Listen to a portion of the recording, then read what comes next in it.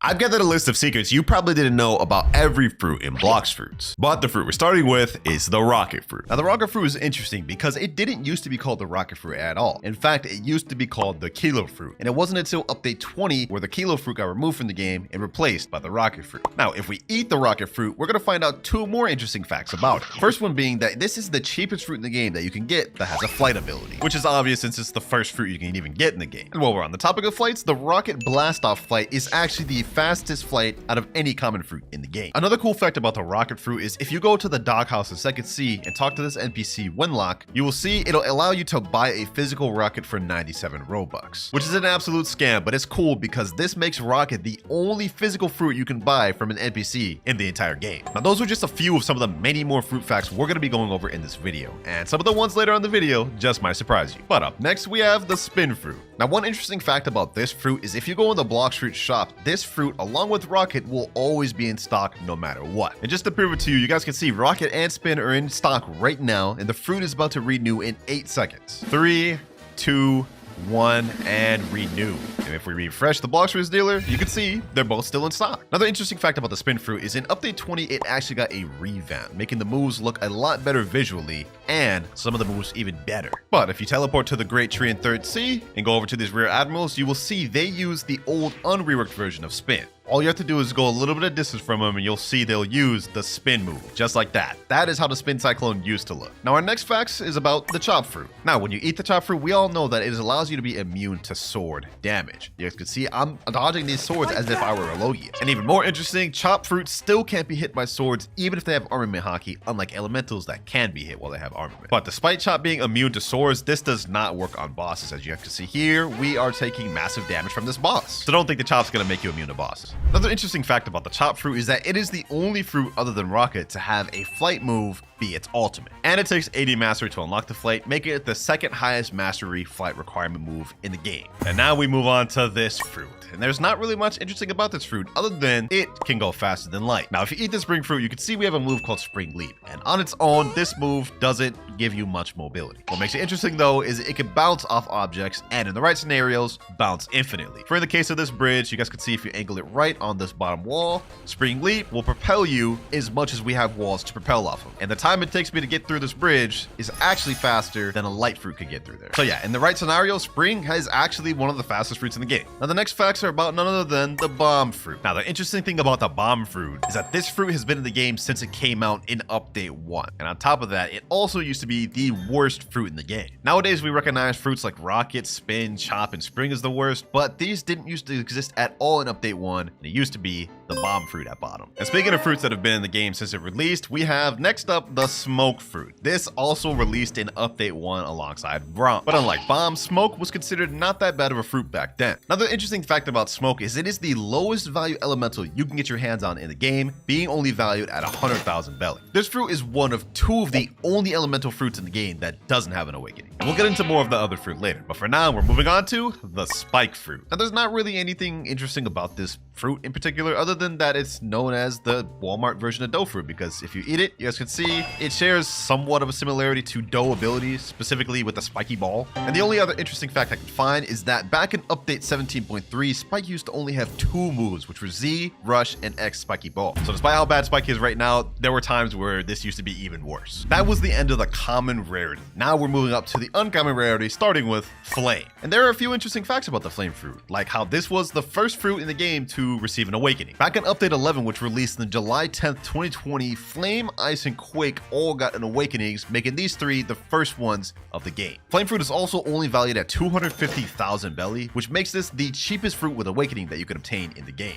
Another thing about the flame fruit that's interesting is if you eat it and walk on lava, this doesn't grant you any immunity to lava, despite the fact being made of fire. Kind of interesting. But you know what's not interesting? This fruit right here, the falcon fruit. Now with the falcon fruit, many may not know this, but activating plumage actually increases your double jump height. For example, if I deactivate the wings and jump, you guys can see I only go this high on this doorway. Reactivate the wings though, double jump, you guys can see I go significantly further. Another cool fact is that if you activate the wings and switch over to another fruit while permanent, the wings will stay there, which is kind of a boring fact, but it's there. Now the value of the falcon fruit is also only 300,000 belly, which makes this effectively the first and cheapest beast fruit you can get in the game. Ice fruit next, which is kind of fitting because we are next to igloos. Now, one cool fact about the ice fruit is it actually has the shortest letter name out of any fruit in the game. Ice only being 3, whereas every other fruit in the game has more than 3, 4 being minimum. Another cool thing about the ice fruit is this ice trident right here doesn't get coated fully when you activate hockey. It only gets highlighted by the color of your hockey. This is a unique feature as every weapon in the game gets coated fully depending on if you're using hockey or not. Now, you guys probably knew these two, but I guarantee you this next one, some of you may not know. This is the sand fruit, and it is one of the only fruits in the game that has a natural weakness passive. So if you were to eat the sand fruit and take a dip in the water, you will die twice as fast to water damage than any other devil fruit in the game. Now, a good amount of you probably knew that, but I guarantee you didn't know this one. Desert Blade, when it awakens, increases range depending on the mastery you have for sand. And this is also true for sand coffin. The higher mastery you have, the longer range they go. So for all you sand mains, I recommend getting your thing to 600 mastery. Now, these next facts, we're going to be going over the dark fruit. Dark has 5 different moves, one of them being called Ghastly Step, which is actually a teleportation flash step-like ability. The only interesting thing about this, though, is the maximum range of this ability is less than a flash step significantly. This is the maximum range of Ghastly Step. You guys can see we didn't go that far. However, if we start from the same distance, you guys can see we can flash step much further. It's a bit of a trade-off, however, because even though the distance doesn't go that far, you can use it in the air. Another cool fact about this fruit is it gives you Logia dodges in the game, despite the fact that the user, Blackbeard in the anime, specifically has no Logia dodges. In fact, he takes double damage to physical attacks. Most likely they did that to copyright, which I respect, but moving on to the next one, we have the diamond fruit. Now, there is only one really interesting fact about this fruit in the game, and it's pretty obvious. This move down here, Solar Flare, is the only move in the entire game of Blox fruits that blinds players for several seconds. And that's it. There's nothing else unique or interesting about diamond. Now, you remember how earlier we talked about how Flame was the first batch of fruits to get an awakening in Blox fruits? Well, the light fruit was actually the second batch. In update 12, which was a Halloween update, and the update after Flame got added, we also got the Light Awakening, paired up with the Dark Fruit, making the Light Fruit one of the earliest fruits in the game to get an awakening. Another interesting but weird fact about the Light Fruit is if you do a friendly 1v1, for example, like at the Coliseum, and lose that friendly 1v1, for some reason, the Light Spear will just disappear. You guys can see Light is tabbed in right now, but the spear just doesn't show up.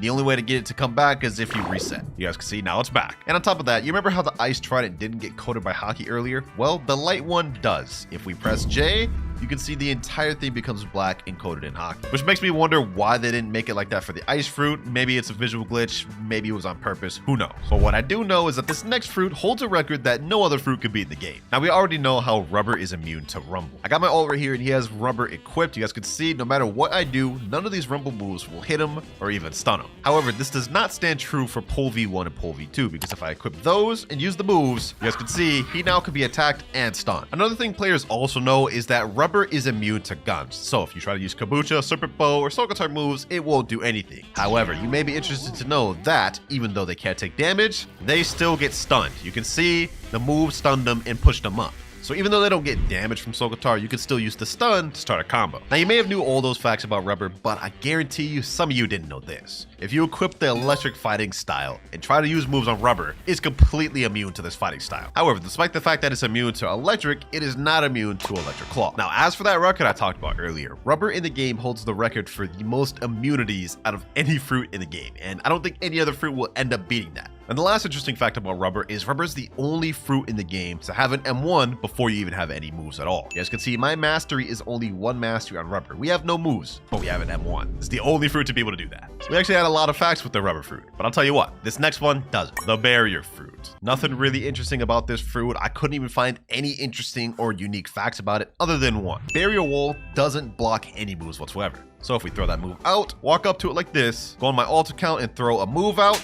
you guys can see we still get hit by the move. The wall doesn't do anything. Moves just go straight through it. Now, unlike Barrier, the Ghost Fruit actually has some interesting facts. For starters, this didn't used to be called the Ghost Fruit at all. In fact, a few updates ago, this used to be called the Revived Fruit. This fruit completely replaced the Revived Fruit, though getting a brand new rework, completely new movesets, and even a change in rarity. The Ghost Fruit we know now is worth 940,000 belly and is in the rare category. However, the old Revived Fruit used to be 550,000 belly and used to be an uncommon, which actually makes this one of the very few fruits in the game to actually get a rarity increase. Next up though, we have the Magma Fruit. This fruit holds the title for highest damage dealing fruit in the game. However, what if I told you that that wasn't true and that a fruit exists that deals even more damage than the Magma Fruit, which we'll get more into later, but we still have some more interesting facts about the Magma Fruit. One of which being that the flight move of Magma, Beast Ride, can't actually be interrupted. And just to prove this to you guys, I'm gonna go attack this boss right here, get him aggro to me, then I'm gonna activate Beast Ride, and any amount of damage this guy Ride does to me will not deactivate my Beast Ride. Look at this. He just hit me with that move that should have stunned me and deactivated it, but it doesn't. And with that, we are now done with the rare category of fruits. We're moving on to the legendary category. And our next fruit, Quake, actually has some interesting facts about it. So the first one, which is the most obvious, is that the final awakened move of Quake, Quake, holds the record for largest AoE move in the entire game of Blox fruits. If you use it, you guys can see right here, it actually has a really large AoE, covering the most ground out of any move in the game. Look at this. This is insane. All that damage we're hitting right there is from hitting all the NPCs on this entire island. Another interesting thing about Quake is that Quake holds the record for least awakening moves out of any fruit in the game, being at only 4 total awakening moves, while every other fruit at minimum has at least 5. And while we're still on the topic of awakening, Quake also holds another awakening record. Despite having the least moves to actually awaken, Quake is actually one of the most expensive fruits to awaken in the game, especially Quake, as to awaken Quake, this costs you 8,000 fragments, making this the single most expensive move to awaken in the game. The Buddha fruit. One fruit many of us consider to be absolutely broken in the game, but I bet you didn't know that it used to be even more broken than it is right now. So obviously Buddha's most commonly used move is this shift ability, and when you press this, you obviously become a big Buddha, increasing your hitbox and damage for swords and M1s. But I bet you didn't know that shift many updates ago used to do an extra feature. According to the wiki here, this fruit used to grant the user twice their HP during transformation. So for those of you that think the Buddha fruit broken now, imagine having to deal with a Buddha that has 26,000 HP. I would not want to be playing during those days. Another interesting fact about Buddha is if you hold out a fruit while in transform state, start jumping, you will actually get a speed boost. I don't know why it does this, but if you go fast enough, that game's anti-cheat starts kicking in and pushes you back. So be careful with that glitch, you might get banned. Now that we're done with Buddha, next up we have the love fruit. And there's not really that many interesting facts about this one, other than it is the only fruit to allow you to summon someone from your friends list. And of course, I'm talking about the best of friendo move. Obviously, if you use it, it'll summon some random person from your friends list. Like this guy right here, this avatar, this is someone from my friends list. Now, many may think the Ghost Ultimate Ghostbusters does the same thing, but in fact, it's not. With Ghostbusters, you summon 2 of you. So you automatically summon 2 of the same people of you, whereas best of friendo summons someone random from your friends list. And the last really interesting thing about love is that Cupid Zone attack has infinite range. And just to show y'all, this to demonstrate you guys, I'm gonna go a really far distance away from this NPC. You guys can see right here, no move would have been able to really hit from this distance. However, if I fully charge Cupid Zone, throw it over there, you guys can see it completely goes over that area, and I even got damage hit markers on it. And that was just one example. You could really take this extreme and go really far, but the only thing is you have to have good aim for that. But the last interesting fact about the love fruit is that the Flamingo Ride is the only flight in the game that can glitch an NPC and not despawn. So I just took this female islander with me, and even after I get to the despawn distance of her spawn, she won't despawn. I could take her to Portland if I wanted to. And you could use this to actually permanently glitch NPCs and make it to where people can't farm. So do with that information what you will, but I thought that was an interesting fact. Now the Buddha fruit may have had some interesting facts, but the spider, not so much. The only real interesting thing about the spider fruit is that there is actually a V2.5 version, and it is used by the Don Swan boss. Now this boss has a second phase where when you get him low health, he actually somewhat awakens, and when he awakens, he gets access to a version of spider that's not really in the game. Now when he's in the stage, he has this ability right here, which is kind of like Heavenly Punishment, but more so an upgraded version of the ultimate from V1. Like this does not look like the V1 or the V2 version. And he also has another strange ability in this form, which is not present in both V2 or V1, and it's that ability right there. Some sort of random silk prison that's like a different type of silk prison. I don't know. This unique version of Spider is only accessible to this boss and not actually playable in the game. And yeah, that's it for Spider. Couldn't find any other facts. But our next facts are going to be about the sound fruit. Many people think this fruit is based off of Utah's from One Piece, but that is not true. While it may share similarities, this was a fan-made fruit and not based on any particular fruit in One Piece. Another interesting fact about this fruit is this is the only fruit in the game that has a flight that can give buffs to nearby players. So if we charge our Temperometer full by using Prestissimo, we can see now we get a speed boost, and this will also affect nearby allies, giving them a speed boost. And our last interesting fact about the sound fruit is it has the most mastery requiring flight move in the entire game, being at 175 mastery. Yeah, Prestissimo takes quite a bit of mastery to unlock. Enough about the sound fruit though, because next up we have the Phoenix fruit. Now the Phoenix fruit actually has some weird facts about it, and one of them being that the unawakened version of the healing move, Regeneration Flame, actually heals more than the awakened version. This is why you commonly see most people who even use Phoenix use the unawakened over the awakened version. And the second interesting fact about it is Phoenix is the only fruit in the game that requires a mastery in order to awaken it. And in case you don't believe me, just a quick check at the wiki shows you that in order to awaken it, you need to obtain 400 mastery on the Phoenix fruit, something that no other fruits in the game require to awaken. Now the Phoenix fruit didn't have that many interesting facts, but I think you'll like these next ones ones, which has to do with the portal fruit. Now, similar to the ghost fruit, portal didn't used to be in the game at all. This used to be the door fruit. The moves used to look completely different, and it used to be in a completely different rarity as well. The portal fruit we know and love now is worth 1.9 million belly, and it is a legendary rarity. However, the door fruit used to be only a rare rarity and used to be valued at 950,000 belly, making portal the second fruit in Blox Fruit's history to get bumped up a rarity, while also getting its value increased by almost double. Portal is also one of the most sought after fruits to have in a game due to its world warp ability, allowing you to teleport anywhere you want in all islands. And because of this, it's often severely overpaid, whether you have the physical version or even the permanent version. Now, all these facts have been interesting so far, and I hope some of these you didn't know about. But trust me, the last one is going to be both funny and major surprise. Up next, we have my favorite and main fruit in the game, Rumble. Now, one interesting fact about this is that this is the only fruit in the game that allows you to awaken a sword by awakening all of the moves on it. That is, of course, the Pole V2. And other than that, there's not really much other interesting facts other than it's the only fruit in the game to give you 3 dashes within a singular move. And of course, I'm talking about Electric Flash here, where you get 3 dashes and it charges up and replenishes. No other move in the game does that. Now, Rumble facts may have not been that interesting, but trust me, the pain facts are even less interesting, as the pain fruit is one of the only fruits in the entire game that hasn't had any changes to its moves whatsoever. This fruit was released in Update 7, which dropped on August 11th, 2019. And since its release, the moves haven't had any balance changes, any visual upgrades, or anything at all. The only thing the pain fruit has gotten was its name changed. It used to be called the paw fruit, and the moves used to be called something different, which they did that to avoid copyright. Other than that, nothing about this fruit has been altered, which is pretty boring. But this next fruit actually has a somewhat interesting fact. The blizzard fruit, and I'm willing to bet a good amount of you did not notice this. So if you eat the blizzard fruit and master out all the moves, you'll notice the flight is called tornado flight, which if you eat the sand fruit and awaken the sand fruit, you'll notice that shares the same name as the sand awaken. See, tornado flight here and tornado flight for blizzard. I guess the devs couldn't come up with a different name. And now with blizzard out the way, we are moving on to the final category of fruits in the game, the mythical category. And this is where it gets most interesting if you ask me. Starting with the gravity fruit. Now I'm sure a lot of you didn't know this because not many people use gravity, but the ultimate of gravity is called meteor rain. And when you use this, as the name implies, you're able to summon meteors from the sky and aim where they go. But before update 17.3, you didn't used to be able to do that, because before they reworked it, meteor rain couldn't be aimed and the meteors used to hit randomly. I'm willing to bet a lot of you didn't know about that, and probably for good reason, because imagine like you're using this ultimate and can't control where the meters went. Like, that just made no sense. But next up, we got the Mammoth fruit. Now for this one, I bet some of y'all didn't know this, but when you're in transformation, your moves deal 10% more damage. So if we use Ancient Cutters right here, we can see this move deals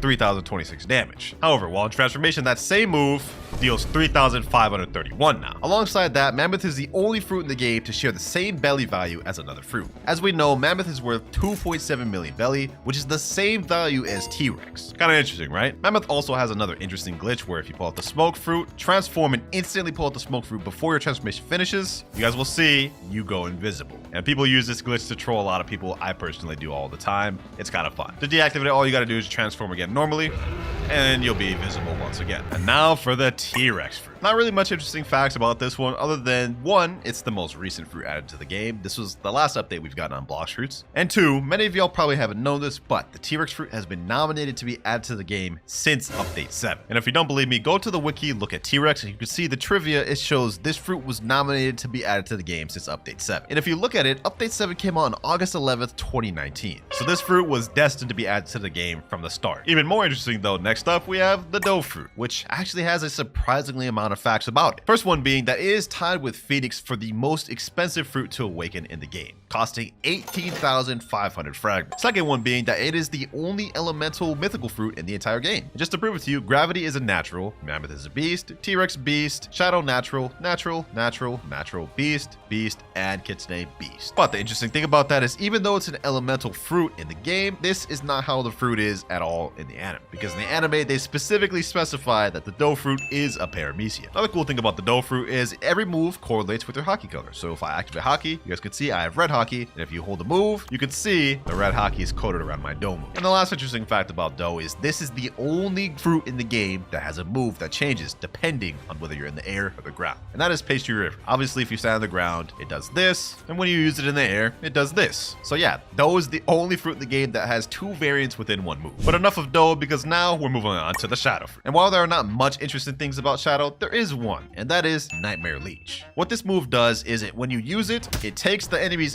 HP and replenishes it with your own, making this the only fruit move in the game that has a life leech type ability. Now this next fruit is going to have some facts that I know are going to surprise some of you, and that is the venom fruit. Let me just say, some of these facts even shocked me. First fact being that when you're low health, the Serpent's Wrath flight of venom makes you go faster. So this is how the flight looks right now. It's relatively slow, but also decent speed. If I get myself low though, and even dang near close to death, you can see the flight goes significantly faster, especially if you aim it up. Look at this. Look at the distance we're going right now. I'll guarantee you all of you knew that fact. I mean, that's just common knowledge right there. But chances are you didn't know that transforming into full form makes you immune to lava damage. Like, look at this. We're literally standing on lava right now, taking no damage whatsoever. In fact, we're healing. Another interesting fact about the venom is the toxic fog move is the second largest AoE ability in the entire game. Obviously, Quake waves being the first, but this is the second. And now for the big fact, the one that shocked even me.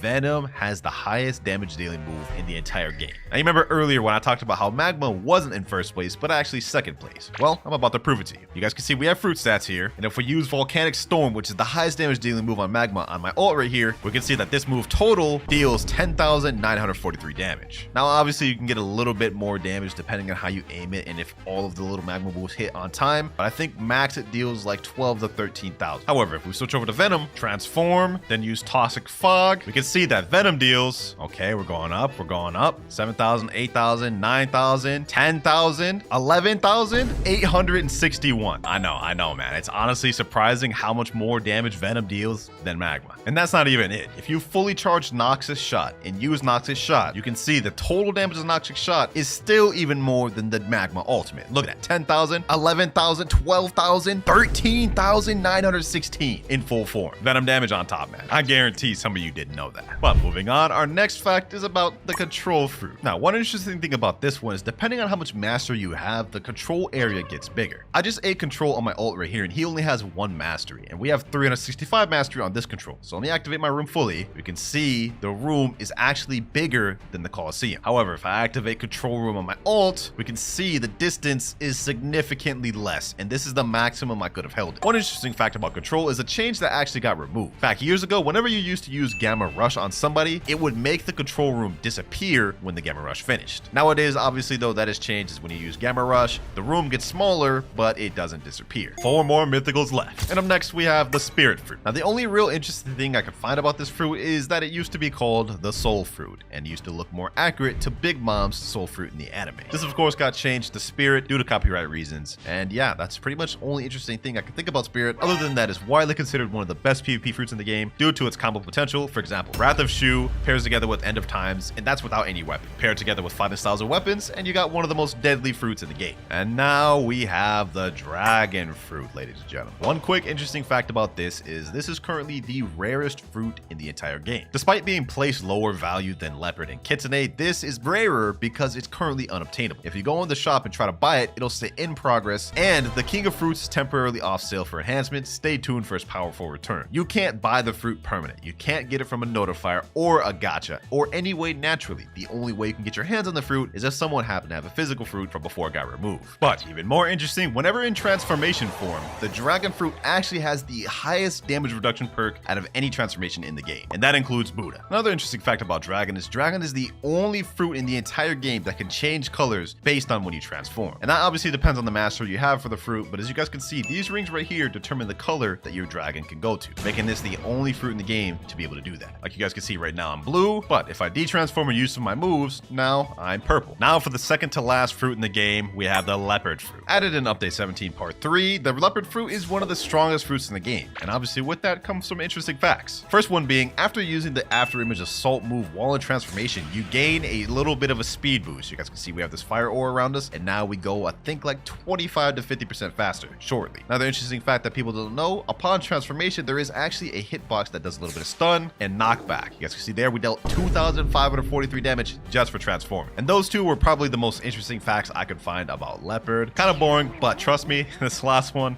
is gonna be funny, because now we're moving on to the final fruit of the video, Kitsune. Now, many people believe that the Kitsune fruit in Blox fruits is based off of Yamato's fruit from One Piece, but this couldn't be further from the truth, because if you look at the wiki, you can see that this fruit is the second fan-made fruit ever added to the game, with the first one being Sound, and the original concept was made by a guy named Kuzuru K on Twitter, and it only only got added to the game because it won an art contest, which I'm sure many of you knew, but I guarantee a lot of you didn't know this last fact. So obviously, whenever you transform a Kitsune, you have something called tails. And obviously, the more damage you deal, the more tails you get. And once you get to 3 tails, you can see now we are able to transform. Now, we all know this. This is just how Kitsune works, right? But I bet you didn't know that under the Kitsune seat, there's actually something sus under there. If you look under the seat and angle your camera like this, you will see there is an Among Us character under the Kitsune seat. I have no idea why the devs added this in here, but that's an interesting fact about Kitsune that I bet many of you didn't know. So all you've got to do to get aimbot is go to settings, change full screen to window, pull out the buddy sword, and all you have to do is when you want to hit somebody, hold the buddy sword X move,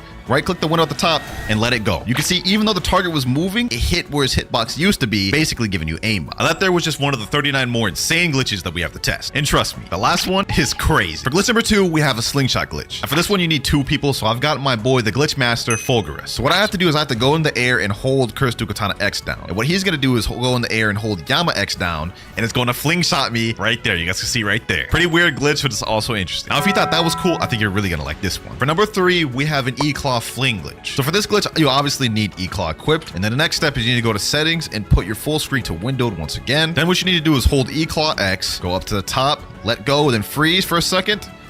And then you can see right there, it flings you really far. Like, that is crazy. This could definitely be useful for getting away in certain situations if you can time it good. Now, this next glitch concerns none other than the sound fruit. And for this glitch, basically, it's stacking the F move right here. Now, to do this, you need 2 permanent fruits. One being obviously sound permanent, and you need another one to swap to. Now, you see this equip button right here. If you click it once, it shows confirm. What you need to do is you need to get it to that confirm stage, quickly use F, then swap. Something like this. Now, you can see I unequipped it. I'm on Spider, and we still have the sound flight activated. And the cool thing about this is it infinitely stacks. So we're about to do it again right here. You see, now I've got 2 of them going at once, and now I've got like literally like 20 of them stacked. Like, this is crazy. And to take it even further beyond, this is what it looks like when you stack like 50 of them. It starts actually lagging the game. Pretty cool, right? Well, if you didn't think that one was cool, you might find this next one a bit useful. So similar to the sound glitch, for this one, we're gonna do the same premise, except we're gonna do it with flame. A flame's flight is not that bad, but it's also not that fast. Like, this is as fast as you go with flame. However, what if I told you we can make that 10 times faster using this glitch? All you have to do is do the same thing we did with sound. Equip to another fruit and quickly use the flight. And you can see we did it first try, and I am like literally zooming right here, boys. Like, this is crazy. Like, let me teleport to an open island, like Sea Castle. Look at that, boys. Look at that. We are just straight zooming. Sheesh. Now, glitch number 6 is gonna blow your mind. All you have to do for this one is transform into the leopard transformation like this. You have to be right on top of somebody like so. Use the spiraling kick and aim it kind of down.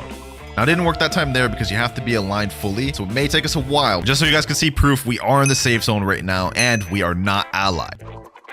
There you go, see right there. Now you can come out and attack them. A perfect trick to use against AFK players. Moving on to glitch number 7, we have another leopard glitch. Now for this one, after using all 10 of your geppos in air, what you want to do is you want to use spiraling kick, hold it for a little bit, have your camera straight, and you will get all 10 of your geppos back because it's almost like you're standing on it. I thought they patched this one a while back, but it seems like there's another way to do it. See that? Look at that. Just straight infinite geppos, boys. Sheesh. Now this next glitch is gonna sound sus, but you could make a Buddha ride a dragon. Yeah, I know that sounds crazy, but let me show you how. So for this one, you also need 2 people, and I actually don't know how to perform this one, so my boy Fufu is going to show me how to do it here. So he's got the flamingo flight right now, and he's gonna mount me on the flamingo flight with him, and then he's gonna quickly swap over to a different fruit. Now you can see he swapped over the dragon, and then he said just wait for meter now. Now for me, what I'm gonna do is I'm gonna switch over to Buddha while he waits for his dragon meter to go up. Now that he's full, we can see he's about to transform right here, boys. This is about to look crazy. See that right there? I'm literally in his mouth. Like, I told y'all this is a sus one. Now the piece de resistance. Sheesh. We have a Buddha riding the head of a dragon. Okay, yeah, this glitch is really sus, I'm not gonna lie, but there it is. There's how you do it. But if you want to take it a step further, what you have to do is you have to ally the person you're riding, and now we have a dual team attack. He could just fly me by somebody, and I could just straight attack him with anything. Soul Guitar moves, any move you want. Twilight of the Gods, like this is straight destruction right here. Low-key an OP glitch if you actually abuse this. Now, being able to ride on a dragon is cool enough, but for glitch number 9, you can also do it with with Mammoth. Let me show you. All right, here we go. He was able to do it this time. He's got the Mammoth F, and now we are just straight flying in the air with this thing. Sheesh. Let me switch back over to Buddha. Look at that, boys. Look at that. That is actually so cursed. That is actually so cursed, boys. But this is a perfect glitch for trolling. Like, imagine you just pull up as a flying mammoth. They ain't gonna know what to do. Now moving on to glitch number 10. And for this one, you need to be in a server that has high ping to make it easier. Once you're in a high ping server, you need to have the love fruit permanent, equip it, do the same thing we did with the love flight earlier. Now you can see we are in Flamingo, but I can't move because I did the glitch, right? Now we have Ghost equipped while we are in Flamingo flight. What we're gonna do is we're gonna use Ghostbusters and something cool is gonna happen. All right, here we go. Let's use our ultimate. And now we have right here, all the Ghostbusters are literally flying Flamingo flights.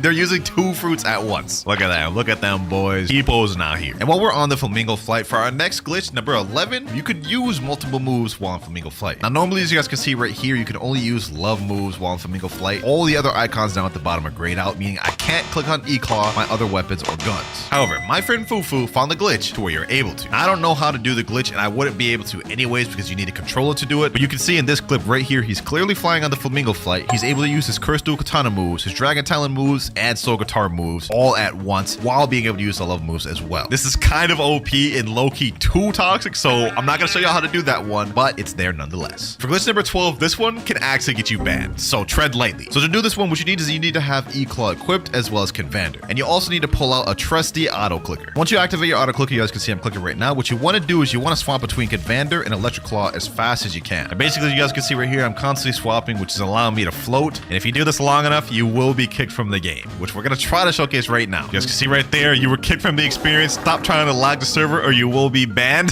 That's crazy. Useless glitch, but it's honestly cool to see that this actually could get you banned. Moving on though, for glitch number 13, we have another aimbot glitch. So you remember earlier in the video where I did it with the buddy sword? Well, there's actually more things you can use it with. In this case, we're going to be using the spider fruit. And in order for this to work, you need to have the C move unawakened. So it's got to be overheated sniper instead of the awakened version. And obviously, same as the buddy sword, you need to have the full screen at the windowed. So we've got a moving target now. Let's see how this works. All right, overheated sniper. Boom. There you guys go. He hit him even though he was moving. Now, glitch number 14 is a bit of a goofy one. Now, to do this, you need pole V1. And what you got to do is you have to equip and unequip pole V1 while doing lightning rain real quick. So we're going to try to time it over here. Unequip. Lightning rain. Okay, I wasn't able to time it that time. Let's try it one more time. We have to unequip and press X right at the same time. Okay, this time my character got stuck, which means I need to reset and try again. But you know what they say, boys? Third time's a charm. I asked him in chat. He says you have to unequip first, then press the move really quick. So we're going to try it one more time. Let's see how it goes. All right. There we go. I got it. So once you're in this pose right here after unequipping it, this is where it begins. You can see my hands up right now. So if I were to pull out something like a fruit, you can see the fruit is just spinning, bro. Same thing if I pull out a gun. My gun is literally just swinging it around town right now, bro. So yeah, like I said, this one is definitely a more goofy one. Hold on. What if I try this with like the Kitsune fruit, bro? I wonder how that looks. That's funny as hell, bro. Oh, you know what fruit I gotta do it with, boys? I gotta do it for the memes. Spin fruit, spinning. Sheesh, bro. Who would have thought, man? This actually might be one of my favorite glitches. This is just funny. Very hard to time, though. Now, this next one is not so much of a glitch, but an interesting fact. So we all know what mastery does in this game. The higher mastery you have on an item, weapon, fighting style, or fruit, the more damage you deal. But what if I told you it wasn't that simple? This is gonna sound confusing, and I don't know if this is a glitch, but the mastery doesn't depend on the attack you're using, but it depends on what weapon you're holding. So let me give you an example. On my Soul Guitar, I have 385 mastery. So if I do an M1 on somebody while holding the Soul Guitar, it does 1,065 damage. However, if I tab out of Soul Guitar as the M1's going, look at the damage now. M1 on tab out, it only does 854. And the same thing applies for moves. If I use Soul Guitar X and hold Soul Guitar X the entire time, you guys can see the damage is a lot. I mean, that's almost 4,000 damage. Now let's do that same move, but this time I'll stop holding Soul Guitar in the middle of the move. You see right here, now the damage is much less. So the mastery scaling doesn't just apply to the attack in general, it only applies if you're holding out the weapon, fighting style, or fruit while the attack's going on. But glitch number 16 gets a little more interesting if you ask me. So once again, for this one, you need 2 different people, one person with the spiky trident and one person with Phoenix. In this case, I'm going to be the Phoenix. So what the Phoenix user needs to do is transform into blazing plumage. Now what we need to do is we need to go by the ocean to the guy that has a spiky trident, look down, and hold Phoenix X. Now, you guys can see right there, when he uses spiky trident X, it glitches you, pushes you through the map. It just goes crazy. And depending on what angle you're at, that, it can actually react differently. Like in this clip of my friend doing it here, you guys can see it actually teleported him to the water instead of teleporting to the land like it did for us. But if you didn't think that Phoenix glitch was interesting, I've got another one for you. So with this glitch, you'll be able to use the Phoenix transformation moves without even having to be in the transformation itself. And it's honestly really simple. All you've got to do is pull out a smoke fruit. You guys can see it's in my backpack. And as soon as you press blazing plumage, you pull out the smoke fruit. You guys can see here, now I am invisible. And as you guys can see, we have literally all of the awakened moveset right here. Flame Exodus. This is the awakened one,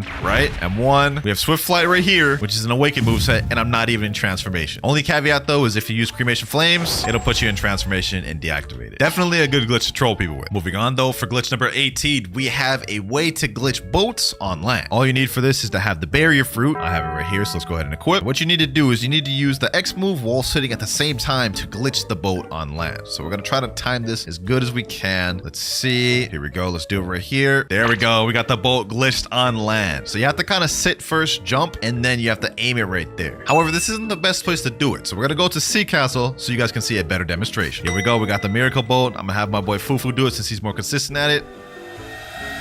And then you guys can see right there, he got the boat on land. And this thing is buggy as hell. Like, hold on, let me just try to ride this thing. This is about to be buggy as hell, boys. And you can keep doing this glitch to get it even higher and higher and get the boat basically wherever you want it. Only problem is when you get it on land, it starts doing this. Like what the hell is bro doing?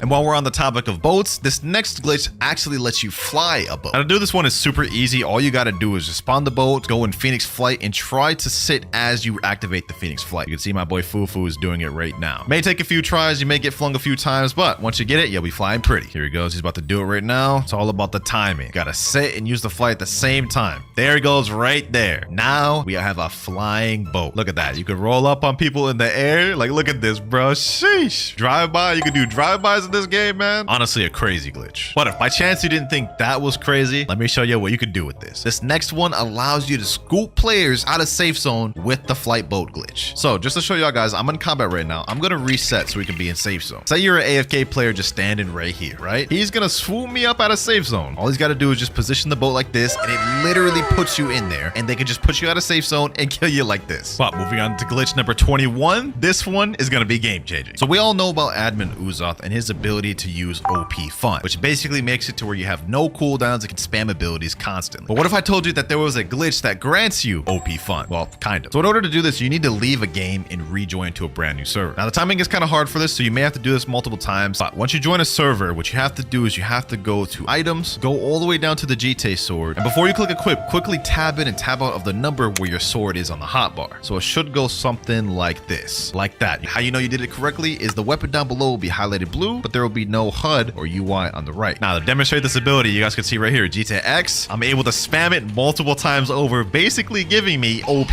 fun, boys. You can also do this with the first move, except it's just kind of like a visual bug. Now this is cool and all being able to use OP fun with GT, but I bet you didn't know that there are multiple other weapons you can use this with, but we'll get into those later. Now this next glitch is dangerous. So we all know this dome move right here, piecing clothesline. What if I told you there was a glitch to where you could escape it? Now to activate this glitch, all you've got to do is go to settings and make sure you're on windowed mode. Now I'm gonna tell him hit me with it again. This time when he uses it, I'm going to freeze right here, right before it ends. I'm gonna freeze. That way I can escape from it and he's not able to combo extend, just like you guys saw right there. This is honestly like a dome neutralizer, which is crazy. I hope this doesn't get patched soon because I just may have used this one myself. Glitch number 23 isn't as useful as the other one, but it's still good for trolling. So if you use a control area and hit someone with a gamma rush and then leave the game as soon as the gamma rush hits, then rejoin, you guys will see once we rejoin the server, he is now stuck in this place. Man, just gotta sit there and take it. Yes, sir. Ain't no escaping this. Shit. Hold on, pause. He said, all right, bro. This is how it looks on the receiving end. So he's about to hit me with the gamma rush and instantly leave. And I am stuck. I can't even dash. I can't even do anything. Moving on though, this next glitch, we have an immortal NPC glitch. Now to do this glitch, all you need to do is equip the love fruit. And once you got the love fruit equipped, then you have to go to an NPC. For our demonstration, we're going to use an elite pirate. And there the elite pirate is right here. Now what I'm going to do is I'm going to go up to this elite pirate and force him on my flamingo ride. Then what we have to do is we have to take him all the way to a safe zone. Now essentially what this glitch is doing is it's confusing the game. Normally after an NPC gets too far from its spawn point, it despawns. But as you can see, the NPC has not despawned and now it can't even be hit. Fufu is trying trying to hit the NPC, but it's just become invincible. This is honestly a scary glitch because if you get enough people to do this, you could make a quest nearly impossible to do. It's like the ultimate troll. Now, glitch number 25 is a portal glitch that will actually get you kicked from the game. So all you have to do is you have to go to the Bloxers gacha or get a notifier. However way you got to get a physical fruit, it needs to be droppable though. You got a ghost fruit. All right, now what we have to do is we have to place the fruit on the ground, drop it. We have to be at the perfect distance. I'm gonna say right here should be fine. Now we're gonna use Dimensional Rift. Okay, looks like I was a bit too close because you don't want to pick up the fruit. You want the fruit to be on the ground when you go into the Dimensional Rift. So we're gonna have to retry this. Essentially what we're trying to do is we're trying to trick the game to make it think I'm picking up the fruit even though I'm still not close enough to pick up the fruit as I'm going into my dimension. And then it's supposedly supposed to kick from the game. So let's try it one more time. There we go. Disconnected, kick from the experience. Works every time. Although I don't know why it kicks you. It's just, it's kind of weird. Now this next glitch, I guarantee you're gonna find useful in PvP. So for this one, you need God Human and you're gonna use Soaring Beast, but flick your screen up and down while staying in the air. It's gonna go something like this. And while you do that, you have increased momentum. You guys can see right here, I was able to go a crazy amount of distance by doing that. Whereas if you just did the God Human Soaring Beast normally, you would only be able to have minimal distance gain. Hey, remember that OP fun glitch I did with GTA earlier, right? And you remember me saying you could do it with other weapons. Well, what if I told you you could do it with one of the best weapons in the game, Darkblade? So similar to how we did it with GTA, you have to join the game on a fresh server, click on Darkblade, quickly double tap the hotbar number your sword is at, like this. You guys can see we did it perfectly first try. It's highlighted and we have no HUD. Now this one's not as useful as the GTA one. Like you could literally abuse the GTA one and get momentum. This one, it's just kind of more visual. Like it just looks like you're doing the dark air slash over and over and over again, which you can still use to troll people, but it's not as cool as GTA in my opinion. However, don't worry, there's still one more weapon that we can do OP fun with that I think is cooler than how it looks with the Darkblade. Now that OP fun Darkblade glitch wasn't that useful, but I guarantee this one will be, because for glitch number 28, we have the super jump glitch. Now to do this, all you have to do is go to settings, change your movement mode from default all the way to click to move. Now what you need to do is right click, and whenever you right click, you guys can see it'll move where your cursor is. What you need to do is you need to jump and right click at the same time, then press dash, and it'll fling you forward. This is useful because I see a lot of people personally using this in PvP to like run away, avoid attacks, catch up to people, whatever. Like if you get really smooth at it, you'll be able to do it consistently. Like that. It is a bit RNG though, because sometimes it flings you further and sometimes it doesn't. This time it did. Overall though, pretty fire if you ask me. Now this next glitch, you can make an NPC frozen in the air. For this example, we're gonna use one of these elite pirates. And to do this, we have to use God Human C, but aim it up. Right after you have to do that, you have to transport to any island other than Hydra Town or wherever the elite pirate is. And then you teleport back and they should be stuck in the air. All right, let's teleport back to Hydra Town. Let's see if it worked. And it didn't work for me. For some reason, it's not working when I try to do it. However, my friend just took a clip of it working when he did it. You guys can see in this clip right here, the elite pirate is stuck in the air, just floating there, and he's invincible. You can't even attack him. You can't do anything. So you could literally make it to where people can't farm elite pirates in the server and force them to hop. That's toxic. Glitch number 30, Cyborg super jumps. We're almost at the end. Now, normally in Cyborg V4, you already have these jumps right here, which are not bad. They go far. I'm not gonna lie. But what if I told you you could easily double the length they go? All you have to do is pull out Soul Guitar, and whenever you jump, M1 with the Soul Guitar. And when you do that, it'll increase the distance a lot. Look at that. That is a Soul Guitar jump. This is a normal jump. See the distance increase? Another useful tip y'all should use in PvP. 10 more glitches to go. Now glitch number 31 is a bit tough to recreate, so my friend got a clip for us. Do you remember earlier when we were able to make a bolt fly with Phoenix? Well, you're also able to do it with Kitsune, as you can see in this clip right here. The only thing is with Kitsune, it is very glitchy and sometimes just teleports you in random places like you see here. Like look at that, he just randomly teleported up and then the bolt just fell. And on top of being able to make a bolt fly with Phoenix and Kitsune, you're also able to do it with Drag. So yeah, that's pretty interesting, but for glitch number 32, it gets even better. So for glitch number 32, we're gonna do the same thing we just did in the previous one. We're gonna make a boat fly with Kitsune. However, this time it's gonna be different. So you guys can see he's trying to position me to sit in the boat right now. And you guys can see the boat is really glitching, and it's going to glitch to the point to where we literally just die. Look at that. We literally just died. I don't know why this happens, but it's just crazy. That was one of the most random glitches we have in the video, but it's there. And now for glitch number 33, the coolest OP fun in my opinion. OP fun with Fox Lamp. This one is so cool in my opinion because look, you can just stack the Fox Lamp Z and it's just there like that. Like look at that. That looks so clean, bro. Now obviously the GTA is the most useful and practical because of the movement you get out of it, but I feel this one is the coolest one. Now if you thought OP fun with Fox Lamp was OP, trust me, it gets even better because for glitch number 34, it's also possible to do OP fun with the Flame Fruit. Now this one's the hardest to do out of all of them, but you can see my friend was able to complete it right here. Now this one is just a visual, but he's able to do the C move multiple times. He's about to showcase that right here. You can see right here, look at this. OP fun with flame. Man's actually moving like uzoth out here, dog.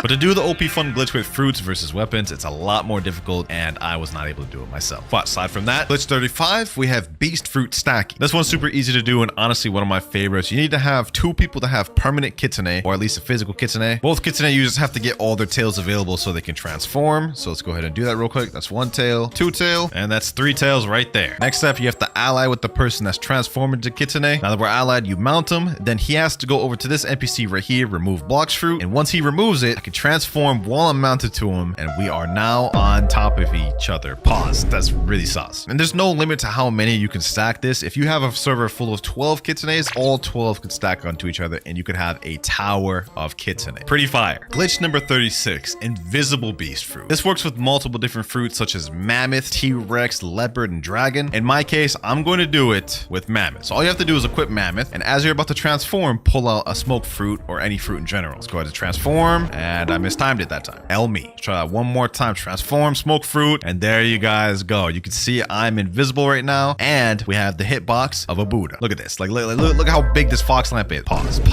Bro, there's been so many pauses this video. I promise it's not on purpose. Fire glitch though. Just 4 more glitches left, and things are about to start heating up. For glitch number 37, we have a glitch that is similar to the control ultimate we did earlier, except this time it's using Dough. So I'm gonna have Fulgurus right now use Doughfist Fusillade on me, and he's going to leave. And what it's going to do is it's going to make my character freeze, unable to move. Let me say right now, go. All right, he's using Doughfist Fusillade on me. Now he's about to leave the game. And now that he's left, I'm stuck right here. I can't even move. Same exact as the control one. That's with Dough. Now, I have no idea why you'd want to use this glitch. Maybe if you're trying to troll somebody and stun them while your friend kills them, but it's pretty devious. For glitch number 38, we have another control one. So what you have to do is you have to activate your room, go to the edge of your room, use levitate, then quickly walk out of your room. And you guys can see it'll cause the item to stay in here without exploding. You have to do it really quick though. You guys can see, let me do it like this. Boom. Yep. Now it's just stuck there. You guys can see it didn't explode. I'm gonna do it with this tree again. Boom. Didn't explode. It's just stuck there. So that's a pretty cool control glitch you can use to just kind of destroy the map and just troll a little bit. Glitch number 39, we have the invincibility glitch. This one's gonna be fire. Now to do this glitch, what you need to do is go in a raid. My friend Fufu is about to start it right now. He's saying in chat, basically we do any raid, and at last island you equip flame and don't exit awakened room normally. You TP out of it and teleport to surface, and then you become immortal. So to do this, we've got to complete an entire raid. Let's go ahead and just speed run this thing. Island 1 done there, and now final island available. We go ahead and switch over to flame right now. Now all we need to do is just complete the raid. Last NPC there. There we go. We're teleporting into the room right now. Now we need to glitch out of it. Can't talk to the NPC. We got to try to find the correct area to glitch through the wall. I think it's right over here. Or is it right over here? I don't remember where. Let's try it here. Yep, there we go. Now that we're out of the room, we have to teleport above the land by going like right over here. There we go. And now that we're above land, we are invincible. Just to prove it to you, I'm going to have my friend try to attack me. He won't be able to. Here we are right here. Let's see if my friend can attack me. Nope. Can't do anything. Can't do anything. He has hockey on and everything. I don't even need my Ken. Like, this is so OP of a glitch, boys. Can we fight NPCs though? Oh, we can fight NPCs. So this seems like a fire glitch if you ask me. It makes you impervious to players. You can't be attacked by players and you can still farm. Low-key, you could just use this glitch as a shield for grinding if you're low level. But with that glitch out the way, ladies and gentlemen, we move on to the final glitch of the video, the 40th one. And trust me, this one is literally game breaking. Now for this one, I'm not going to show how to do it because when I say it's game breaking, I literally mean it. But if you look behind me, my friend right now is destroying the buildings permanently in the game. Like, these buildings are permanently like this. They're not going to respawn. You could mess up the entire map like this if you chose. It's honestly insane. All right, hold on. Let's just have some fun with this. He's got a bunch of these little buildings out. Let's transform into Mammoth and just start messing around with these things. Like, look at this. You could just like play like this a sandbox game with these buildings, bro. This is crazy. Like, bro, look at just the straight havoc we're causing. We're like literally messing up the entire map. Just all types of buildings everywhere. And this isn't even the worst. Like, look at Cafe. All these buildings just chilling everywhere. You can't tell me this glitch ain't insane. I wasn't joking when I said it was game breaking. So for the first method, it looks like we're looking at a diamond chest method. He's looking at the jungle right now. Oh yeah, I remember this. This is the one right under the Saber quest line. I wonder how much you get for this one though. I haven't done it in a long time. Let's see. He gets 2,367 for that. Now we gotta try this. So all he did was just teleport to the jungle, go over here, all the way over to this NPC here, go down in the secret area. Let's see how much we get for it with 2 times the money. 2,565. That's actually not that bad. And it's a guaranteed chance to be there. So if we go ahead to server hop, it should be there once again. And there we go. This time we only got 2,000 for it. But this is actually a pretty consistent method, I'm not gonna lie. Let's see how much we get after 30 minutes of doing it. And after about 30 minutes of searching these chests, I was able to earn 200,000, which if you do the math is about 400,000 money per hour consistently. And if you compare this to the final method of our video, this is nothing. Next method, fastest way to get 25 million belly in first sea. All right, you got my attention, So first it says boss reset. I'm assuming he's just fighting a bunch of boss. Smartest boss is Yeti, gives 10,000. Oh, Yeti gives 10,000? I didn't even know that. Second, sky chest reset. So he's at the upper sky Pia pyramid, and it looks like he's going to the secret area to get the gold. There's 8 gold chests, he said. And then the last method, kill Whitebeard to give a lot of money. Okay, that last method I'm not gonna do because that's a raid boss, but at the very least, we'll check out these 2 methods. First one, he went to snow and he summoned the Yeti boss. So I'm gonna go ahead and buy a boss respawn, and let's see how much we get from this boss. And just to make it better, we're also gonna accept the Yeti quest, which gives us 10,000 per quest. All right, let me go ahead and fight the Yeti. Here we go, and 1, and we get 21,000. Damn, plus the 10,000 we got from the chest. The only issue is this is not as consistent because while you can server hop, just because you server hop doesn't mean the boss is gonna be there. Just for example, let's say we go to a Texas server and spawn in, you can see the Yeti is not there. So let's see how consistent this next method is. So for this next one, we have to go to Upper Sky Pia, and then it'll be this pyramid you automatically teleport on. And if you go under it, there'll be a secret passageway which you can break the wall, and inside of it, there will be 8 chests total. Now, I think each one of these gives anywhere between like 500 to 1,000. Like right here, we got 905, 1,048, 890. Oh, this is actually pretty good, bro. Like total, I think we got probably close to 18,000 just off that. We're at 234,000 right now. Let's do a couple more server hops and let's see where we're at.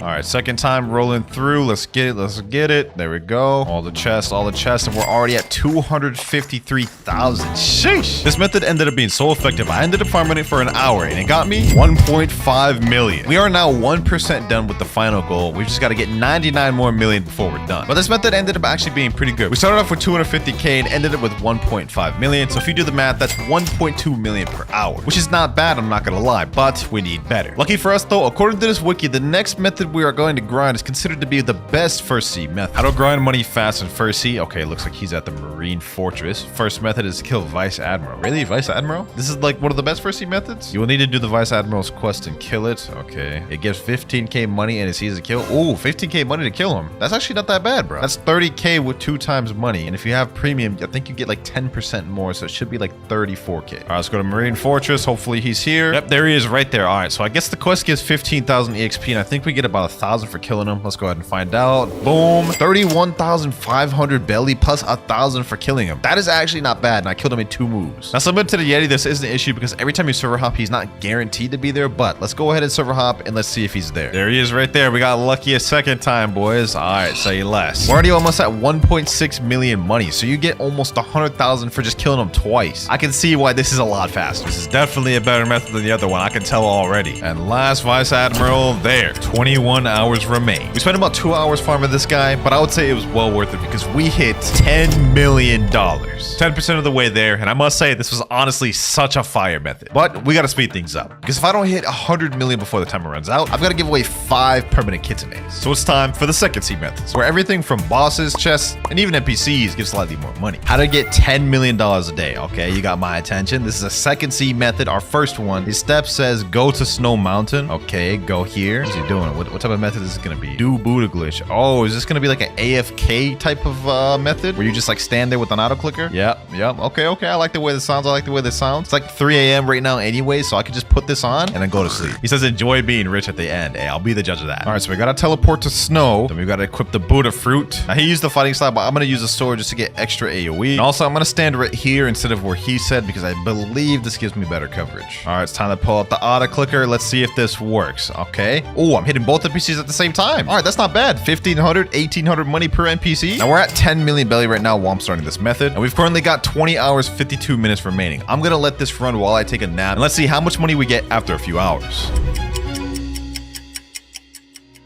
All right, ladies and gentlemen, it's been about 5-6 hours. I took a nap. We got 15 hours, 11 minutes remaining. For the amount of money we gained, it's actually quite disappointing. We're at 10.6 million. We literally gained 600K in like six hours. Crazy part about it is he said in the beginning how to get $10 million a day, but if I only got 600K in like 6 hours, times that by 4, and I would only have 2.4 million for the entire day. That is like the worst method. Even the one in first, he was better than that. Hopefully this next method's better. This guy says save your spawn a cursed ship, 100,000 30,000 plus in less than 10 minutes. That's already like 10 times better than my current one. So it looks like this is going to be the cursed ship method. I believe there's like a ton of chests that spawn on cursed ship in all these rooms right here. Yeah, there should be a chest in like every room. They're gold chests too, so these actually give a decent amount. This looks like it's actually a solid one. So it looks like he's just going through all the rooms. Is it just these rooms right here? This will get you 17,000 to 20,000 each time you server hop. Ooh, okay, that's not bad. That's not bad. Got all those chests, and if you have 2 times money, I'm pretty sure it's even more maybe. Okay, so he goes in that room. He goes over to the other side of the room. Should be some chests over there behind the couch. Yep. Okay, that's not bad. That's not bad. With me having portal, this should be pretty easy too. Let's go ahead and check. Hopefully the chests are actually there. All right, looks like this chest is actually here. Okay, cool, cool, cool. Is the chest actually in this room? Yep, gold chest too. All right, yo, this is actually not bad, and it should be here every time I server hop, I believe. Another one right there. We're getting like 2,000 like to 3,000 each one too. Another one here. Last but not least here. Wait, I forgot we got to go over to the other side of the room too. Get these chests over here. There's only one on this side behind this couch, and then there we're done. We'll go ahead and server hop. All right, we've just server hop. Let's see if all the chests are there this time. All right, we got this right here. Boom. Over here. Boom. Looks like the chests spawn there every single time. Every time you server hop. So this is actually a really good method, boys. You could just spam this over and over and over again, and you could really earn even more depending on if you're faster than server hop or not. We got 15 hours flat on the clock. Let's do this method for 30 minutes and see how much we get. I've already done a bunch of server hops, probably like at least 50 server hops, and I'm not gonna lie, so far the progress has actually been pretty good, better than the video said it would be. Oh ho ho ho, you found a strange item in the chest? I was just doing a normal run, boys. We ended up getting a fist of darkness. So if we go ahead and go to the dark arena, we can spawn Darkbeard, and the amount of money I get from this raid will count towards the total amount of money for the farm method. I actually didn't expect to get a damn fist of darkness, bro. I'm kind of surprised. All right, let's go ahead and just pack up Darkbeard real quick. I need to hurry up and get as much damage as I can before people start showing up.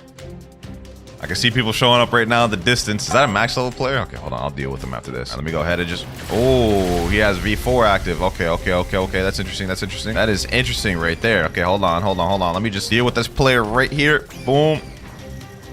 Let me get him. There we go.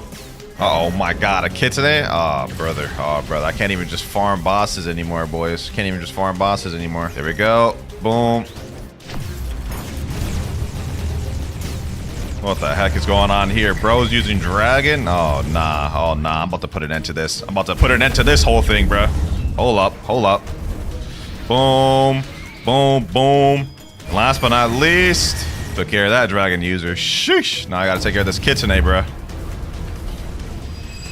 There you go. Got the Kitsune there. Now we can just focus on the bosses. I really had no reason to do that, but it was just annoying me how they kept hitting me with their moves, bro. Let's go ahead and just take care of Darkbeard here. Boom. Boom.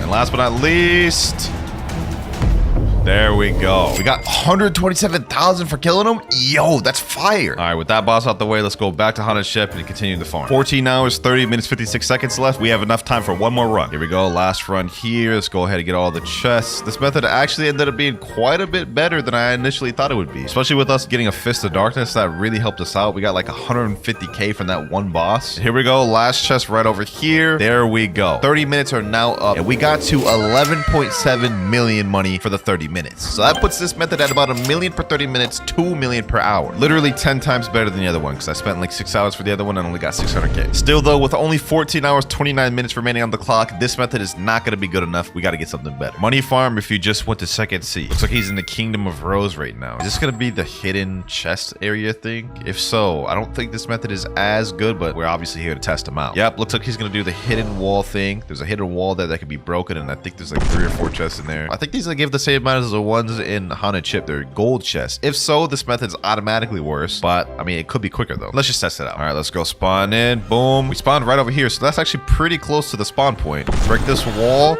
and wow. There's just no chest here. I guess this is not such of a hidden secret after all. Let's see. Is there a chest in here? No, that's 2 servers in a row there wasn't a chest. 3rd time's the charm. Let's try it one more time. There we go. Wall. Let's break it. There we go. We have chests. 2.8k from that one, 2.6k from that one, and 2.6k from that one. That means we get less than 8k per run, and it took us 3 tries just to even get the 1 run done. So I'm not gonna lie. I'm not gonna waste any time on this. Curse ship method is just 10 times better. So far, our 2 most effective methods have been either the curse ship method and by far the Vice Admiral method. But trust me, even both of those methods combined are still not better than the final method of the video. This next one's gonna be 2 methods from the same guy. Did you know that this farming method literally lets you get 5 million belly per hour? 5 million belly per hour? Okay, this is what I need. This is what I need, boys. Bounty hunting. So all bounty you have to do hunting. is find a wanted poster of somebody that you want to hunt, and you just click on the poster. Then you probably want to have some PvP-based fruit, probably like the awakened ghost fruit or the leopard. Wait, you can get money for bounty hunting? I didn't even know that. What the heck? But remember, this depends on how huge that player's bounty was. And the max bounties that pirates can have in the game is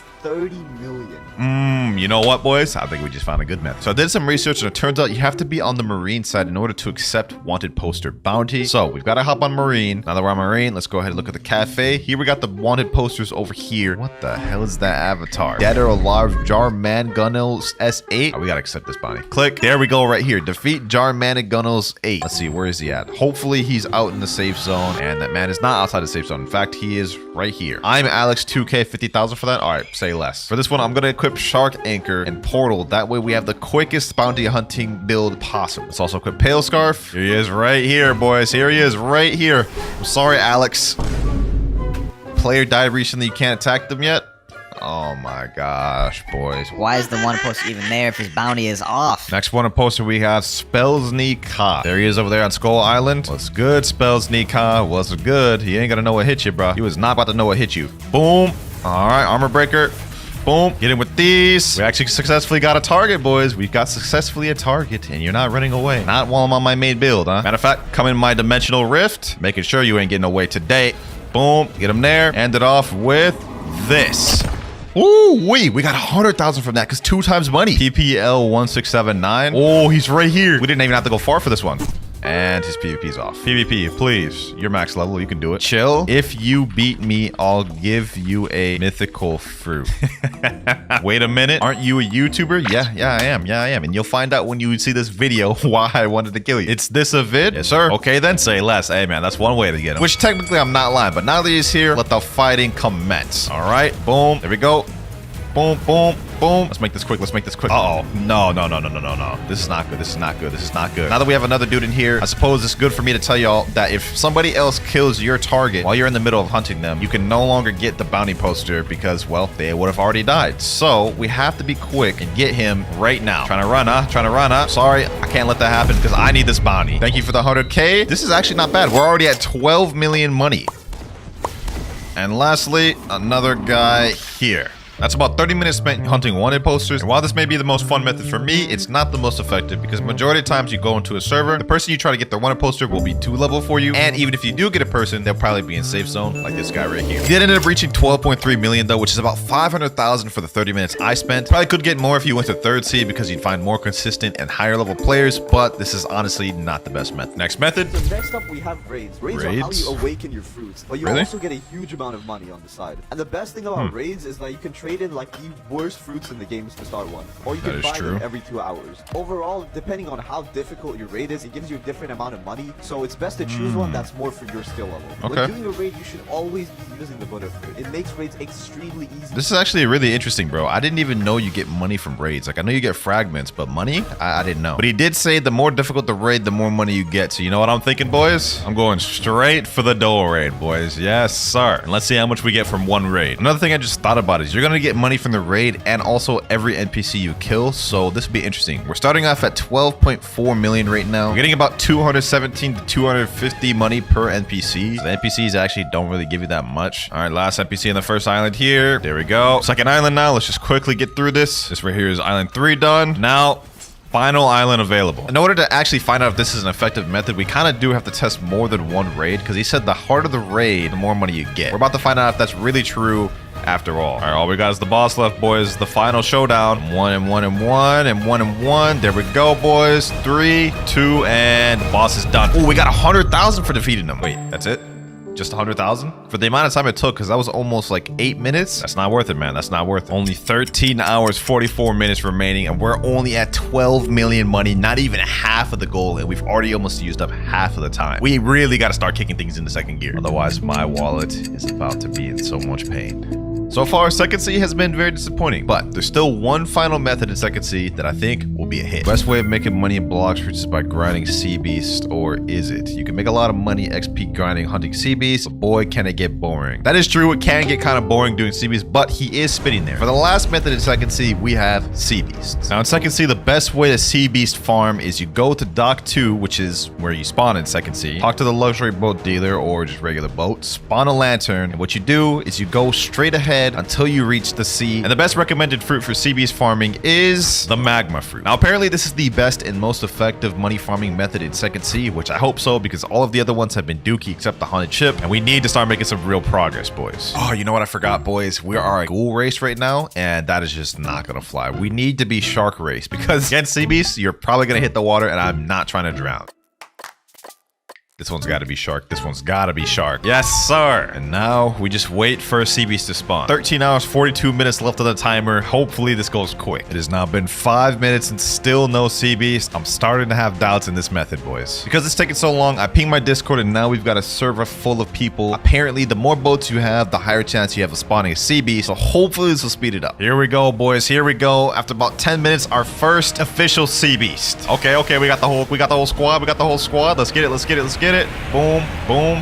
Oh, 419,000 from that. That is actually not bad. After almost 30 minutes of waiting, we finally got another sea beast. Here we go, boys. Here we go. So far, I'm not gonna lie, this method isn't exactly the most worth it because it just takes like 20 minutes per sea beast. This is not that good. And sea beast down. Oh, I got a Fist of Darkness. So we got 400,000 from that. Now we're about to get 150,000 from Darkbeard. There we go, another 100,000. All right, boys, we got another sea beast. It's gonna be the last one I farm in Second Sea. There we go, 424,000, and we're now at 20.5 million. Almost a quarter of the way to 100 mil. Sea beast farming is definitely the best method in Second Sea. We started off with 12 or 13 million and ended up getting to 20 million. However, we've already used up half of our time, so it's time to move on to the best methods of the video in the Third Sea. How to farm money or mastery. All right, let's see what he's got. 556 billion. Oh, nah, we gotta see this method, boys. We gotta see this method. First, need Buddha. Second, need Cyborg. Then we need Chocolate Land. Oh, he's gonna be farming the NPCs that Chocolate Land with Cyborg. Does he accept the quest as well, or does he just go around just packing them up? Looks like he's just gathering them up. You get 2,500 per NPC. That is actually really good. Let's see if this method is really good. All right, let's gather up all these NPCs. All right, let me see how much I get per NPC. 2,400, 2,700, 2,500. This actually looks like this may not be bad, boys. Hold up. Our meter is about half charged right now. As soon as we get this full, it's about to start going like hella quick. All right, there we go. We're done. Oh yeah, this is about to be a breeze. Bro. Plus we get the super jump, so we can just zoom around. We're gonna farm for about 30 minutes to an hour, and let's see how much money we end up getting within that time. We're at 20.7 million right now. Hopefully we can get at least 22 million in 30 minutes. 11 hours, 23 minutes remaining. It's been a little over 45 minutes, and we have just hit 25 million bellies, boys. This method is legit. That means you could easily get 5 to 7 million per hour. That is actually the best one so far of the video. It looks like we found our new #1 method, boys. But even as good as this method is, would you be surprised to know that this is still not better than the final method of the video? All right, next method. Secret chest areas you probably know in Blox fruits. Looks like he's going to Haunted Castle. Oh, he's gonna go to the top of the mast. Yep, the flagpole. There's gonna be 3 diamond chests there. I think each of these give like 10k plus each. Yep, 9,000, 10,000, 9,000. And I guess that's his method right there. You just server hop and go to the mast every time. I'm gonna be honest, I don't think this is gonna top the Chocolate Land method just because, well, I mean, I just don't see how it's gonna do it. Especially since every time you server hop, you're gonna have to fly all the way up here, which is gonna take a little bit, and you only can get maximum 30k per server. This doesn't seem like it's gonna be better than the Chocolate Land, but let's do it a few times. Let's see what we get. So we're guaranteed to have a diamond chest up here. Yep, 3 diamond chests. Let's see what we get from this one. 12,000. Ooh, okay, that's not bad. 10,000 and 10,000 for that one. All right, so that's over 30,000 for that. Server hop though. This is the first server I've hopped in. This is a public server. Hopefully the chests are there. I don't think anyone would even go up to the top of here. And yep, they're right there. Okay, perfect.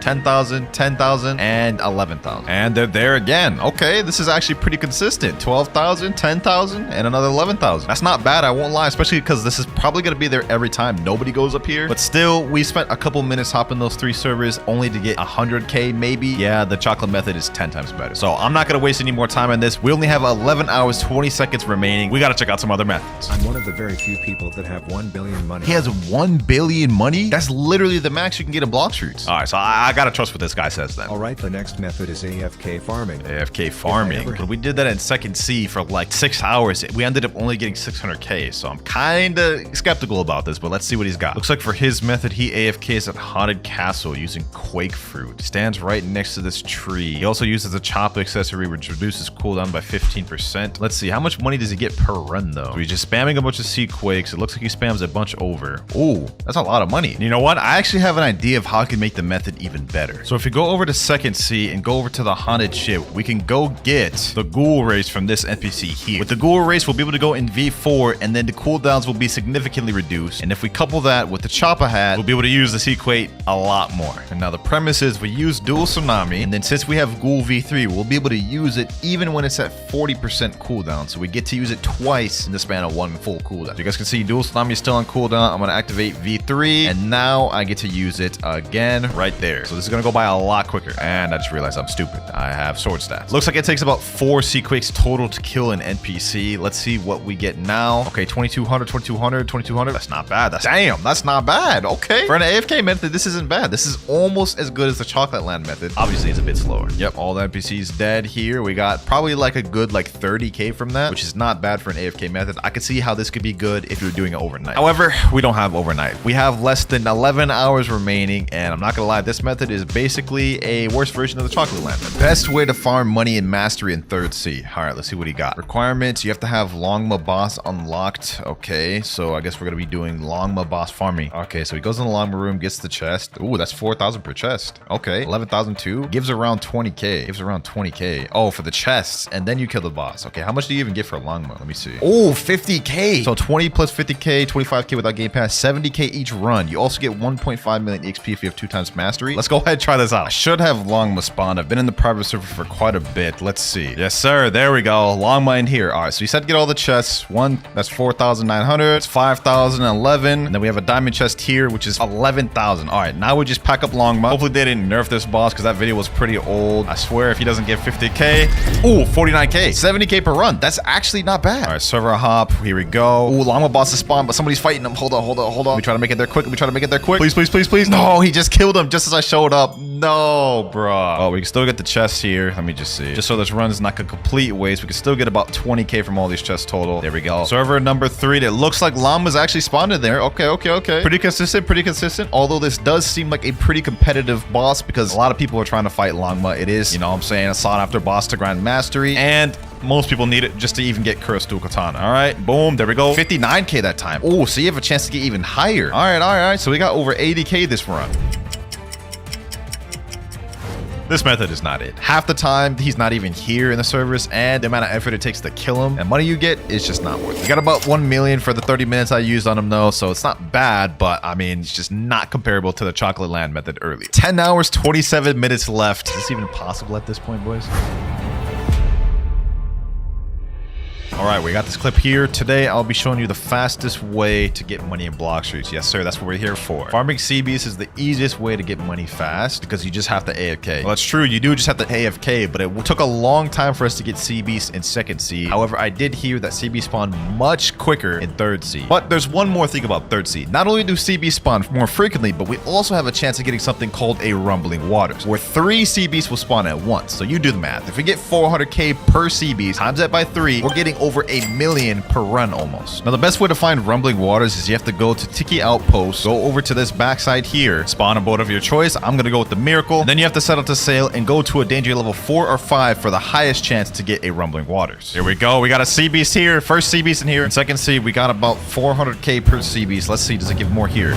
There we go, 424,000. Okay, so they actually give around the same amount, which is cool. Because if we get a Rumbling Waters, that means we're gonna get like 1.2 million per rumbling. All right, boys, we actually end up getting a Terror Shark here. Let's see if this thing is even worth fighting, because this thing is kind of hella difficult to fight. 30,000 health left. How much money do we get from this thing? Come on, there we go. And 56,000, not really worth it. Got it, boys. We got a Rumbling Waters. It's kind of hard to see right now, but you guys can see the 2 CBs right here. We got it in a danger 6. I can't even see anything right now, bro. This is definitely hard to fight, but now Now's the time. We're at 28.5 million right now. Let's see how much we get. There we go. 369, 411K. Let's get this one here. Oh my God, boys. Oh my God. We're already at 29.2. This is insane. 400,000. We literally got over $1 million from that. We started off at 28.5. We're at 29.7. Rumbling Waters is the way, boys. Rumbling Waters is the way. We may actually have a chance to get to 100 million. Another Rumbling Waters? Hold up, boys. Hold up. This is crazy. This is crazy. 2 Rumbling Waters back to back is crazy. We got this, boys. We got this. There we go, 400,000 for that. Can't even see a damn thing, but I'm trying. Another 400,000, another 380,000. We're at 30.9. Only 9 hours and 50 minutes remaining, but we're at 31 million. And the rate we've been getting money with the Rumbling Waters, I actually have hope. All right, boys, it's been about 2 hours. We're at 49 million right now. We got another Rumbling Waters. Last CB's here. After we do this one, we will be at 50 million. There we go, boys. 50 million. We have unlocked the title of the richest in the world. And now we are 50% of the way done. Still have 8 hours, 55 minutes remaining. We've been actually like zooming through this, boys. Let's keep this pace up. Got another Rumbling Waters right here, boys. And we just hit 72 million bellies. We still got 7 hours, 36 minutes remaining. I think we have this one in the bag, boys. We are almost there. We have 30 million left. Another CB's here. And that is 80 million down, boys. 20 million more to go. We've got just over 6 hours left. 85 million right now. Just 15 million more to go. We got this. And another Rumbling Waters has just spawned. That's one down. That's another down. Last but not least, one more sea beast right there. With that, we have now hit 90 million belly. We have 10 million left in just under 5 hours and 40 minutes remaining. We got this, boys. We actually got this. I can't believe how much progress we've made in just the last 3-4 hours. We actually went from like 25 million all the way to 90 million in just like 4 hours. I didn't think we'd be able to make up for all that last time, but we've done it. Final stretch, boys. 10 more million to go.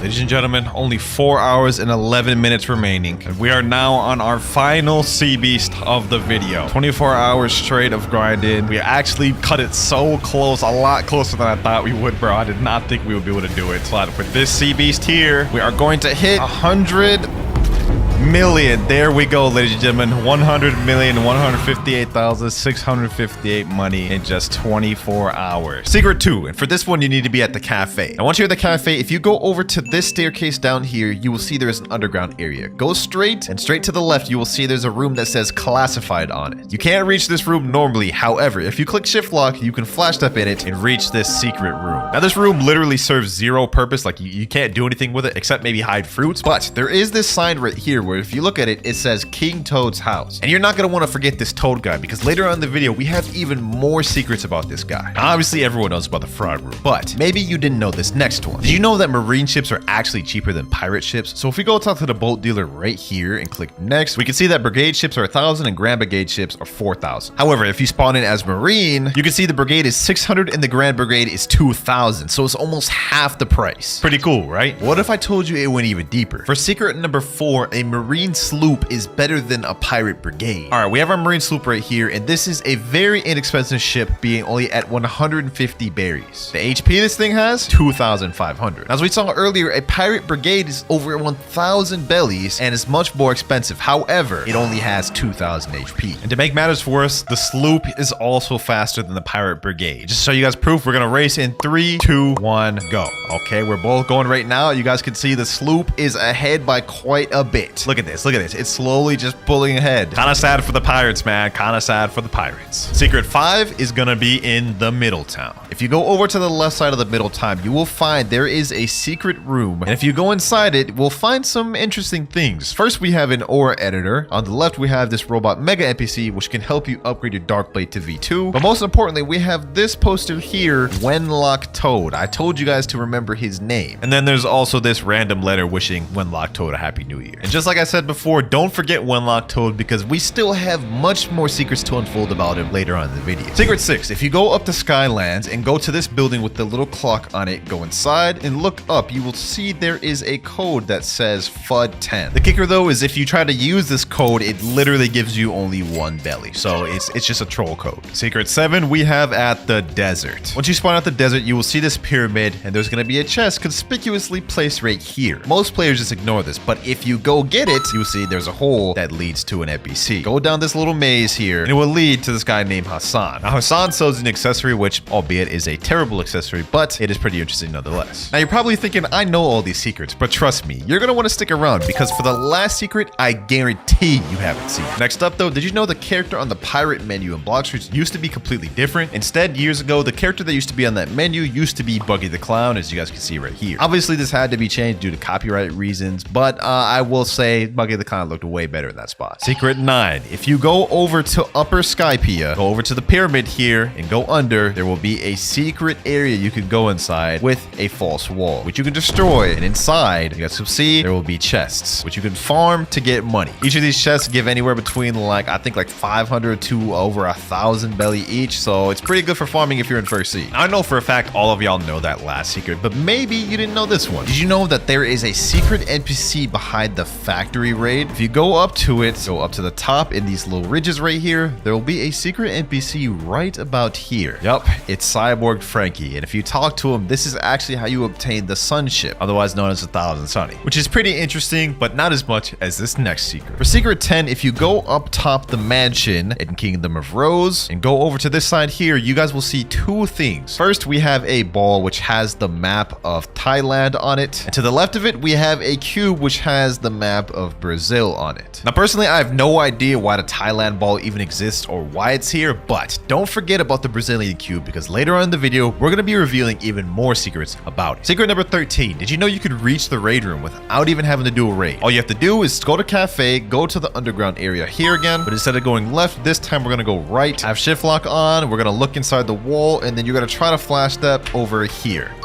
There we go. We're now outside of the room and we're under the map at Second Sea. Now, all you have to do to reach the raid room is go to this building over here. And try not to drown if you're a Devil Fruit user because you will die. All right, we're over here. And now, as you guys can see, we have the Iglesia de Prophet, which is the raid room. Just to prove it, we can look inside. You guys can see it is indeed the raid room. That right there in the corner is the raid NPC. Now, once you flash step inside the room, you actually can't do anything with it. If you try talking to the guide, you won't be able to awaken your fruit. But it's still cool. You can go in here. And next, we have the last of the most known secrets of the video. From here on, the secrets are going to get better and better. But for secret 14, if you go over to Great Tree, there's actually a secret area in Great Tree. Now, chances are you've discovered this by accident, but if you go over to this area here, you guys can see there's a crack in the floor. If you just walk in it, you will fall through, and now you are under the map in Blox Fruits. Pretty cool hiding spot, which you can hide fruits in or, battle out, do whatever you want, really. And there's even a cool area where you can stand on thin air. You guys can see right here, I'm standing on nothing. Now we're going to start getting to some of the decently known secrets where some players may know them, but also a lot of players won't. So you remember in Second Sea, we had the Brazilian cube and the Thailand ball, right? Well, if you go to Floating Turtle Mansion and go behind it, straight by this windmill, you guys will see there is a Vietnamese cone. Now, I have no idea what this does. I'm pretty sure it serves no purpose, but the Blox Fruits devs have something weird going on with putting random countries' flags on objects. While we're at the Turtle Mansion, for secret number 16, we actually have some hidden messages on the chest tables. If you look really closely, you can see on the side of the chest table, it says Chad is the king of Blox Fruits. Now, I have absolutely no idea what this means, but interestingly enough, this is on every trade table in the game. You guys can see it's also on this one here, and if we go to Second Sea, you guys can see it's also on the trade tables here. While we're at the cafe, let's get into secret number 17. Now, obviously, cafe is one of the few places that has a safe zone in Second Sea. Well, you'd be wrong, because there's actually an area in cafe where there is no safe zone. In fact, it's right at the top of this pillar right here. If you go to the top of this pillar and stand right over here, you guys can see the safe zone text disappeared, meaning I could be attacked. But that's not it, boys. It goes even deeper, because for secret number 18, this is also true for the mansion. As you can see, all of this is supposed to be a safe zone. However, just like cafe, if you go into the upper corner, the safe zone text disappears. So you are now dangerous in this corner. And this applies to not only that corner, but this corner as well as this corner. Do with that information what you will, boys, but I think that is an interesting secret. Now, we all know about the rocket fruit and how it replaced the kilo fruit, right? But I bet you didn't know that the kilo fruit is still in the game. Well,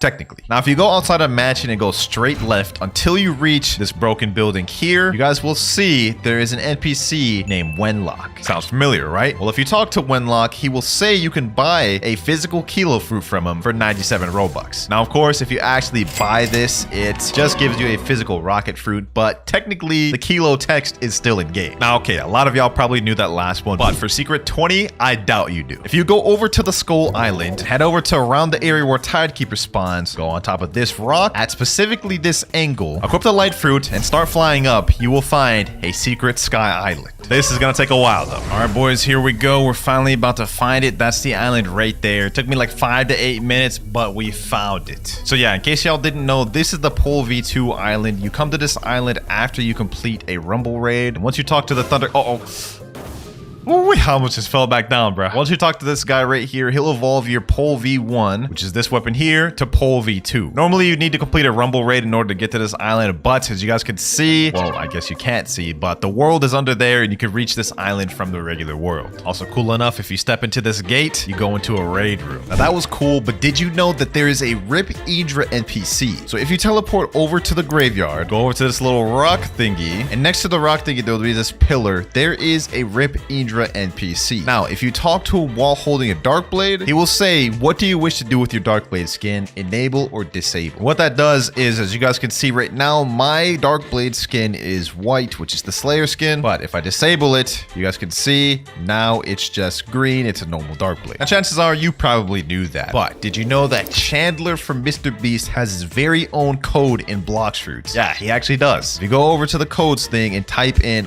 all caps, Chandler, you guys will redeem it and you'll get 0 belly. This is another troll code that the devs thought would be funny, but nevertheless, it is still interesting that Chandler from Mr. Beast got his own cameo in Blox Fruits. And I think he's got his own title too, but don't quote me on that. Secret 23. Y'all remember the cursed ship, right? Well, what if I told you you can reach the cursed ship without actually going to the cursed ship? Let me explain. So if you go to dock 2, which is where you spawn in Second Sea, and go to this dock and look straight forward, you can almost see a island out over there. Now, if you go spawn a boat, which I'm gonna spawn the Sentinel and just sail straight ahead, you guys will see what we'll run into.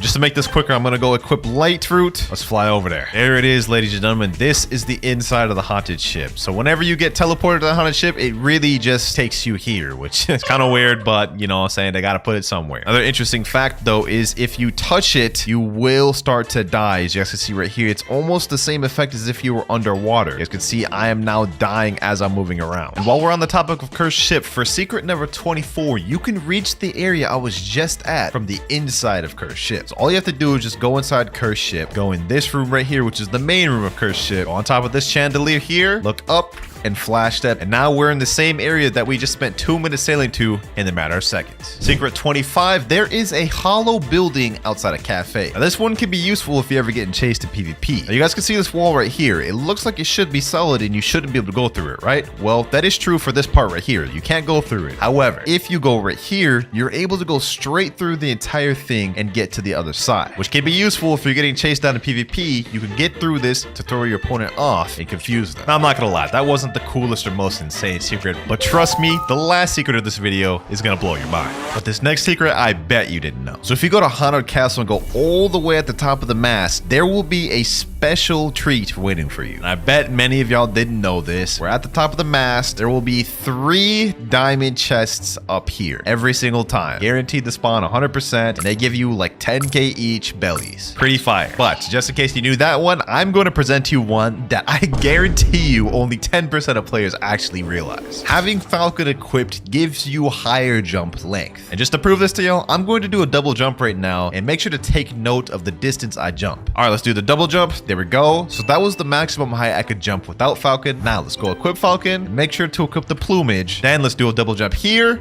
And you guys can see it's almost double the length of the other jump without Falcon. I highly doubt any of y'all knew that. For this next secret, we're gonna need to go to Hydra Town. So in Hydra Town, similar to Cafe, there is a hollow building here. Now normally with the buildings, you shouldn't be able to go through them, but this building here is completely hollow. You could just straight up walk through it. I have no idea why it's like this or if they're ever going to fix it, but you can definitely use this to hide, confuse players, or troll them. And while we're on the Hydra Island, for secret number 29, there is a special secret area at the waterfall. And no, I'm not talking about through that gate. Literally everybody knows this because you have to go through here to get Cursed Dual Katana. But instead of going over there, if you go over here to this part of the waterfall, jump up over here, there will be a little crack you can go through. And if you continue going through this, you are now under the map in Third Sea. Like, this is actually sick, boys. Like, you can see how everything is. And where this area here, the bottom of the great tree, there's a special boss that you can fight. Beautiful pirate domain. Y'all boys boys, see it here. And if you time it correctly, you can even teleport inside of it and fight the boss. Have you ever accidentally eaten a fruit, resetting your good fruit? Well, for Secret 30, I bet you didn't know that you can actually avoid that fruit you accidentally ate being activated. So for example, let's say you have a Kitsune that you don't want to get rid of, and for some odd reason, you accidentally ate a rocket fruit. Well, if you leave the game before you actually finish the eating animation, the rocket fruit will never activate. So you guys can see we were eating it. Let's see if it reset my Kitsune. All right, we're joining back now, and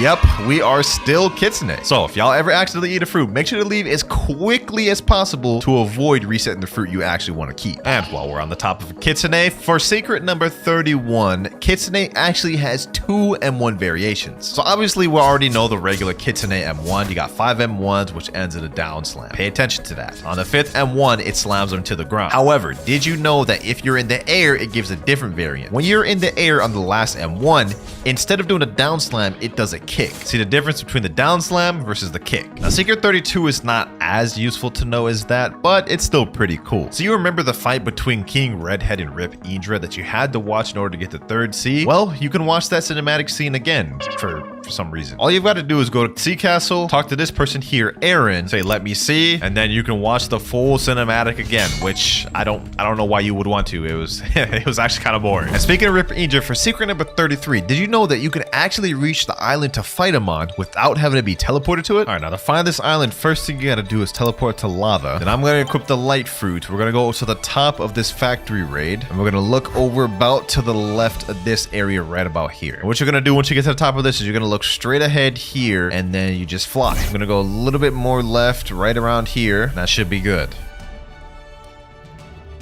Here we go, boys. Here we go. It's right up to the right. I was a little bit off, but here we are. This is it. The Rip Indra Island in its entirety. And you can actually fight the boss himself, too. The only thing is, there's really no point because he's fully invincible. You can't kill him. Like, look, I'm about to fight him right now, and he just goes back to full every time. Secret number 34. Did you know that there is a way where pirates and marines can actually ally each other? So in order to do this, what you need to do is go to a raid together. So what I'm going to do is I'm just going to buy any chip. We're going to go with the flame raid because we're not actually about to finish it. Let's teleport in here. Now that we're in the raid together, we are actually allies. Let me tell my boy reset. And now, as you guys can see, we are fully allied despite the fact that he's a marine and I'm a pirate. I can't hit him. We are on the same team. The only issue that comes with this glitch is you cannot unally them, so you're just stuck being allied forever. Secret number 35. I bet you didn't know that the more mastery you have of control, the bigger your room gets. So this is my friend Rip Marais here. His control is only 1 mastery, and this is the max size of his room. My control has 364 mastery, and this is the max size of my room. So you guys can see, even though our room activated from the same distance, mine is quite a bit bigger. Now that was the last of the decently known secrets. Everyone from here to the end of the video are going to be secrets that very little players know exist. And trust me, the last one is gonna shock you. Secret 36, did you know that there is a hidden message inside the cafe room? And by hidden, I mean really hidden. Now to find it, what you have to do is you have to go in the upper corner of this beam here. Jump up top of this, and it'll be appearing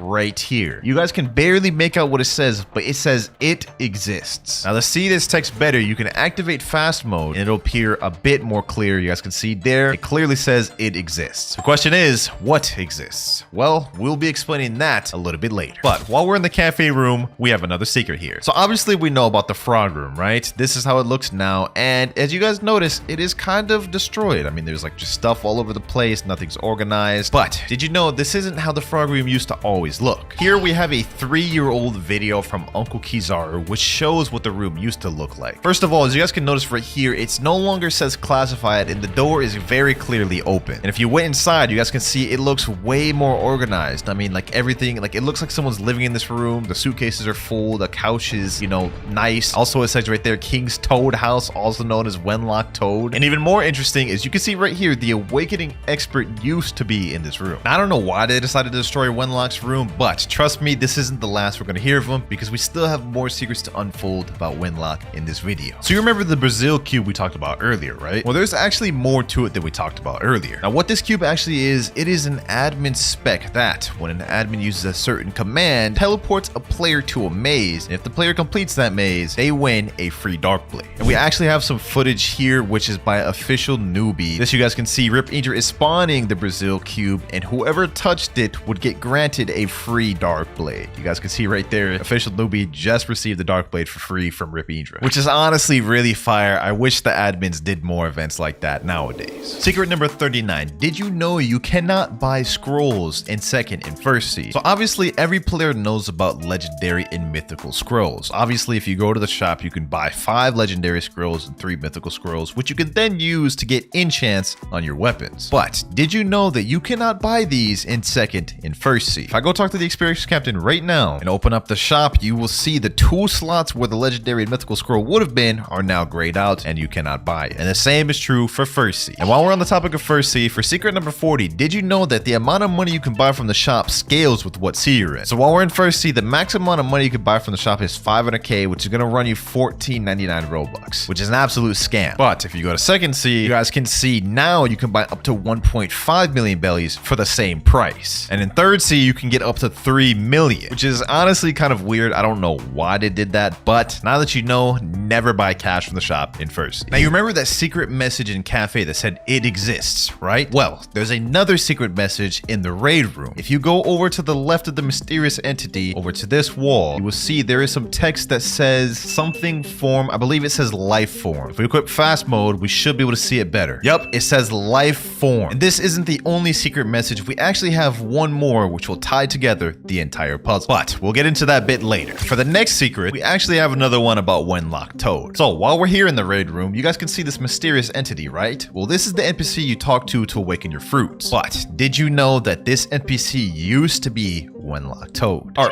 my bad, Wenlock Toad over heaven.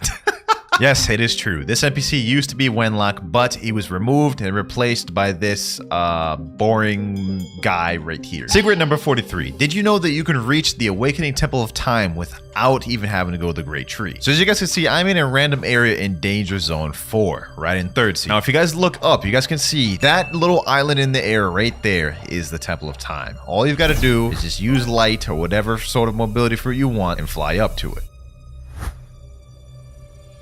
And voila, we are now in the Temple of Time and we can teleport into it as such.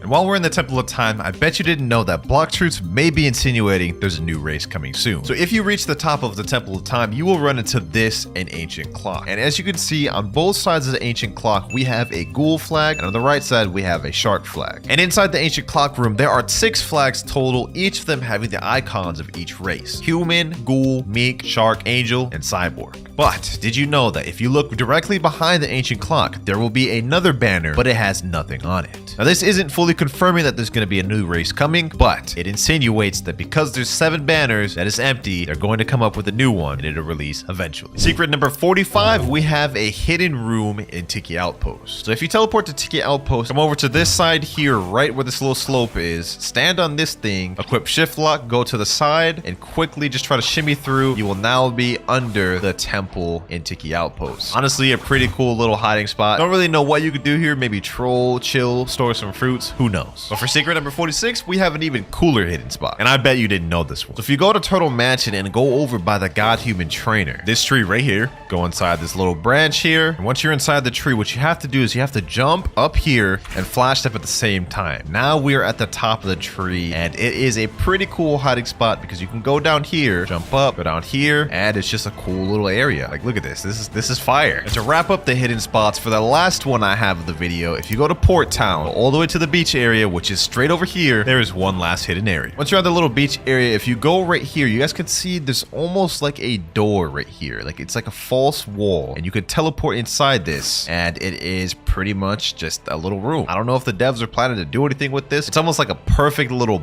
box. It seems like they may use it someday, but as of right now, it serves no purpose other than just a cool little spot. Now, if you like those secrets, you're definitely gonna like this next one. Did you know that there is a secret title that you can get by winning a game of chess chests and Blox fruits? Well, I didn't. I just found that out a few hours ago, but I'm about to prove it to you. I got my friend Ritmerize here. We're about to do a chess game, and I'm about to pack this man up. Let me just quickly pack this boy up real quick. Got this mana check right here. There we go. And you guys can see new title unlock, the Mastermind. That's actually kind of interesting, and I would have never found that out if it wasn't for you guys, because there's no way I'm playing chess and Blox fruits. Now, you remember the secret messages we had earlier? Well, there's one more left, and this is the final piece of the puzzle. If you teleport to the lab in second C and go down to where you're supposed to get the cyborg, instead of getting it, go right. You guys can see just barely. In fact, I can't even see. There is text right here that says undead. Just for the sake of y'all seeing it clearer, let me activate fast mode. You guys can see I can still barely see it, but it says undead. And this is the final hidden text in all of second C, otherwise known as the final piece of the puzzle. And you're probably thinking, what does all these secret texts mean? It exists, life form, undead. Well, for secret 50, we have Dark Blade V3. And I know what y'all are thinking. Everyone knows about Dark Blade V3. What's special about this secret? Well, did you know that all three of these special texts actually ties into the lore and instructions of how to obtain Dark Blade V3? First hidden text, it exists, is proving the existence of the Slayer skin, otherwise known as Dark Blade V3, because a lot of players doubted it did. The second text, life form, is insinuating that players must evolve to a greater life form, otherwise known as getting all the races to V3. And last but not least, the final text, undead, is a direct hint of how to obtain Dark Blade V3. As you guys know, if you go to the graveyard and go to the side of it, there will be this wall with a button right here. And what is on the graveyard? Zombie NPCs, otherwise known as undead. Pretty dope lore, huh? Now for Secret 51, if you go over to the Kingdom of Rose and go in this area here, you guys can see we have the arrow NPC, otherwise known as the V3 NPC. Now, did you know that there is a hidden room behind him? If you go over to this wall here, activate shift lock and teleport in here,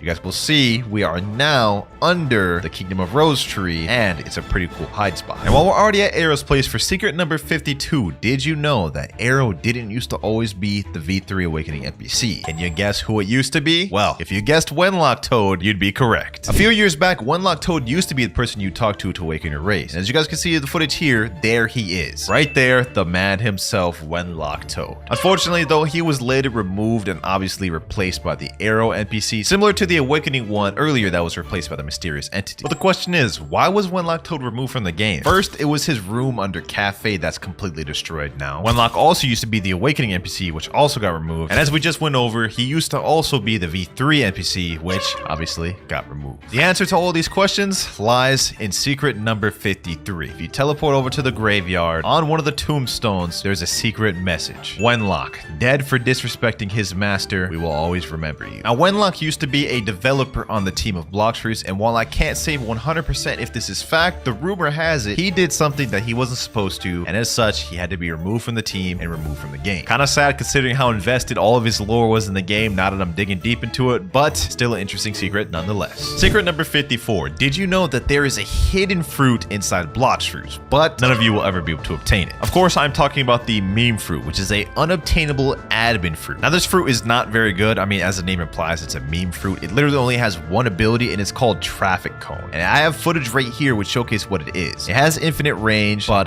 you just shoot out some traffic cones, as you guys can see right here. It looks like it has no cooldown. You can just keep spamming it infinitely times, has infinite range, and it only deals damage to allied players. So it is just truly a meme fruit. It doesn't help you at all. It's just there to troll. And now we have the final secret of the video, secret number 55. So we all know about the admin command OP Fun, right? This command allows admins to spam Blox fruits abilities with 0 cooldown continuously, as you guys can see right here. But did you know you can actually use OP Fun yourself? Well, kind of. Now, I'm not going to show you guys how to do it. No.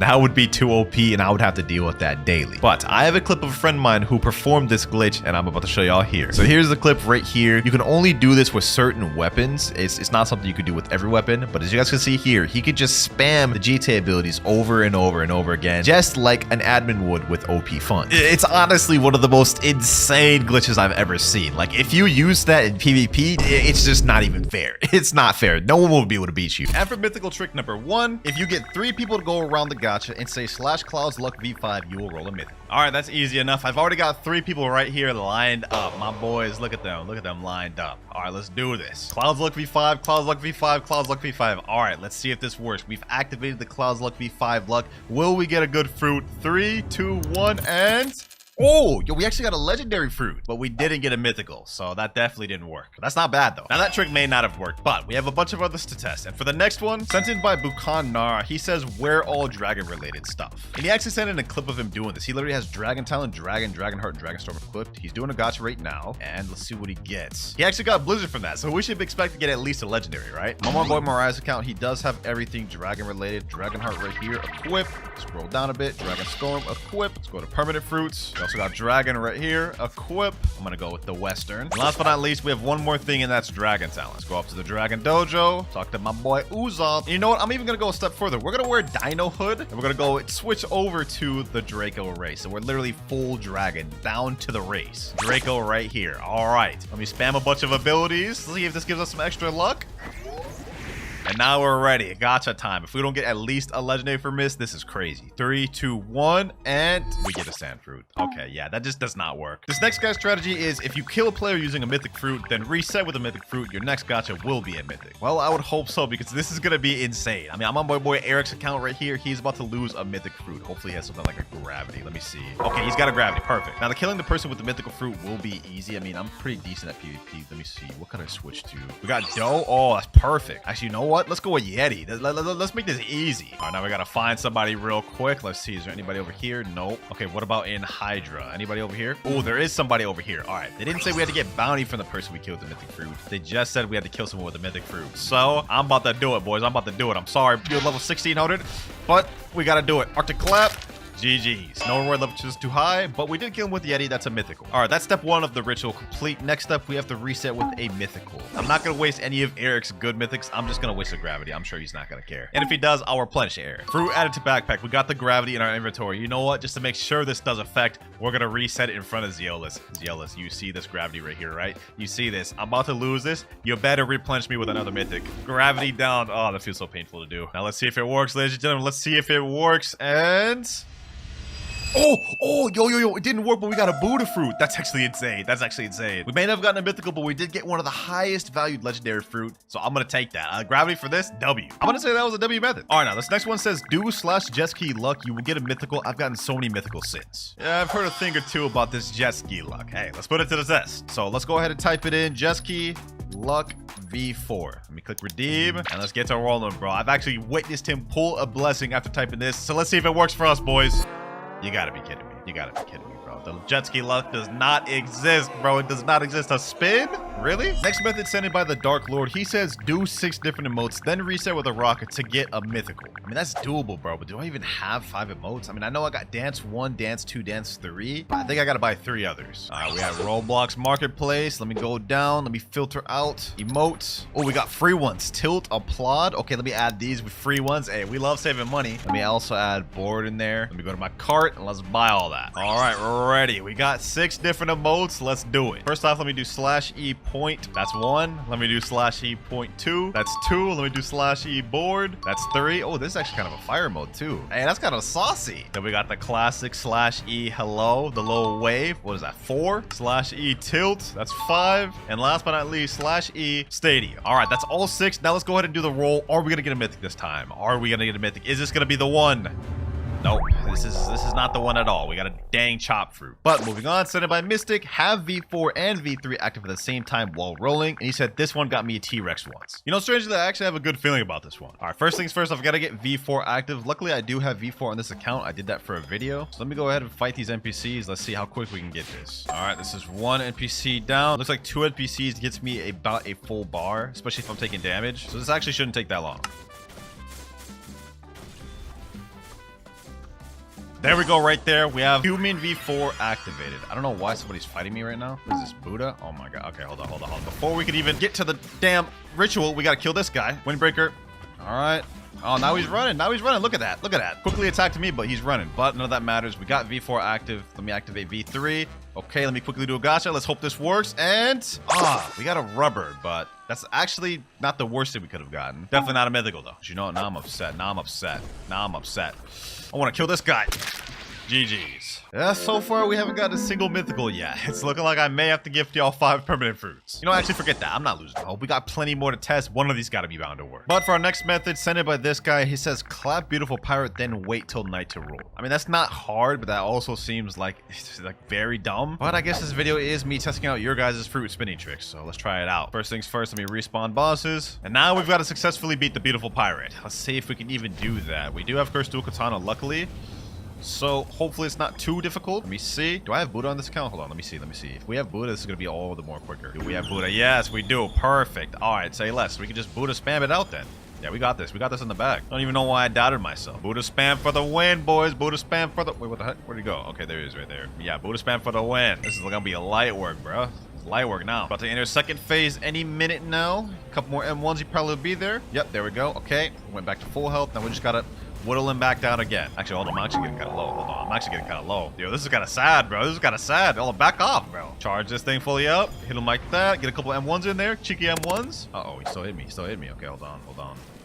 Back up. Back up, my boy. Back up. Get him there. Get him there. Boom. Get him there. Get him there. Get him there. Slayer of Goliath. Got him right where I want him. Got him right where I want him. And boom. Finish that off there. Okay, now we've clapped beautiful pirate. We've got to wait till nighttime. Let me see. How long is it till nighttime? Oh, sun's already almost down. It took me like literally the entire day. Let's hope it works. And it is officially nighttime. All right, perfect. We waited till nighttime. Now it's time to do the gacha. Will this be the first mythical fruit roll of the video? And wow.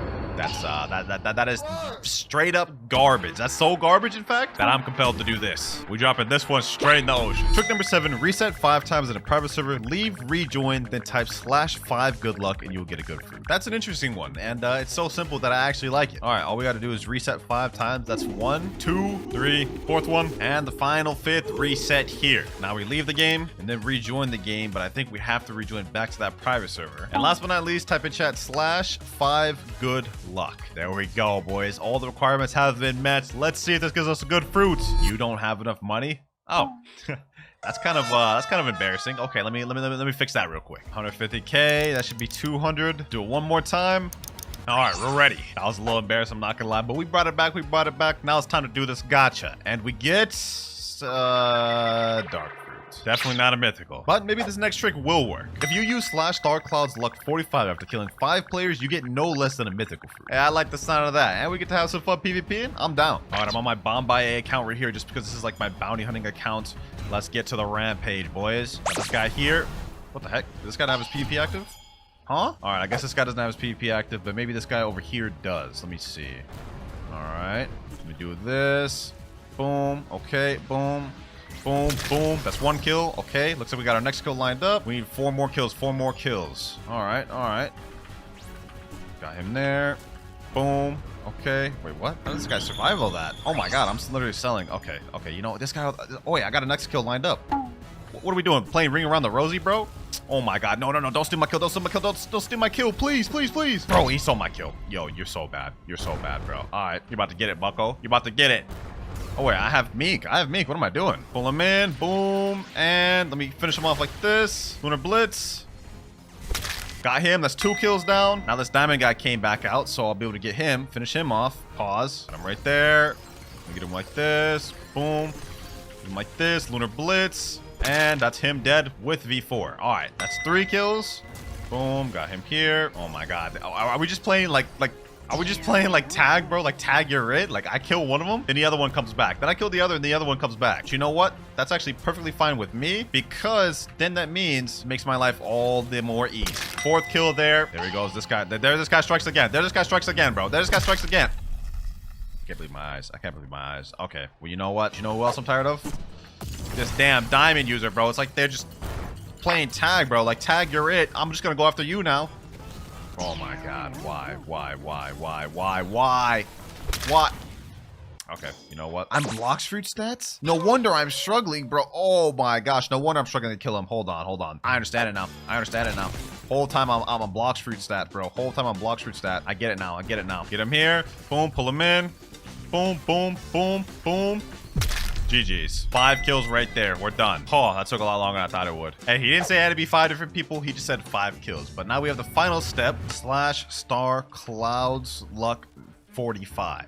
All right, we typed that in chat. Now let's go ahead and do a gacha. If we don't get a mythical fruit from this, as much time I just wasted killing those boys, I might be upset. And, a flame fruit. Yeah, you know what? I could have gotten worse, but this is also like pretty damn low for what I could have gotten. You know, I'm gonna do a good deed. I'm gonna give it to this guy right here. You enjoyed that on S930. Next glitch, this guy says if you give someone a fruit worth over 1 million, you have a 100% chance of getting a mythical. All right, you know what? Let's go ahead and test this out. Let's hop into the server right now. I'm hopping on my 30 million slot. That way everybody knows I'm in here. And he said 1 million value fruit. Let me see. What could I give somebody? I'm assuming the higher you give it, the better value you get back from a gacha. So I'm gonna give someone low key. I'll give away this dough fruit. I'll give away this dough fruit. Let me sit down on his trade table. Let's see what this guy offers for me. Whatever he offers for my dough fruit, I will accept, even if it's a bad trade. All right, I've just put my dough fruit. He put the mammoth up. This is actually a massively L trade, but I will accept it.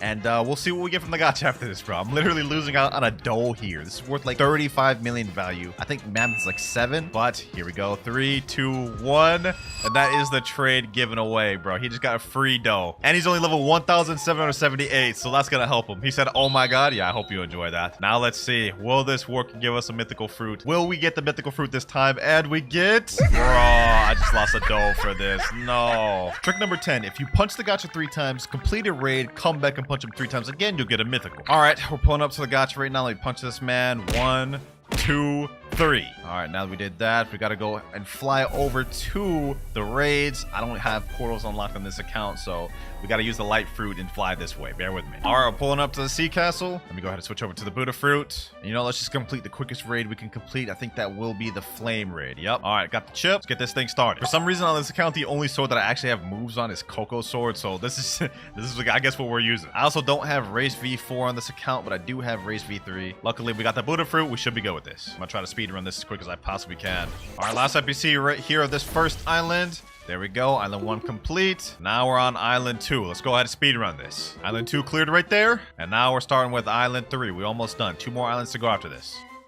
Island 3 complete. Island 4 straight ahead. So far, we're having no troubles with this. Still got 9 minutes, 30 seconds left to spare too. Yeah, we got this. We got this. Even if I was only level 1500, I'd probably be able to do this with the Buddha fruit. Okay, maybe that's a bit of an exaggeration, but y'all get the point. We got this in the bag. Now on the final island, and the boss is right here. We got this. I will say that was not my cleanest run. Definitely not my quickest, but we're gonna get it. We're gonna get it, boys. We're gonna get it. Don't worry. Boss right around half health. We just M1 spamming. My fingers are low-key getting kind of tired from this M1ing, bro. I feel like I'm about to get carpal tunnel or something. All right, boss is about to die. He's down. Now we just got 2 more NPCs. And last NPC here. There we go. We switch back over to light. Let's make our way back to gacha. And we here. Last step, we have to punch the gacha 3 more times. 1, 2, and 3. All right, we got to roll a gacha. Please, game. I just need 1 mythical. 1 mythical so I don't have to give away 5 permanents. Please, will this let this work? Bro, all that work I just did, all that raid, all that just for a damn barrier. You got to be kidding me. Bro, what is going on? None of these gacha rituals are working. I told y'all to send me the best ones y'all got, and we just getting straight dookie like this. What the heck? That man just stole my thing quick as hell. Anyways, moving on to our next trick. This guy says if you trade a fruit away, you will roll it back. Example, I traded my Buddha. I got Buddha and gacha. Interesting. So say, for example, I were to trade someone my shadow I got here. I should pull a shadow from the gacha, making this a true 100% mythical glitch. Let's try it out. All right, we're on a new server right now. I'm just going to try to trade this as quick as possible. Let me just sit down at a trade table. I'm not even going to try to look for a good trade, so we're definitely about to get scammed here, but is there anyone that could trade me? Bro Haven, will you hop on this trade table? Please, bro, please. Someone hop on this trade table, man. Someone hop on this trade. Yep. I see you. You're active. Come on, bro. Go ahead, trade with me. I think you'll like this offer. Let me type in chat, trade. All right, someone finally sat down. Someone named Sigma. Okay, let me put down my shadow fruit. He's putting control and dough. No, bro, just put anything. Put anything with my shadow. It doesn't have to be control or dough. Just give me something. He just jumped. Oh my god. Okay. I don't think he realized he literally could have put anything and I would have accepted it. What about this guy though? NYXY. I put my shadow. He instantly jumped. Okay. We're gonna do this 3rd time's the charm. Blazing Shadow X9. Shadow. Your name is literally Shadow. You have to accept this, bro. Just put anything. He's asking me to PvP to jump. Oh, brother. Oh, my God. No, bro. I don't want to PvP you, bro. Okay, 4th time's the charm. Let me put down the shadow fruit. Just put something in there. Umar Khan's 274. Okay. Sound, dark. I'll accept this. I'll accept this, bro. I didn't think it'd be this hard to find a trade, but we're low-key scamming ourselves out of this shadow right now. I hope it pays off when we get something, at least a mythical from gacha. All right, there we go. That trade is done. Now we do it in the gacha, and we should get a shadow fruit back. Let's find out. Let's find out. Please, game dog. This is like the 4th sand we've got in this video. Glitch number 12. If you spawn a Terror Shark and die to it before rolling, you'll get a mythical fruit. So you want me to go out of my way to try to search for a Terror Shark, spawn it, just to die to it. Oh, brother. You know what? I told myself I'll test them all out for this video, so you know what? I guess that's exactly what we're gonna do. All right, well, you know what? Let's just give it a whirl, boys. Let's give it a whirl. Quickest way to get a Terror Shark to spawn is being in danger level 6 in the ocean. Right now, we're in danger level 1, which has a low chance of spawning anything. Higher levels you go, the more chance you have of spawning things. But also, Terror Sharks are kind of decently rare to spawn, so this may take us a bit. Danger level 5 right now, and danger level 6. All right, we now have a high chance of getting a Terror Shark to spawn. We just gotta wait. Heck, did I just get a haunted ghost ship? What the... Bro, this is literally like so rare. This is rarer than getting the Terror Shark to spawn, and we get this like off the rip. That's crazy. All right, let's just zoom past that. Now we gotta look for a Terror Shark. This is gonna be cancer. I'm not gonna lie. All right, we get a Sea Beast. We're in rough sea now, which actually increases the chances even more. So we may get a Terror Shark soon. Who knows? Yes, sir. Finally, we got a Terror Shark. Only took us 7,900 meters. All right, now we just let this thing kill me. Go ahead, give me Terror Shark. I'm gonna let you kill me fully. We ain't even gonna die to water damage. All right. I ain't gonna lie, you're taking too long, Terror Shark. Is this 3 Terror Sharks? Look at this. Oh my health. Damn. Okay, well, I'm not gonna lie, bro. After that, we better get extra luck. I mean, that just took me 10 minutes to find that thing, and we got jumped by 3. Let me go ahead and eat the light fruit, because I don't have the portal fruit on this account. We gotta fly over to the gacha. And here we are. This better be worth it, boys. We better get something good from this. Please, game. Please. Dog. This is literally the worst fruit we've gotten in the video. Yeah, that one didn't work. Up next, speak to Michael Jackson and sit in a chair. Then when you go roll, you will get a good fruit. You know what? I'll do you one better. Not only am I gonna talk to the barista, I'm gonna buy a recipe from him. For example, let's see. Plump purple. I'm gonna buy this for 88 Robux. We're gonna straight up buy this right now, boys. Give me that little cutscene. Give me that little cutscene. Do your thing, Michael Jackson. Yeah. Give me that purple juice. Yup. Drink that up. All right, bro. Don't ever let me make that sound effect again. Don't ever let me make that sound effect again. Let's go and check out the aura. Yeah, purple. All right, bet. Hopefully this increases our luck. Please, game. Please give me some crazy luck. Please, game. And oh my god, bro. This is so bad. This is so bad, bro. None of these things are working. At this rate, it looks like I gotta give away 5 permanent fruits. Unless this next one works. Before you spin for a fruit, pull out your best mythical, then roll a fruit. And this guy says he got Yeti. Well, at least I don't gotta do anything difficult for this one, so it doesn't hurt to test. Alright, I'm on my alt account right now. Hopefully I have a mythical fruit on here to show to Zealous. Let me see. Oh, not only do we got a mythical fruit, we got a Yeti fruit to show him. Okay. This has gotta work, bro. This has gotta work. Alright, let me pull up my Yeti fruit. You see that, Zealous? You see that? The big, juicy Yeti right in front of you. Now, Zealous, give me something good or close to this. Please. I'll take even a gravity, bro. I'll take even a gravity, because that is a mythic. Please, Zealous, please. Oh, yo, this is the best thing we've gotten in a while. Not a mythic, not even a high tier legendary. It is a rare, though. You know what? Not bad, but still not what we're looking for. Next glitch, if you kill every boss in the sea you're in, you're guaranteed to get a mythical. All right, that's easy enough to test out. Let's start in first sea. First up, we got Gorilla King. Dead. Next up, we got Bobby. This guy should get 1 shot. What the heck? He didn't get 1 shot? Okay, hold on. Let me pack him up there. There we go. Second one down. Next up, we got the Saw boss. And yes, I did reset that Yeti for this light fruit, so we can get this done quicker. All right, Saw down. Now we got the Yeti. Quickly pack this guy up. M1. There he goes. Now we got Mob Leader, Vice Admiral. After that, we got Saber Expert down. Now we got Chief Warden. Next up, Warden. Last boss on prison, we've got Swan. There we go. Next boss in line, Magma Admiral, and he's down. Almost done, boys. Next up, we got the Fishman Lord. About to make light work of this fish. Turn this boy into sushi. Boom, boom, boom. There we go. Oh, we also got a trident from him. Okay, not bad. 3 more bosses left. Let's keep this speed run going, boys. We got Weisberg next. Let me see if I can make quick work of this boy. Hopefully I don't get packed. Yeah, no, we got this in the bag. Yeah, I got worried there for a second, but we got it. All right, Weisberg down. We got Eminem next, and then last but not least, Cyborg Frankie. We good. Now we got Enel. Whoa, this guy's actually gonna get me low. Hold on, I gotta keep up my streak of not dying. Here we go. All right, Barrage of Light. This should kill him. Boom, stomp, back up. M1, Light Ray, GG. And now we have the final first sea boss, Cyborg Frankie. All right, he's done. Now, if I don't get a damn mythical fruit after all this, bro, I'm cooked. Let's teleport back to home. Let's head our way over to the jungle. All right, Blox, gotcha. I need you to come through for me, please. I need you to come through for me and give me something good, please. bro. Oh my gosh, we got a diamond fruit. He's smiling, but I'm not. Now we're moving on to the final spinning trick of the video. Giving away 3 permanent Buddhas gets you an instant mythic from the gacha. This one's gonna be painful, boys, but I've loaded up a bunch of Robux on this account.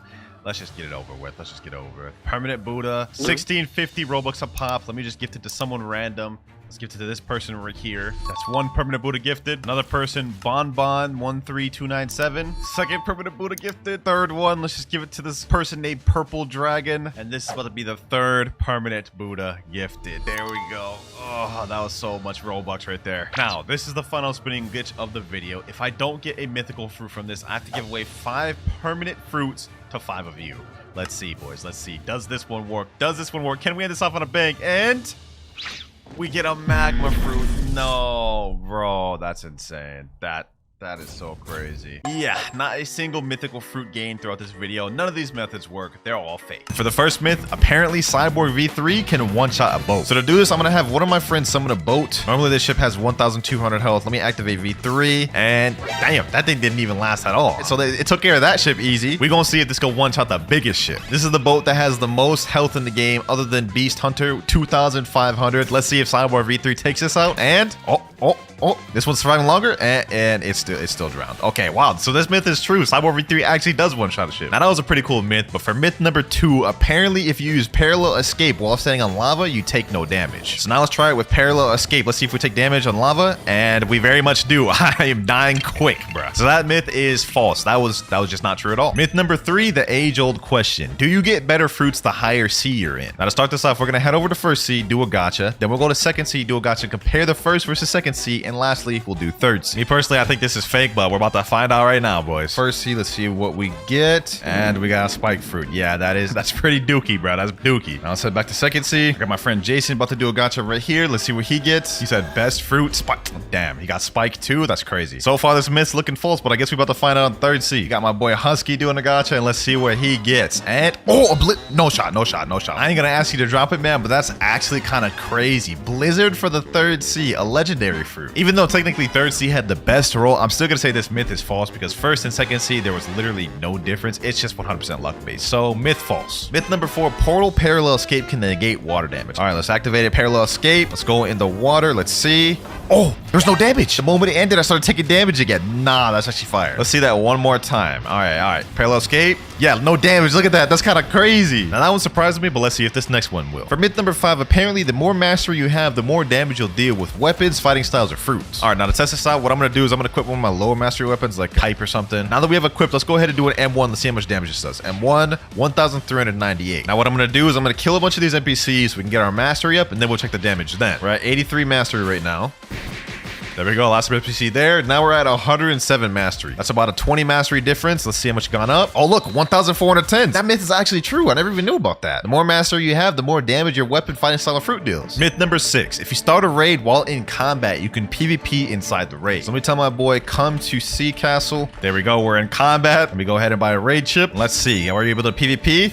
No, we're not. We're still allied. Now, that raid myth wasn't true, but let's see if this next one is. Apparently, if you're sitting in the raid boat, when the raid ends, it'll bug the game. Right now, my boy's on the second island, so we'll see when he finishes. Third island down, fourth right there. And now the moment of truth, boys. Is this myth true? And, oh, yo, it took the boat to the land with me. What the heck? Wait, it just disappeared. Okay, well, that glitch only lasts for a second, but I would say that is true, bro. That is actually weird. I don't think you'll ever use that myth, though, but it's still pretty cool. Myth number 8, if you use Do-Z on the ground, it'll fling you up. Now, if we go ahead and equip Do and use missile jab, you guys can see it has a little bit of pushback when you just use the move in general, but apparently if you aim it at the ground, it'll fling you up in the air. So I guess let's find out. All right, here we go. Let's aim it down. Boom. Oh, damn, that actually kind of flings you kind of high up in there. Okay, myth true. Next up, if you hold Superhuman X and equip another fighting style while holding it, it'll make you stuck forever. Gotta say goodbye to my electric claw fighting style. Let's talk to the martial arts master. There we go, Superhuman. Let's hold Superhuman X while trying to talk to Sabi. Huh, it doesn't even let you. All right, well, I tried it on Sabi. Let me see if it works on any of the other NPCs. Let me just try this real quick. All right, there we go. I'm holding Conqueror gun while talking to this guy. Let's switch to Death Step, and it worked. I'm stuck. What the heck? Yo. Okay, so this myth is actually true. If you do that, you literally just become stuck. Now, that was pretty cool, but I think you'll like this next one even more. We all know about the mansion in 3rd C, a place where people can be safe, or so you thought. There is actually an area in the mansion where there is not a safe zone. Apparently, if you go up these stairs and go in this upper left corner, there will be no safe zone there. You guys can see the safe zone over here. Let me jump up. Now there's no safe zone. Okay, hold on. So I should be able to hit my friend, right? Let me see. Oh, I can actually hit him. That myth is true. Now, we all know about the Buddha shift glitch, where you unshift the Awakened Buddha, quickly switch over to a sword, and now you have massive swords which have increased hitbox. But apparently, for this next myth, it works for guns as well. Now, normally when you go to Buddha and you pull out a weapon, you guys can see it's still pretty small. I don't even know how this is going to work, but let's go ahead and try it. We shift, unshift with the gun. Oh, wait, hold on. That does look like it got a little bit bigger. Not as big as the swords, but look, that does look kind of bigger. Let's look at the size right now. You guys can see. Let's put it away, pull it back out. Yeah, it got like 5% bigger. Let's try that with a different gun though. Let's say Kabucha. All right, let's try it again. There we go. Oh, wait, actually, this looks kind of big. Hold on. Put it away, pull it back out. I think it did get slightly bigger. I can't really tell, but to me, it looked like it got slightly bigger, so I'm gonna say true. But let's see if this next myth is true. Apparently, Control Gamma Rush can hit players in the safe zone. So in case you guys didn't know, when you use Gamma Rush, it hits anyone inside of the room. So the theory here is that we hit somebody outside of the room with Gamma Rush, and it should hit players inside the safe zone as well. So I got my friend Mirage here. Let me go ahead and hit him with the Gamma Rush. My friend Exotic is in the cafe. You guys can see him right there. Like, don't believe it is hitting him right now. Let me see. Okay, hit Mirage. Let me see. Did it put me in combat with him? And no, cannot attack players in the safe zone. So this does not work whatsoever. Myth fake. Myth number 13, ice fruit doesn't take damage from lava. I don't believe this because it'd literally be the exact opposite of the point of ice, but I'm here to bust them, see if they're true or not. Let's go ahead and do it. And oh, that's already false. I took damage. Let's see. I mean, I'm standing still right now. I'm not taking damage. Let's walk around. Oh yeah, we're done. We're done. That myth is not true at all. But what about this next myth? Apparently, you can glitch the Saber Expert out of his low zone. So what you need to do is equip Sadie and use the Swords Dance while he's in the corner or whatever. And I guess it's supposed to glitch him out of the area. Let's see. Oh, it actually got him out. Hold on. Let me go see. He's not in the room. He's outside. He's right here, bro. So you could actually use this to troll first seed players and like get the Saber Expert to kill him.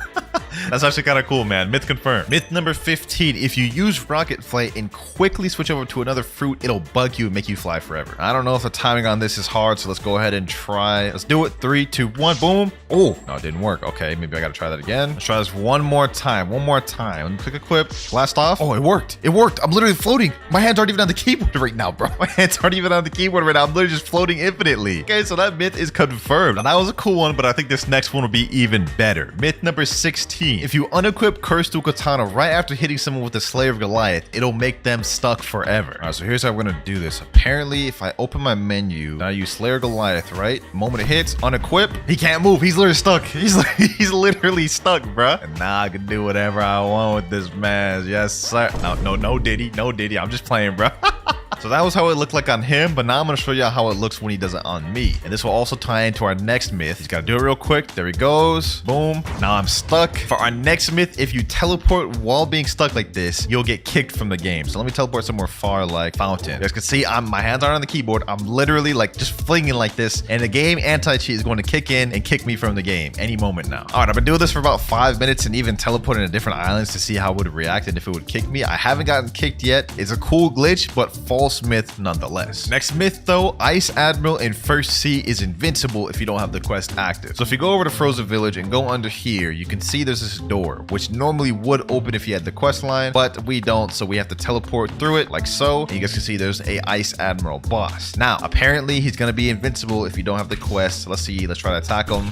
Okay, I'm attacking him. Oh wait, I'm dealing no damage. Okay, so this myth is actually true. You can't damage him unless you have the quest. So while we're still on the portal fruit, for this next myth, you can M1 and even use gun M1s while in portal escape. Now normally when you use parallel escape, if you M1 or use a move, it instantly takes you out of parallel escape. Here we go, parallel escape. Let's see if I can M1 him. I can M1 him. I can literally M1 him and hit him while in parallel escape. Hold on, let's try that again with guns. Parallel escape once again. Literally hitting him with the M1s and can hit him with the damn Kabucha M1. And he's even surprised. He's saying, huh? Wait, what? I actually didn't know that. And for those of you portal mains, that could actually be very useful for you. W myth. Moving on to myth number 20. 20% of the video, Cyborg V3 skill can break obstacles in the game. Throughout Blox Fruits, there are random walls that can be broken, such as this wall right here. If you use a skill on it, you guys can see it is now broken. Normally, you need to use use like a specific skill on a weapon to be able to break it. For example, Dark Air Slash wouldn't be able to, as you guys can see right there. But let's see if Cyborg V3 works. Here we go, 3, 2, 1, boom. And it does not work. So Cyborg V3 does not break obstacles. That myth is fake. And while we're in second C, for myth number 21, apparently on the cold side of hot and cold, there's a chest inside every one of the igloos. Let me go ahead and see if I can teleport inside. Oh, there's a chest inside here. Huh? I didn't even know that. Okay, that first one had a chest in it. Let's check this one. This one has a chest too, bro. There's no shot that third one has one, bro. Oh, it does. It does. It has a chest. It has a chest in there, bro. That's actually crazy. We're out here learning second C lore that I didn't even know. Chests in all of the igloos. That myth is confirmed. Now, that was some cool second C facts, but let's go for some third C ones. For those of you players who are max level and tried to get in the Shark Acre, you would know in order to craft the monster magnet, you need Fool's Gold, which supposedly is only supposed to drop from a haunted ship C event. But apparently regular ship raids drop Fool's Gold as well in third C, but it doesn't appear when they drop. I have 7 Fool's Gold. Okay, so now what we're gonna do is we're gonna go out to sea, and if we get a regular pirate raid, we're gonna defeat it and see if my Fool's Gold goes up. All right, here we go. Finally got a normal ship raid. Let's go ahead and destroy it and see if we get any Fool's Gold. One of them's down. We iron 25 fragments. Let's see. Boom, another one down. Iron 25 fragments. We had 7 Fool's Gold beforehand. Now let's go ahead and check our Fool's Gold. We had 7 before. Let's see if we increase. 10 Fool's Gold. So this myth is actually true. Now, I don't know why it doesn't notify you that you obtained Fool's Gold. Must have been a mistake on the devs part, but Blox's team, please fix this. Not many people know about that. Next myth, apparently if you use a transformation, then teleport to third C, it'll bug you. Now, I highly doubt if this is even going to be true, but we're here to test it out. Let's go ahead and do Buddha shift. Let's talk to the experienced captain. There we go. Let's teleport to third C, and here we go. And nothing happens. Just a normal game. I can still transform and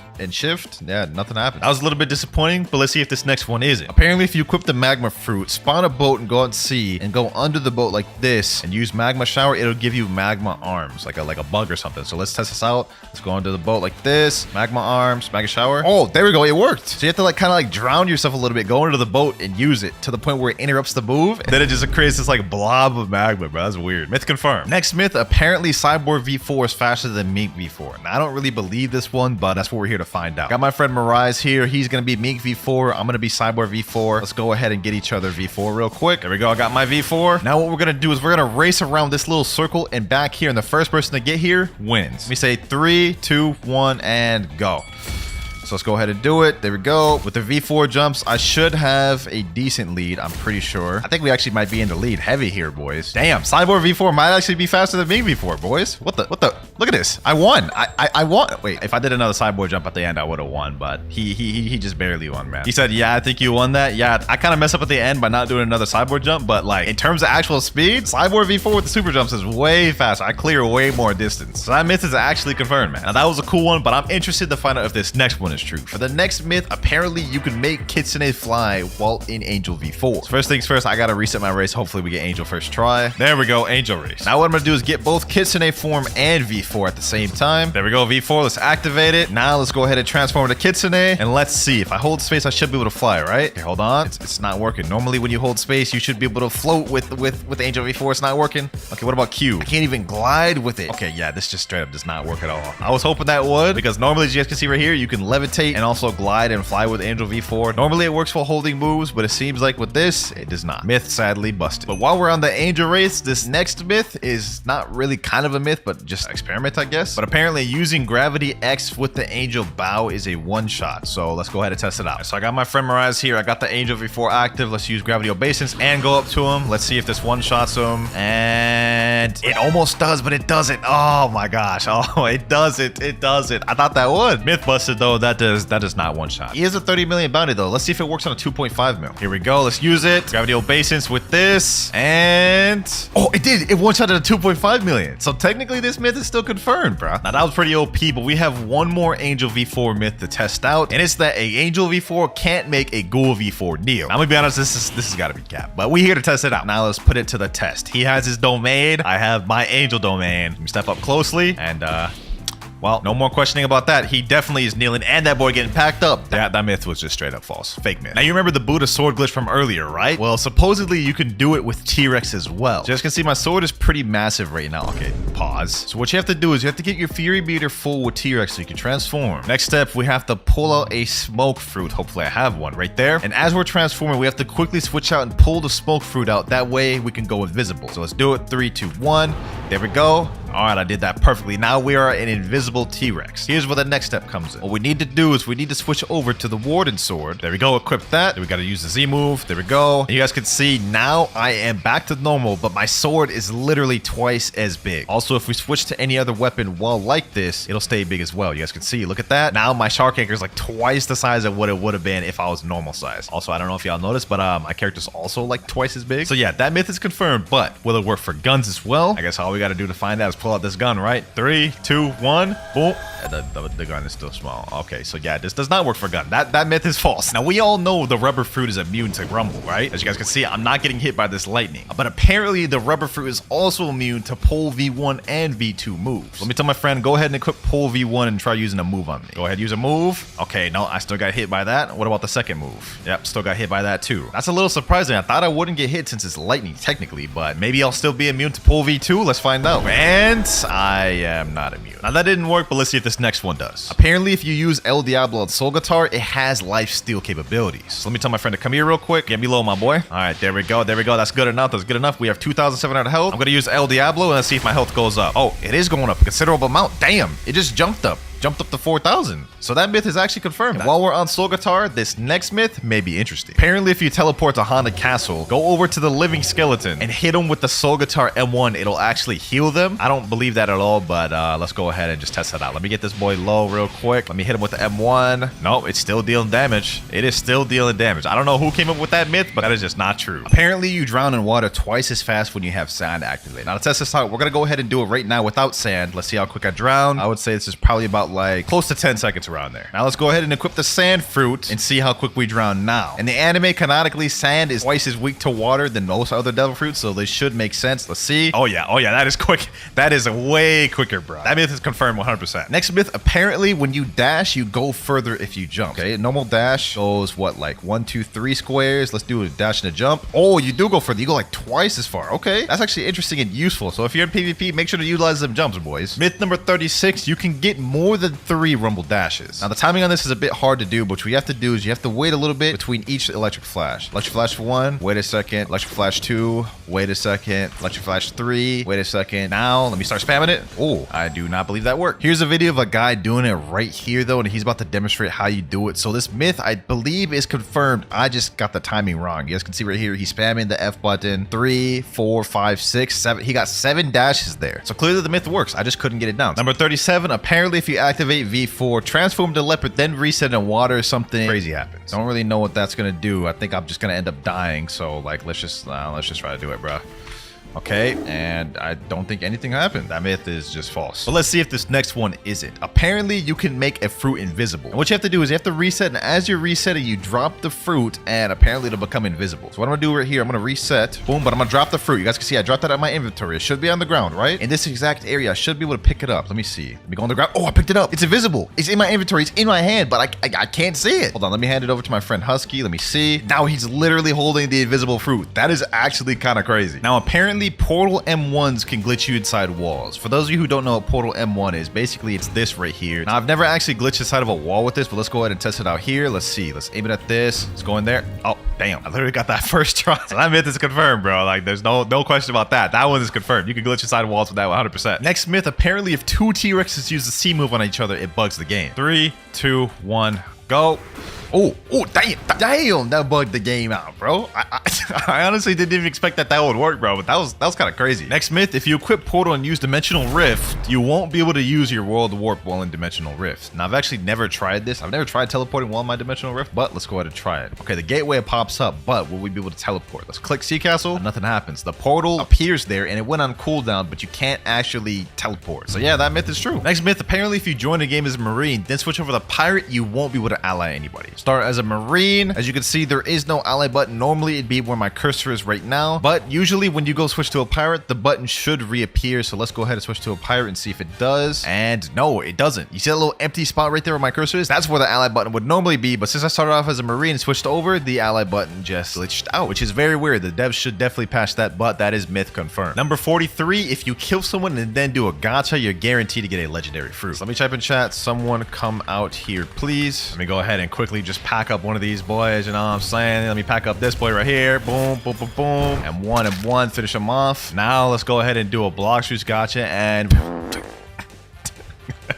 chop. That just did not work whatsoever, bro. 44, if you're Mink V4 and use Mink V3 while in water, it'll negate the water damage. There's no shot this works, right? Like, there's actually no shot. Okay, we're at the water. We have V4 activated. Now let me use V3. Yeah, we're definitely drowning. We're definitely drowning. That is 100% cap. Number 45, apparently you can use Control Gamma Rush outside of the room. If you hold Gamma Rush, wait like 30 seconds, eventually you will be able to move and use it outside of your room. You see, now my arms went down and now I can move, but I'm still holding it. My hand's still holding V right now, as you guys can see. What I'm gonna do is I'm gonna have my friend come over here outside the room. I'm gonna let it go. Boom, it activates, it hits him, and now the room is gonna teleport to where I'm at, right? Or I guess not. I don't know what the heck just happened, but it still did damage. You guys can see there. So yeah, that myth is 100% confirmed. And the last myth was true, but let's see if this next one is. Does the Gamma Rush glitch have infinite range? All right, here we go. I'm about to walk up to my friend Mirage. Go ahead, teleport me. There we go. Let's see if it works. Oh, it still works. Does have infinite range. It could be hit no matter where you are. Next up, apparently if two Gravity Cane users use Dimensional Grasp on each other, it'll bug the game. All right, so I got my friend Mirage here. He's gonna use his Dimensional Grasp at the same time I do. Go ahead, hold it, and 3, 2, 1, go.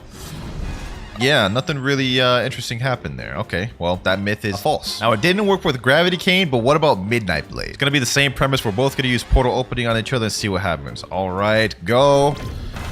Oh, damn. Okay, that wasn't really buggy, but that was nice. That was nice. Still not what I was looking for, though, so that myth is still false. Let's use Cursed Dual Katana next. Except this time, we're going to make it a little more interesting. You guys remember that Cursed Dual Katana glitch we did earlier where it makes you stuck? We're going to see if two people do it on each other, will they both become stuck? All right, so let me go ahead and do this. Okay, let me unequip. Am I stuck? No, it does nothing. Okay, well, that, unfortunately, was false. Doesn't work. Now, all three of those weapon myths were false. None of them worked, but let's see if this fourth one does. If two Spiky Trident users use Stow Hurricane on each other, will the game bug? 3, 2, 1, go. Yo, yo, that's what I was looking for right there. I was looking for something game breaking like that, man. One last time. 3, 2, 1, go. What the, bro? He literally just teleported me to like under the map, bro. What? This myth is confirmed. Something crazy indeed does happen. Number 50, boys. We're now halfway through the video. Apparently the CDKX glitch works on NPCs and you can break them to where they can't move. All right, let's hold it. Boom, unequip. There we go. Let's see. Is he able to move? Man's stuck. So that actually works on NPCs. That could be a way you could glitch NPCs. Number 52, if you eat a fruit and leave game before you finish eating it, when you join back, it won't activate. So let's say, for example, you accidentally ate a chop. If you leave while in the middle of eating it, when you join back, you'll still have your previous fruit. Just to make this as realistic as possible, I'm gonna equip Kitsune and pretend I'm eating this chopped fruit. Eat. All right, here we go. Let's reset. Let's join back and let's see if we still have Kitsune equipped or if we have chop equipped. All right, here we go. Here we go. And I still have Kitsune equipped. So that is true. If y'all accidentally ate a fruit, one way you could avoid using it is just quickly leave the game before it finishes eating. Apparently, if you use Flamingo Ride on an NPC, it makes it to where the NPC can no longer attack you, immobilizing them. So let's go ahead and go up to this NPC. Let's test if that's true. There we go. He's still attacking me. Hold on, let me see. Oh, that doesn't work. Hold on, let me see. One more time. Oh, wait, it does work. Don't really know why you'd want to do that, though. Now, it worked on NPCs, but for the next myth, does it work on bosses? Let's go ahead and go up to Bow and Hancock and let's use Flamingo Ride. And it doesn't look like it works on bosses. Okay, let's give it one more try.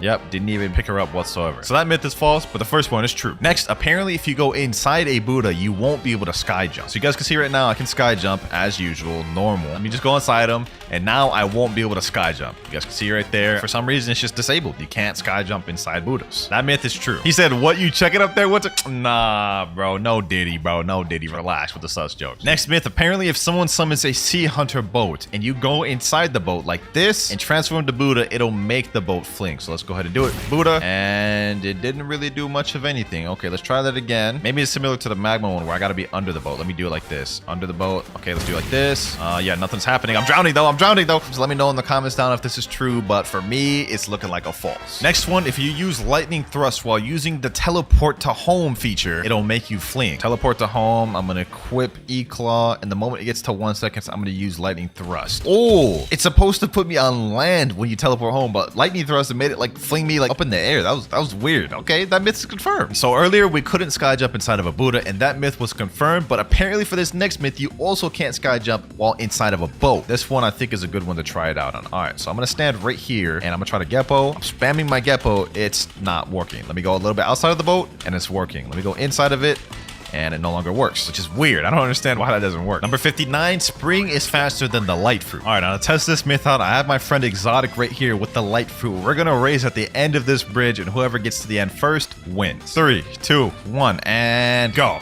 Boom. Ooh, ooh. We're actually winning. We're actually winning. We're actually winning, boys. Spring actually won. Spring actually won, bro. And I wasn't even going as fast as I could. Now, in terms of traditional speed, spring is just not even close to as fast as light. But in a race like this, with walls to bounce off of, spring is the fastest fruit in the game, hands down. Next myth, if you sit in a boat while teleporting to home, the boat will come to land. Let me get my boat over here. And let's sit down and teleport. See if it goes. Oh, what? It actually worked. Huh? Next up, apparently Love X has infinite range. I did this in a video once and y'all didn't believe me. Y'all said it was fake. Y'all said it was scripted, whatever. But let's just go ahead and test it on a small scale. Cupid Zone, right? See that NPC over there, that raider? Let's go to use over there. See that range right there? All right, now let's double that. See that raider over there? I'm now double the distance I was before. So let's go up and see if it still hits. Cupid Zone, boom. It's still hitting. It's still hitting. It's over there. It's not hitting him, but it's like right on top of him. Now let's take it a step further and test it out on a player. I got my friend Exotic right over there. We're gonna test it out from this distance. Boom, and it hits. I don't think like much skills in this game would be able to even land that far. So let's take it a step further, go even further back. No skill in the game would really be able to hit this far. Like, let me use Soul Guitar. I don't even think that would hit. Yeah, Soul Guitar doesn't even hit from this distance. So let's see if Cupid Zone does. All right, so let's go ahead and use Cupid Zone. Let's hold it. There we go. Let's go ahead and shoot it out. Boom. And it's still hitting him. It's still hitting him from that distance. That's crazy. So there you have it, man. There you have it. Cupid Love Zone is infinite range. Literally no move in the game is going that far distance. Next up, you can phase through the ground in second C using Buddy Sword. Now to do this, what you need is someone standing on this brown little path outside a cafe, right in the middle. You jump up, hit him with both Buddy Sword moves real quick, and you guys can see didn't work that time. Let's try it again. This man said doo-doo. All right, bro, you talking crazy. It's all fun and games, so I launch you into that map, man. It's all fun and games. Let's hit him here. Boom,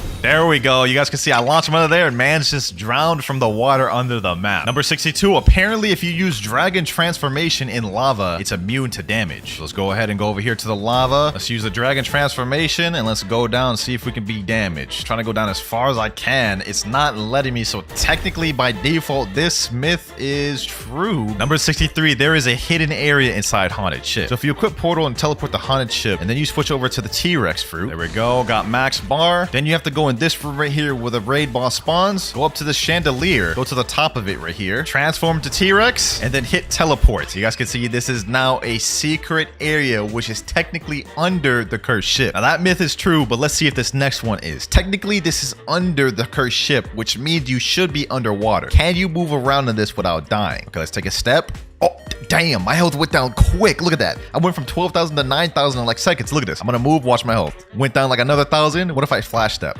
Boom. Let me do this. Yeah, I died. Okay, yeah, that myth is false. You cannot move under here, but it's still a cool area. Apparently, dashing with the Acidum rifle makes you dash faster. So first off, we need something to scale it by. Let me dash without it. Let me see how this looks. Okay, dashing. Let me pull out the Acidum rifle. I wouldn't say it's faster. It feels about the same. If anything, it's slower because my feet are like dragging. I don't know. Yeah, I'm gonna have to say this myth is false. I'm not feeling no difference. But let's see if this next one is true. Apparently, if you drop a fruit on the ground and world warp to a different island, the fruit will come with you. There we go. Got the flame fruit. I'm gonna drop it right here. Now I'm gonna world warp right next to it without picking it up. Right there. Okay, that should be close enough to world warp with me. Dock 1, and the fruit did not come with, so that is fake. Number 67, using /WinterKloudz luck in chat will guarantee you a mythical fruit at the gacha. Yeah, I already know this one's 100%, boys. /WinterKloudz luck? Yes, sir. This man about to pull a crazy mythic, bro. This man about to pull a crazy mythic. No shot, bro. Actually pulled something. He said that's actually not bad. I mean, it's a legendary. I guess not a mythical, so technically myth's false. But if you use /WinterKloudz luck, you're guaranteed to at least get a legendary. Next myth, you can use gun attacks while riding a Kitsune. Let me go ahead and mount. Let me see if I can do like gun M1s. Oh, you can do gun M1s. Normally, if you do a move, it like pushes you off of them immediately, right? So we could do M1s. Let's see if we can do Spiky Bomb.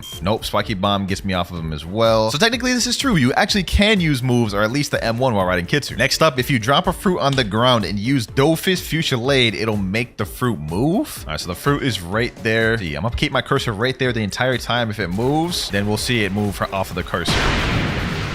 All right, and it didn't move whatsoever. My character was the one that moved from the Dollfish Fusillade. Myth busted. Number 71, if you equip the Pale Scarf, use Ken, then unequip it, the boost will still be there. So we can see that guy right there. That's my boy Mirage. Let me tell him, teleport to a far island. He is over there at the Winter Castle. Normally, if you didn't have the Pale Scarf, you wouldn't even be able to see him. Let me just demonstrate that real quick. You guys can see without the Pale Scarf, I can't even see him. Now, theoretically, if we equip this, activate our Ken, right? Then equip a different accessory and don't unactivate our Ken, it should still be there. And it is true. Even without it activated, you guys can see the Pale Scarf is not there. We still have the Ken boost. And this next one I think will be pretty interesting. Apparently, if you transform into a Awakened Buddha while you're drowning, you'll still be drowning. As we all know, if you transform into a Awakened Buddha and just go in water, you guys can see it makes you immune to drowning. But let's see if you transform while you're drowning, what happens. All right, I'm drowning and yo, I'm still drowning. Wait, it stopped. Okay, so that myth is false. But to follow up on that, this next myth is that Awakened Buddhas can be drowned. All right, so right now he's in the water and he's not drowning. He's perfectly fine. But if I use a move that'll push him under the water, then he'll start drowning. For example, Dollfish Fusillade. You guys can see now he is drowning and actually getting packed up by the water. So don't think Buddhas are just completely immune from drowning. With certain moves, you actually can pack them up and make them boys drown. Next myth, if you stand on lava without moving, you won't take damage. And let's test this out. An easy way to test this out, we have Portal, teleport to lava, have my hand off the keyboard. I took damage initially, but now I am no longer taking damage. So this myth is true. And while we're on Portal, this next myth, apparently if you use Portal Parallel Escape while on a boat, it'll fling the boat. So I'm going to use Parallel Escape while trying to sit down at the same time. So let's see.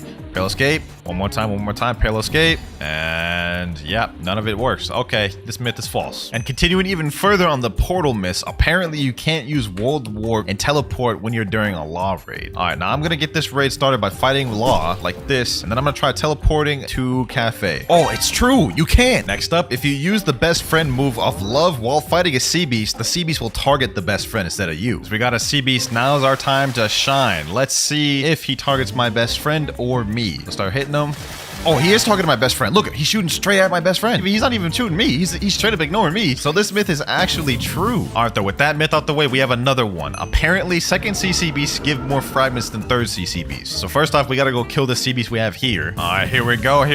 And Sea Beast down. We got 250 fragments from one Sea Beast. All right, now we got to go to third sea and check how much we get from that one. We're now danger level 3. Sea Beast should spawn any minute now. Speak of the devil. One Sea Beast over there. All right, bet. All right, here we go. Boom. And oh, wow. This only gave me 150. So that myth is actually surprisingly true. Second CCBs give like 100 more. Next myth, apparently while in Mink V4, you can super dash to glitch through walls. There is actually a place in the castle on the sea. I think it's like up here, which you could glitch through the wall. If you try, let's see if it works here. Super glitch.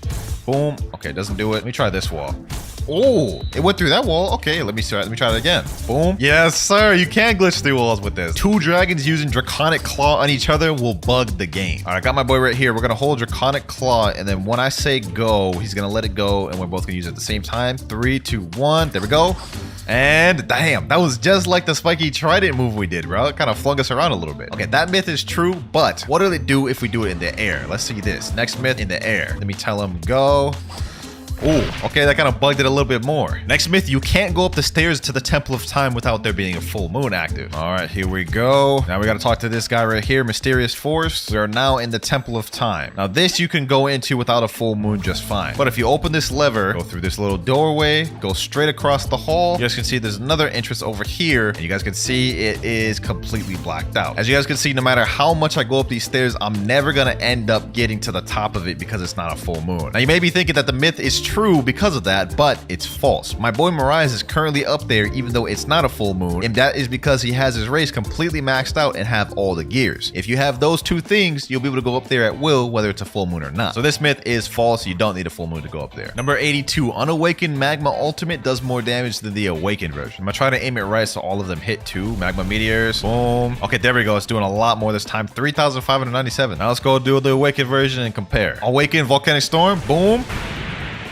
Yo, yeah, that is way, damn, 7,365. That is not even close. This is no competition, bro. Awakened Magma wins by a long shot. Next one, apparently if you hold an ability while trying to go through a portal, it won't teleport. All right, there it goes right there. As soon as I'm walking in, I'm gonna hold 1,000 strikes. There we go. Oh, it didn't do anything. Hold on. That was weird. The first time it didn't teleport me, the second time it did. One last time, this time I'll try it with Do. Yep, there it is right there, completely bugged. When you hold a move like that, then it starts to bug. Okay, so that's true. That myth is is true. And speaking of not being able to hold moves, if you hold an ability while being teleported through a raid, it will bug you. There we go. And now what I'm going to do is I'm going to activate it, except I'm going to be holding an ability right here. Holding it. Should teleport me any second now. And it did nothing. All right, that one wasn't true, but since we're in the Phoenix raid, let's go ahead and do this next myth. Apparently, the Phoenix raid regular NPCs are higher level than the raid boss itself. These guys right here on the first island are level 3,505. And let's see what level the raid boss is. All right, boss about to spawn in. Let's find out, boys. All right, there he goes. Let's go ahead and go in there and see. He is level 2,370. He's actually lower level than the NPCs, bro. What? Now, as you can see, I am now sailing back in the danger zone once again. And the reason why is for this next myth, you can make a terror shark despawn. Danger level 4. Terror shark should be spawning any moment now. There we go, boys. A terror shark just spawned. All right, I have to act quick before me and my boat die. So apparently, all you have to do is just press Dimensional Rift, right? When I go in my dimension, he should be disappeared by the time I go out. If this works, this would be lit, bro. Dealing with unwanted terror sharks is so annoying. All right, so let's go out now and he should be gone. And, oh, no way. It actually worked. Myth confirmed, man. The cool thing is this also works for any sea event as well. You guys can see a ghost ship just spawned, Dimensional Rift. Now let me go back out and the ghost raid is gone. 88, similar to a myth we had earlier. Apparently, if you eat a fruit and reset while you're eating, it won't activate. Okay, so let's go ahead and eat the ice fruit and then let's go reset. And let's see, does it activate? It's still activated. That myth is false. It doesn't work like the other one where if you leave the game, it doesn't activate. 89, if you pull out a smoke fruit while transforming to Kitsune, it will go invisible. Let me get all my tails real quick. Boom, boom, boom. There we go. Now what I gotta do is I gotta pull out a smoke fruit. And as I'm transforming, quickly switch over. And there we go, boys. Invisible Kitsune, 100% confirmed myth. Number 90. Now for this one, I gotta talk to this luxury boat dealer and get a boat. I'm gonna get like the lantern boat. Now I have to go back to Portal. And the myth is if you sit down while trying to do world warp, it won't teleport you. So let me go ahead and just do this. There we go. I'm sat down on the chair and I have my gateway portal menu open. Let me try to teleport to Port Town. And as you guys can see, wow, that is weird. I didn't think it would work like that, but looks like sitting down negates being able to teleport. Now we all know that leopard form makes you immune to taking damage from lava. As you guys can see right here, I'm taking no damage whatsoever. But apparently, if you're activated in Cyborg V4, for some reason, it makes you immune to lava, which I think is count, but let's find out. All right, here we go. Let's activate Cyborg V4. Now let's go transformation. I have no idea why would this make me take damage in lava, but let's test it out. And this is false. I do not take no damage whatsoever. Let me go over here. I got to deal with the dragon form. Oh, wait. Okay, suddenly I can take damage from lava. So is that myth confirmed? Huh, that's weird, bro. Kitsune with pilot helmet is faster than Do. Now to find this out, we're going to do the same method we did earlier. We're going to race from the start of this bridge to the end. 3, 2, 1, and go. All right. I'm using my scorching donut. Damn, I'm going to get dusted. Sheesh. This is undisputed. This is undisputed, bro. Pilot helmet Kitsune is way faster. Kitsune may be faster than Do, but is it faster than light, though? Next myth, we're racing against light. Countdown again, Husky. Countdown again. Let's do this. 3, 2, 1, and go. All right, bet. I may have aimed it wrong. But oh, he's already ahead of me. He's already ahead of me. Yeah. Kitsune is faster than light. 2-0 in Kitsune's favor. Last but not least, boys, I got one more thing up my sleeve. It may have been faster than light and Do, but is it faster than Spring? The thing that beat light earlier too. Last race, Spring versus Kitsune. And go. All right. I got the Spring leap. Let's see how this keeps up. Oh, I'm actually in the lead. Yo, Spring actually won. So Spring's actually even faster than Pilot Helmet Kitsune. That's wild. So the last one is busted. Pilot Helmet Kitsune is not faster than Spring. And while we're on Kitsunes, apparently for this next myth, if you ally someone, let them mount you as a Kitsune, then unally them, the Kitsune will deal damage to the person mounted to them. All right, I got my Kitsune form. Let me do transformation. Let me tell my boy Mirage, mount me. Pause. Okay, there he goes. He mounted me. Now what I'm going to do is I'm going to unally him, and now I should be hitting him just by M1ing. Yep, I'm hitting him by M1ing. He's literally mounted to me, and I'm hitting him, bro. That's wild. I can literally just kill him if I wanted to while he's on my back. Even he's surprised in chat. He said, what the hell? So yeah, that myth is confirmed. If you hold a cursed enchantment after you run out of sky jumps, it will lend you more sky jumps. So let's go ahead and use it. 1, 2, 3, 4, 5, 6, 7, 8, 9, 10. I ran out of sky jumps. Can't jump anymore. Let's hold a cursed enchantment. Been holding it for a while. Let's see if this works. And it didn't regen my Geppo. So that is false. Now that didn't work for Kitsune, but I believe it does work for Leopard. 1, 2, 3, 4, 5, 6, 7, 8, 9, 10. Now you gotta hold spiraling kick. You gotta hold it for like 10-15 seconds and it'll grant you your Geppos back. One of my favorite glitches in the game. Hopefully it didn't get patched. The moment of truth, and let's see. Nah, I got patched, bro. It doesn't work anymore. Well, both of those myths were fake. Myth 98. M1 spamming while holding Ken Vander grants you a little bit of float time in the air. All right, I'm going to jump up really high, and I'm just going to spam M1 really quick. Oh, you can get a little bit of float time in the air. Okay, you know what I'm saying? We got float time. We got hang time. You know what I'm saying? Okay, that myth is true. Myth 99. The lower stat points you have in health, the less damage you take from lava. All right, so right now, I lose. I don't even really know how I lose. I don't know how to count that, but like I lose a ton per second. Like I died in a matter of seconds. So let's go ahead and do a stat point reset. There we go. 1 defense, and let's see how much I take then. Oh yeah, you take way less. Oh, it just scales with your health. Okay, so that myth is true. And now for the final myth. Myth number 100. Now, as you guys see in Human V4, it affects the terrain, and there's like little rocks or like particles coming off the ground. Now, apparently, if you transform into Buddha, these rocks become bigger, scaling with the size of Buddha. Oh, it does. Look at that. Look at that. Look at the terrain, bro. Look at the terrain, bro. That's fire. That'll be your last myth if I do say so myself. Combo 1. Quake V, Sharkman X, Sharkman Z, Sharkman C, Spiky Trident X, and Quake Z. Easy enough, and people don't really even use Quake anymore either. Also, just to make sure we get the combo down and don't mess it up in public servers, let's try it here. So C Quake V, boom, boom, all Sharkman moves. Then we use Spiky Trident X, then we use Fatal Demolisher, and that should kill him. Damn. Okay, that was damn near a complete one-shot combo right there. Training Dummy literally had 1 tap left, and I could have just added another move or like Soul Guitar or anything to finish that up, so that's actually not bad. But how will it translate in public servers? The current meta is filled with many fast one-shot combos and brain-dead spammable things like Kitsune and Buddha and whatnot. Can Quake shine? We got some guys right here. We have a Kitsune user actually. Hold on. Boom. Let's just go ahead and just try it. See if we can pack them up. Come on, grab him there. Boom and boom. What? This guy's still alive. Is he lagging or something, bro? Like, what the heck is that? All right, you know what? Hold on. No reward, level difference is too high. I just did all that for nothing. And what the heck language are they speaking in chat? I am in the wrong servers. All right, here we go. We're in a different server now. Let's see. Now, in order to even start my combo, I have to wait for my C-Quake to get off cooldown, which has a very long cooldown. So if I miss it, we're pretty much done for. Okay, let's see. This guy right here looks like he's well and ready to get comboed. Boom, boom, boom. Pull him in. Pull him back in. Fatal Demolisher. Ooh.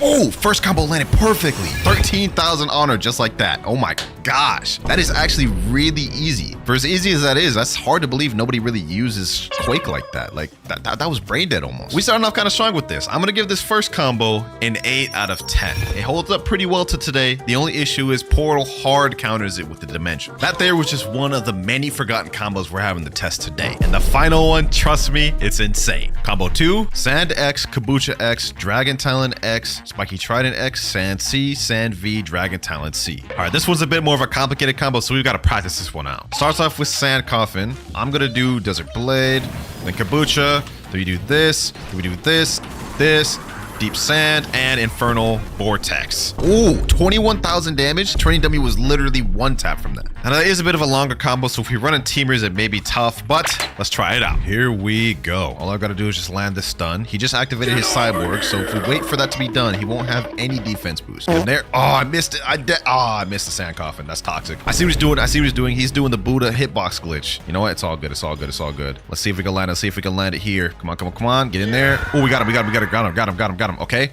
Boom, boom, boom, boom. Let's get him here. And there we go. Oh my gosh. I didn't even kill him. Oh, bro. We landed the entire combo perfectly. Didn't even kill him. All right. You know what? We have a second chance of redemption. Let's see. Boom. Get him there. Get him here. Desert Blade. And Sandstorm. Come on, come on, come on. Got him there with the Infernal Vortex. Ooh-wee. I just end lagged him there. Oh my god, no.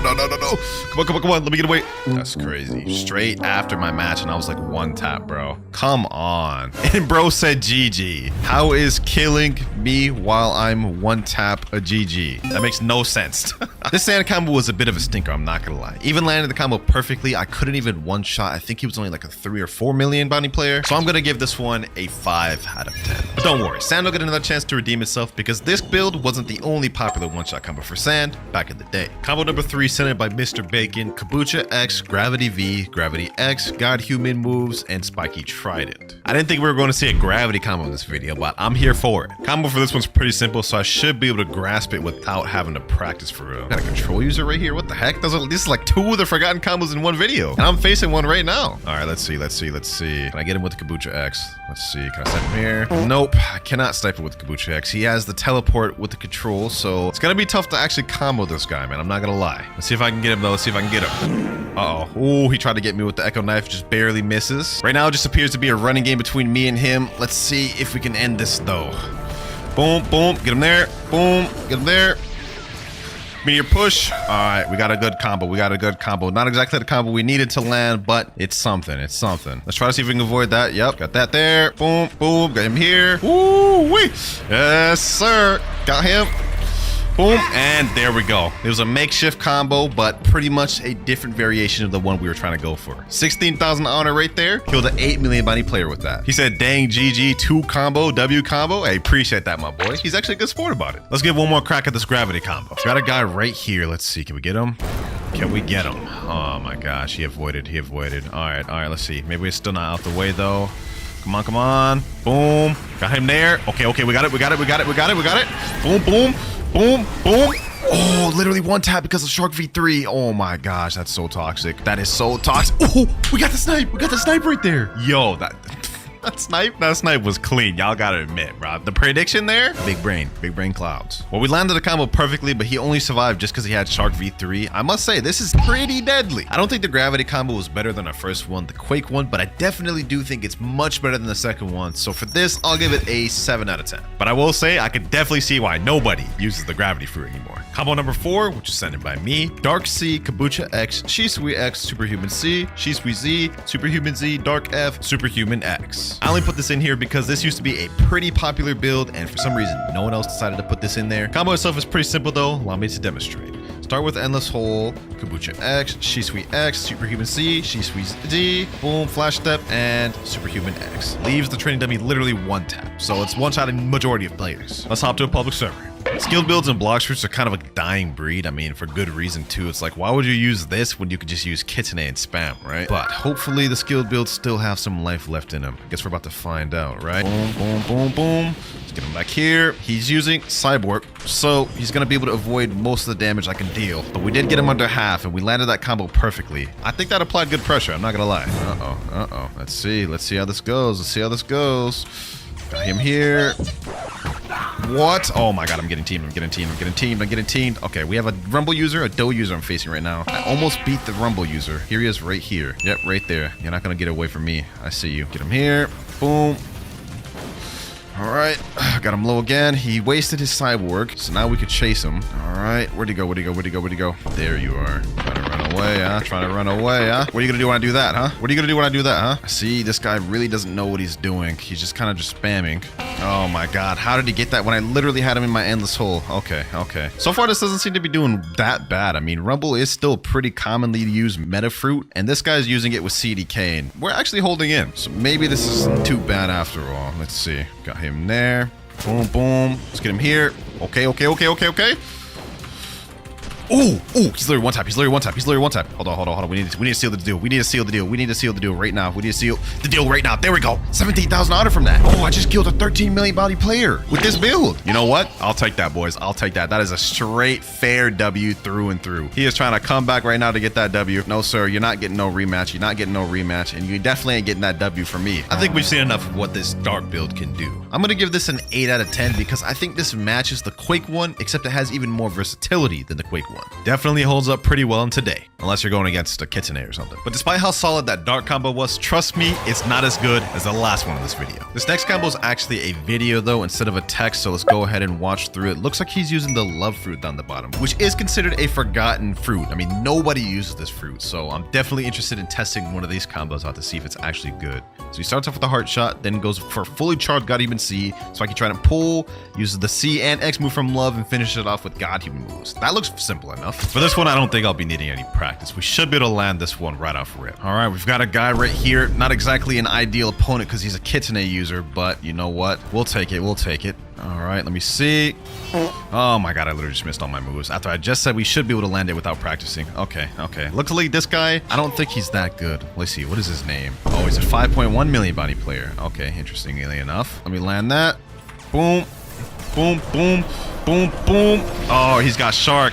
He's got Shark, you sneaky little one. Ah, so you're trying to neutralize my combo, huh? Well, you know what? We did land the combo. Now let's just land some chip damage. Let's pull out the best friend. This is the beauty of love. I have no clue why nobody uses love, bro. It's like literally so good. Like, look at this. Look at this. I'm literally just whittling this guy apart. Oh, I think you want to run, huh? Heart shot. Boom. Cupid zone. Snipe him there. Snipe him here, and GG's. 13,000 honor. We did land the combo perfectly in that fight, but it didn't kill him because Shark v3. But Love Fruit is a super strong fruit, and so is this combo. I'm gonna give this one a 9 out of 10. I really have no idea why more people don't use love. It's almost as if everyone just forgot it existed. For combo 6, we got another Sand combo though. Sand X, Yama Z, Dragon Talon X, Sand Z, Yama X, Sand C, Sand V, Dragon Talon C. This one utilizes Yama to make up for the weaknesses the other one had. And let me just show you how OP it is. We got like this, Sand Coffin, back up a little bit, Hellish Slash, boom, Dragon Talon Z, use this, use this, use this, and boom, 24,379 damage, and that is a one-shot. Unescapable too. Well, there may be gaps to escape, but it is super busted. Let's see how this goes. Does this combo deserve to be forgotten, or is it a sleeper that people need to pick up? Got a target right over here. Only one way to find out. Let's quickly zoom into action. Come on, come on. Boom. Okay, got him there, got him there. Okay. All right, boom. Oh, and oh my gosh, that's so busted. That is so busted, boys. First try. Bro was just stunned the entire time. Couldn't even do anything about it. This Sand combo is definitely much more deadly than the other one. If you're able to land all the moves, this is like, I'm pretty sure this one shots 30 million bounty players as well. Unless they're using Shark v3. But I'm gonna give this a 9 out of 10 because this is heat. So far, we've been having some pretty good combos. Despite the fact that all of these are old meta combos that no longer get used, most of them are holding up well today. Makes you wonder why more people don't use them. Moving on though, next up we have Control Z, E-Claw C, Control C, CDK X, CDK Z, Control V. Ah yes, I love this combo. This here is also a combo I've practiced with a ton, so I don't think we'll have any trouble landing this in public servers. It's actually fairly simple. All you gotta do is use your room, go over here, Thunderclap and Flash, look up, Echo Knife instantly. Right after the Echo Knife is done, you use CDK X, CDK Z, hold it as far as you can, then use Gamma Rush. After the Gamma Rush, it should be enough to kill anyone in the game. As you guys can see right here, we just killed the training dummy. 24,463 damage total. Such a fire combo. The trick is though, what you need to use is the Kitsune Ribbon, and with the Kitsune Ribbon, you'll be able to run hybrid stats and basically have max defense, sword, and Blox fruits. At the expense of low energy though, so you ain't gonna be doing no running. Let's try and make this one quick. We have an ice user right over here. All right, let me activate my room fully. I doubt he'll be scared to step inside of it. Okay, he's an ice user. Not bad, not bad, not bad. But I clap a flash. Boom. Get him here. Oh yeah, you're as good as dead. You're as good as dead, bucko. You're as good as dead. Boom. First combo. First time landing it perfectly. And bro is about to get packed up. GG's. 11,000 honor. That was easy. Max fruit and sword stats is just nasty work. GG's, my boy. GG's. Got another fight going on right here. Boom. All right, got him there.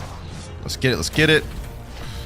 Okay, and eradicated. Oh, what? Oh, it missed. Oh, this dude stole my kill. This dude stole my kill. No, that's crazy. I literally landed the combo perfectly. All right, you know what? That just means I guess I gotta kill this guy. Oh my God! Right as I'm trying to combo him. Okay, okay. So I see what this is gonna be. It's gonna be a teaming thing. No worries. Forget the combo then. Let's just focus on just dealing as much damage as possible. Oh my God! It's like every time I even just move a second, I'm just getting punished. Please, please, please, please, please, please. Joe, just let up for a second. Let up for a second. Are these dudes working together? Because that dude just took my kill a second ago, and then now he's like fighting with him. I don't understand what's happening, really. This is actually like really ridiculous. I'm not gonna lie. Boom, GG's, he's dead. All right, now we gotta worry about this guy, the spider user. Yep, okay. No worries, no worries, no worries. Oh my God, oh my God, oh my God, oh my God, please, please, please, please, please. Angel V4, no worries, no worries, no worries. Let's get him here. Boom. Yep. Oh my gosh, how did the Gamma Rush not hit him? He was literally right on top of him. I'm having fun with this. I'm having fun with this. These boys losing a 2v1 with me using control, huh? Can't just beat a little control boy, can you, huh? Now he's running. Now both of them are running. Look at, they're taking to the air. They're running outside of my room. Hey, you can go outside of my room all you want, but you ain't gonna be able to fight me unless you step inside it. It goes both ways. Watch this, boys. Watch this. Got him. Ooh, we got him, boys. Got him. Oh my God, of course, of course. Literally the second I take my attention away from him. All right, all right. All right, say less, say less, say less. You wanna play like that? Wanna play like that? These people are so bad, bro. It's like he can't fight without his little friend right on his meat 24/7. Got him. Boom. And last but not least, wasn't enough. This will be right here. Right now. There we go. GG's. I'll take that 3 out of 3. Easy. Easy. Light work. Got the spider user right here. Right where we want him. Right where we want him, boys. You can only run so long. You can only run so long, buddy. Boom. Got him there. Got him there. Got him there. Got him there. We got him. We got him. We got him, boys. We got him. We got him. And he ain't running. He ain't running. Come on, he is going to run because he's Angel V4, of course. Nope. Got him. Easy. Easy. I'll take that. I'll take that. 12,000 honor. I'm taking that and I'm leaving on that. All that running, all that teaming. I already 3 out of 3 that Kitsune. I don't even care. I don't even care. Easy. Cope. Lost a 2v1. Y'all garbage. How y'all lose to somebody using control in a 2v1, bro? Kitsune Angel V4 spamming? Come on now. My bad for popping off like that, man. Just winning in 2v1 scenarios, it just feels so good. All in all, though, I'm not gonna lie. Control, it gets a straight 10 out of 10. This fruit is so underrated and so forgotten, but at the same time, so good if you know how to use it. It can compete even with meta. Up next, though, we have E-Claw C, E-Claw Z, Blizzard V, Fox Lamp X, Z, Blizzard C, X, Z, E-Claw X. There's one fruit that's definitely forgotten among all, it's Blizzard. Like, I don't even remember people using Blizzard even when it dropped. But this combo seems simple enough. Let's see if we can land it first try. Boom, boom, boom. We go with this, and I already messed up. Okay, now I just look like a clown, just straight up clown. Now we got it this time, though. We got it this time. Boom, boom, boom. Let's go with this. There we go. Boom. Okay. Z and E-Claw X. 22,728 damage. Not bad, not bad. And I'm pretty sure I still did that wrong, but you know what? Close enough. Got my next target spotted though. Let's see. Let's see. Let me wait for my cooldowns real quick. Let me not play this dumb. He's an ice user. He just uses ice V. Okay, perfect, perfect. Go ahead, kill the NPC. Go ahead, kill the NPC. I'll wait for you. Oh, he's teleporting. He's teleporting. No, no, no. You're not teleporting. Not under my watch. You ain't teleporting now. Ooh, wait. Okay, okay, okay. He's in combat with me. We have to watch out for the ice V. I'm pretty sure he has it off cooldown once again. So you know what? Let's play this smart. Yep. Wait for it. We baited it out. Baited it out successfully, boys. Okay. Boom. What? Okay, buddy. Let's improvise. Let's improvise. Let's improvise. Let's improvise. Boom. Okay, let's use all this. Combo's pretty much still the same. He did survive it though because I messed it up. Okay, throw off that. Snowflake Shuriken. So far, from what I can see, this combo is definitely not easy to land. Not in combat, at least. Oh, wait. You kind of cooking. Hold on. Let me put a stop to that. Blizzard Domain. Boom. Lightning Rampage. Thunderclap and Flash. 11,289 honor. Didn't really land the combo flush there. Well, didn't really land the combo at all, but let's give it another try. He said scam. Scam? What are you talking about? Scam. How did I scam you? Now he's saying, please Buddha, bro. Hey, run it back again, though. If you win, I'll give you Buddha. Just give us another chance to land the combo. He's enabling PvP? All right, say less, say less. Oh, he tried to go for a quick little Ice V snipe. Now he's enabling PvP again. We got to try to land the combo. We got to try. All right. Boom. Boom. Okay. Okay. Oh, we're doing it, boys. Hold on. We landed the combo. We actually landed the combo that time. I'll take that. I mean, he died before I could do the last move, which is lightning thrust. But you know what? We did that perfectly.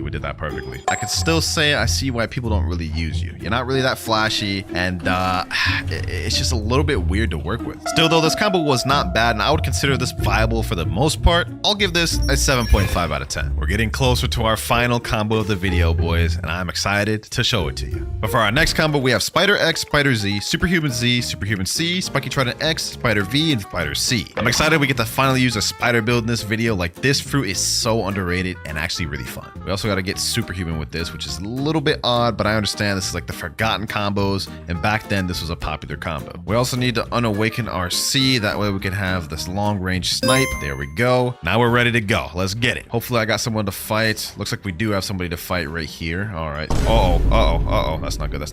Okay, so this guy's a Kitsune. He's using Cyborg V3. Now, I didn't really practice the combo. We kind of just started doing this off rip, but that's just because I don't really think I need to practice on this one. I've used Spider before, so this combo is not too difficult. Let's see if I can get it, though. Let me try to avoid him with it. Oh, my God. This Hider Highway is so slow, bro. It comes out so slow. Okay, we got him. Boom. No, he has Cyborg. He just messed up my entire combo. No, you're going to use V4? Really? This is going to be an interesting fight, boys. Definitely not the fight I was hoping for.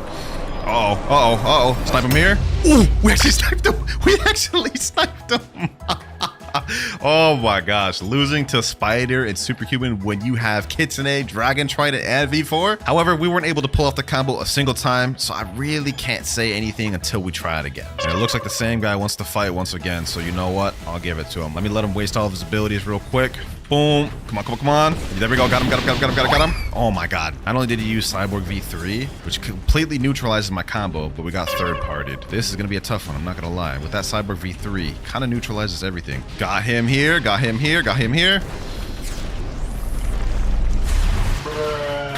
This damn leopard just took my kill, bro. All that work I just did just for this leopard. That's probably not even max level just to come in and take my kill. That is so upsetting, bro. That is so upsetting, but we got the combo off on him. No reward level difference too hard. Bro's not even max level. Oh my god. Well, at least we landed the combo that time. I will say though, this is deadly because I've got multiple people on me right now and superhuman, and we're actually cooking. Like, hold on. Uh-oh.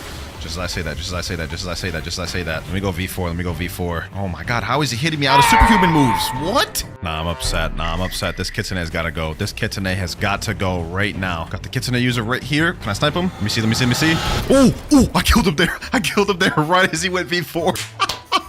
You know what? I'm happy on that, bro. You know, despite the fact that we died there, we were able to land the combo pretty consistently too. And even with superhuman, this fruit and build is not bad for teaming. Got high mobility, got some good AoE moves here. While I did have fun with this build, I definitely don't think the spider one is as good as some of the other builds we see in the video. So I'm gonna give it a 6 out of 10. Had to balance it out. Felt like I was giving too many high rankings. And now for our final combo of the video, we have E-Claw C, E-Claw Z, Yama X, Shadow V, Shadow C, E-Claw X, and Shadow X. The Shadow Fruit used to be the king of PvP back a few updates ago, but that is obviously no longer the case, and nobody uses it much anymore. But I think you'll find it's still pretty brain dead. Like, just look at how easy this combo is. It is so free. E-Claw C, E-Claw Z, look down, boom, boom, do this, and Somber Rebellion. You don't even have to do that in that order. Once you get them in the Corvus Torment, they're going to be stunned in here, and you can pretty much hit them with whatever you want. It's so brain dead and actually so free. Let's see how this goes. Oh my god, I literally just botched that whole combo. Okay, you know what? Cooldowns are pretty quick with this thing. All good. Oh,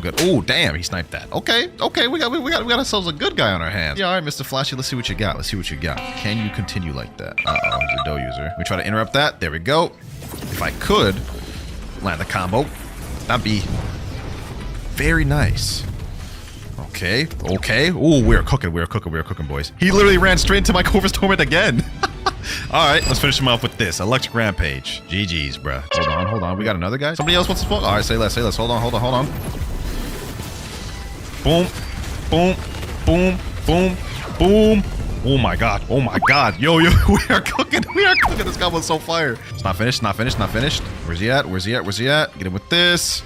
And GG, 8.9k honor just like that in seconds. This guy came up to me, said, I actually watch your vids, LO. Hey, W-mans. If you ask me, Shadow still holds up pretty dang well, even in the current meta. Don't really know why people don't use it that often. I guess maybe it's just not as brain dead as the newer fruits, but I'm gonna give this combo a 10. Starting off with the 100,000 view combo, and the last one has over 15 million views. And all right, first up, we have God Human Ice CDK combo. This one's got 100,000 views. Let's just go ahead and dive into it. Let's see what this got. Although I'm not really going to be expecting much since it's an ice combo. God, Human, CDK, Ice. He's going to start off with Ice V. Yep, pretty typical.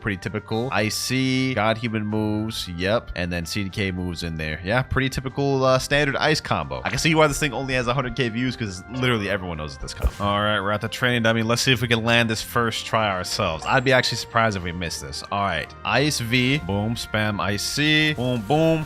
Then we get this. And that worked really well, boys. As you can see right there, I didn't even get a chance to use Ice V, Kursukana Z, or X. So that was good that we were able to land it first try in the dummy. Let's see how it works in the public server, though. All right, here we are in a public server. 3 kills each is what I told myself I needed to get before I could move on to the next combo. So 3 kills were up due with Ice. Let's see how we can do this. All right, we got a guy right here. Is he max level? No, he's not. He's saying right now, free bounty. Dog, you're level 1600. Who are you going to give free bounty to?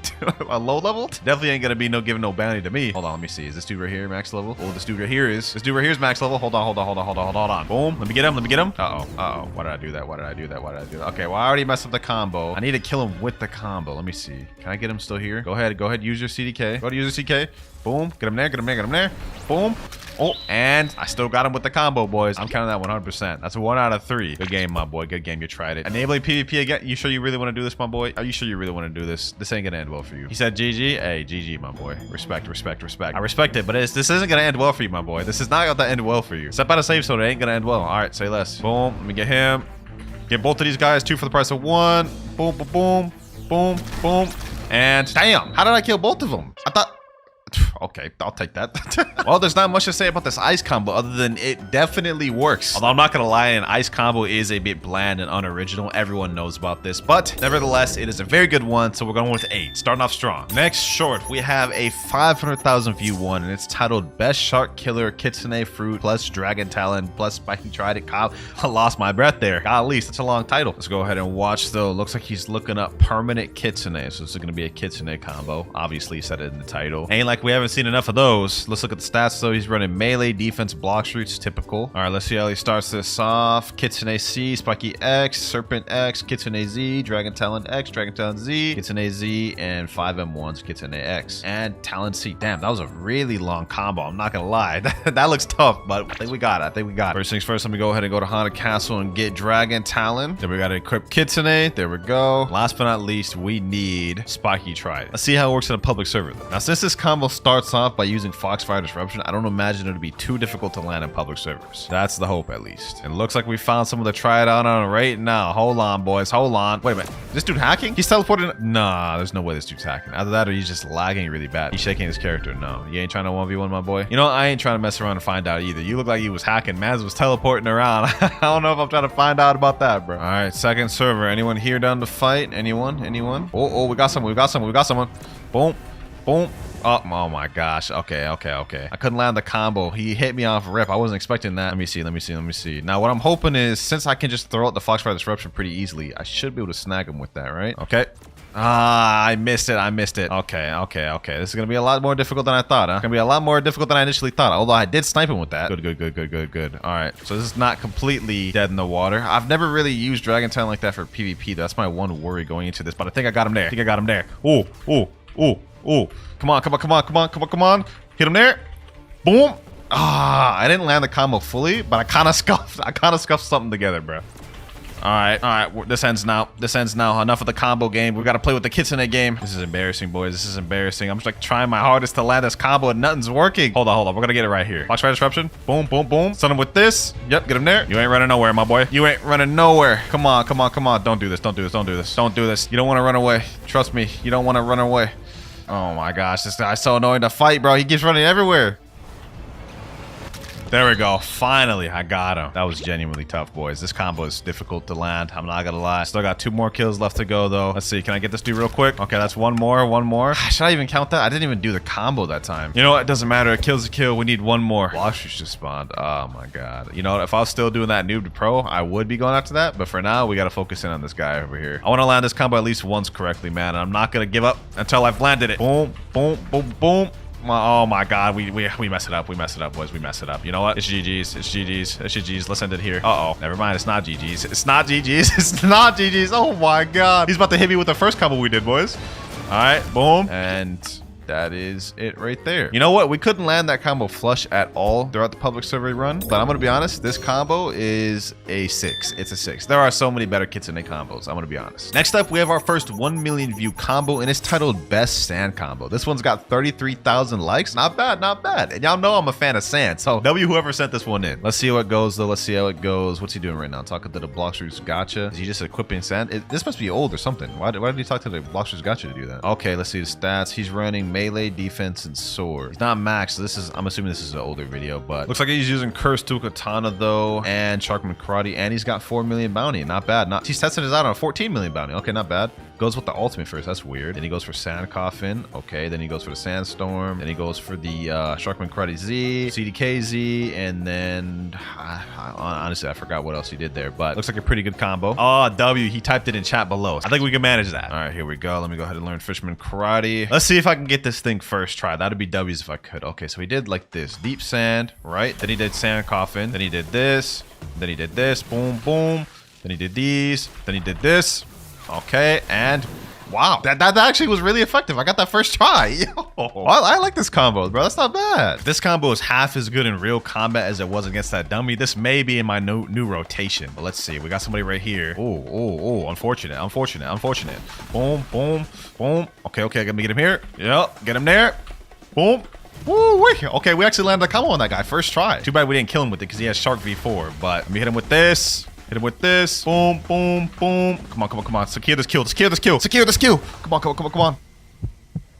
boom, boom, boom. Got him. Oh my gosh, we actually got him. We actually got him, boys. We actually got him. Okay, that's the first kill out the way. First kill out the way. So far, this is looking nice. So far, it's looking very nice with this combo. Let me see if I can snag it another one.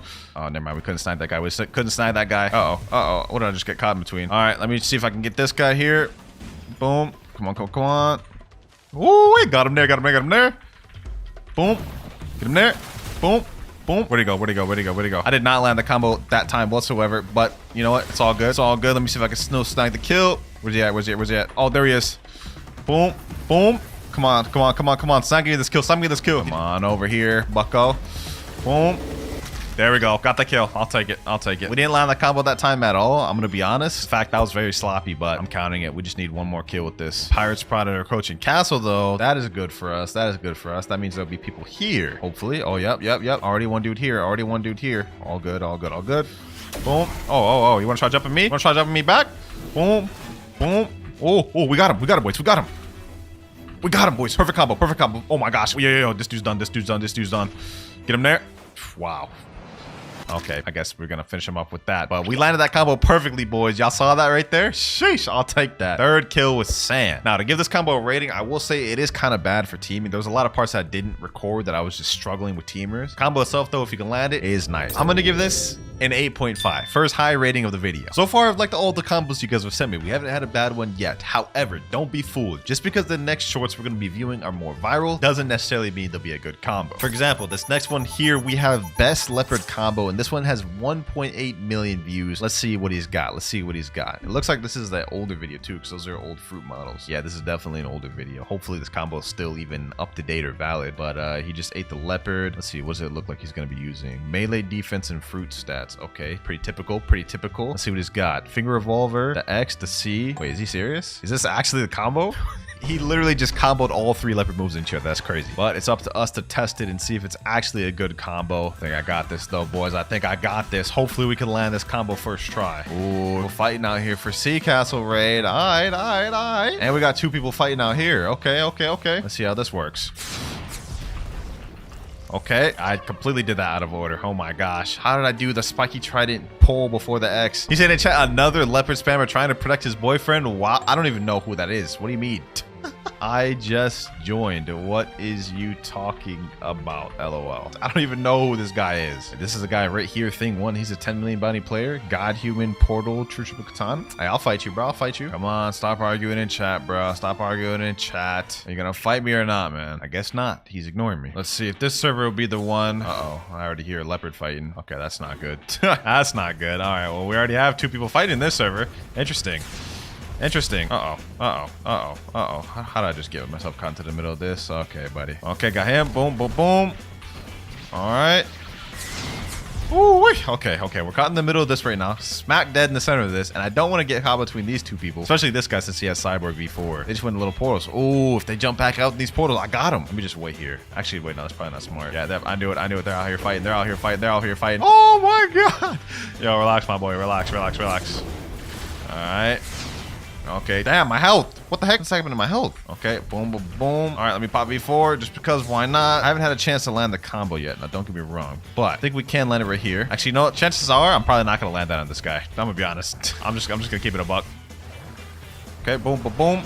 There we go. Got him. That's 1 down. All right. I couldn't land the combo there whatsoever. I'm going to be honest. He was kind of just leopard spamming in my face. 2 more kills to go, though. What the hell? How the hell did they get a boat on ship? How did they even do this? We still got 2 more kills to go, though. So far, this leopard combo ain't looking the best. The fact that you got to spam all your moves just to even start the combo is a little bit else. A lot of better ways you can start that. So when the chat said no waits, the real category PvP? Yes, sir. I love when these people do my job for me. I'll be spending like so much time trying to search out for them, but when they search for me, sheesh. 7.3 million. All right, let's go ahead and run it. Let's run it, bro. Let's run it. Matter of fact, if I could beat this guy real quick, I'm just counting that as both kills. He said, do you have ice? I need it to PvP. Nah, bro. You good with what you got right now? You got flame, Chark Anchor, Soul Guitar got him, but you're good, bro. You're good. Oh my God. This man's running a chop build. You gotta be kidding me. I'm literally not even gonna be able to do my combo then if he uses chop. I hate people who actually run chop. It's such a cheese strategy. It's not even like a real play style. All right, whatever. Let's run it. Man wants to run chop. All I could do is just fruit spam then. I hope you know that. All I could could do right now. Since you decided to run chop, all I could do is literally fruit spam, bro. Get him there. Boom, boom, boom. Oh my god, the lag is actually insane. The lag is actually insane. I ain't gonna lie. I ain't gonna lie. He's saying it to my ping. Who are you kidding, bro? You made it worse on me, bro. Literally, my only option now is fruit spam. Since you decided to go chop. Oh my god, we're getting third partied. Okay, okay. This fight is over. As far as I'm concerned, this fight is over. How does man say he need ice and then go chop? Like that makes absolutely no sense. I'm gonna just go ahead and pop B4 since this is just a nonsense fight.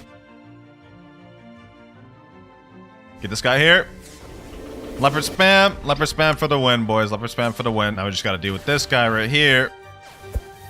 GG. Well, that's all 3 kills with Leopard. I'm gonna be honest, we didn't even land the combo a single time flush. Definitely not the best Leopard combo, I would say. In fact, I'm gonna give that a 4 out of 10. There's so many better ways to start a combo than just spamming your abilities. Not to mention that's actually really hard to actually land a combo in the middle of a battle. Next up, we have a 2 million view combo, the first of the video, and it's titled Combo Control and New Avatar. I don't know what they're talking about with that new avatar thing, but let's get to the combo. All right, so the person's activating the room. What happens next? Okay, they use Control C, then what? Looks like, oh, Sharkman Karate. Oh, that's interesting. Okay, that's not a bad combo. That's actually very interesting. I wonder what the stats that they're running on with this is though, but other than that, looks like it could be a good combo. Kind of interesting how for this one, we're gonna be using Kabucha instead of Soul Guitar, but let me go ahead and talk to this guy once again. And now we're gonna be on Control. I don't know what type of stats he was running. I'm just gonna assume melee and Blox routes just because those are the main 2 things. Let's see if I can pull this off first try. I'm what you would call a control connoisseur.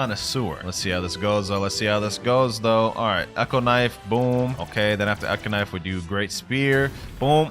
Okay, boom. Oh, does this actually work? There's no shot that actually works. You could just combo that straight into each other like that? Oh my gosh. Oh my gosh. That is crazy. That is crazy. That wasn't a one-shot though. Oh, I was supposed to throw the Pressure Vortex before the Gamma Rush. That's not a bad combo either too. And it's super easy to pull off. I gotta say, I'm a fan. I'm a fan. Also, we got 2 random people I've never met in the private server, so you know what that means. We got some people to test out the combo on. Where are you 2 at? Come to mansion so we can do a quick 1v1. All right, we got the first dude, Romber69. He's using God Human Mammoth Spiky Trident. This dude's using God Human Buddha Cursed Katana. All good, all good. I don't care who's coming up, just someone come up next. This guy right here with the Buddha. All right, go ahead, go. Let's run it, let's run it, let's run it. This ain't gonna be a one-shot, I'm gonna be honest. Just not against this guy. All good though, all good. Wait, am I getting 2v1? I said 1v1, bro. 1v1, dog. What is you? This ain't no free-for-all, bro. Relax. I guess the Mammoth is starting, bro. The Mammoth is starting. Say less. Let's get it. Let's get it. We go over there. Boom. Let's get him. Alrighty. Alrighty. Boom. Gracie Spear. Boom. Boom. Boom. All right. Get him with this. Ah, I forgot again. Pressure Vortex. That's all I had to do, and I would have been a one-shot, I believe. Yeah, that would have been a one-shot with Pressure Vortex. Okay. All good. All good. All good. All good. Boom. Boom. We undo this. Boom. Gracie Spear. Boom. Boom. Get him with this. Levitate.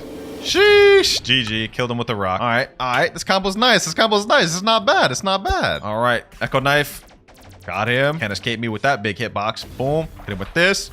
Boom. Boom. Boom. Get him with this. Sheesh. Oh my gosh, bro. I just had to take all that. Bro just had to take all that damage. Sheesh. Since he's a Buddha though, that's not really going to be doing much. I'm going to be honest. I'm going to have to do this combo like twice over just to even take care of this man, bro. I'm going to be honest. No worries though. No worries though. We prepared for this. We prepared for this. Boom. Let's get him with this.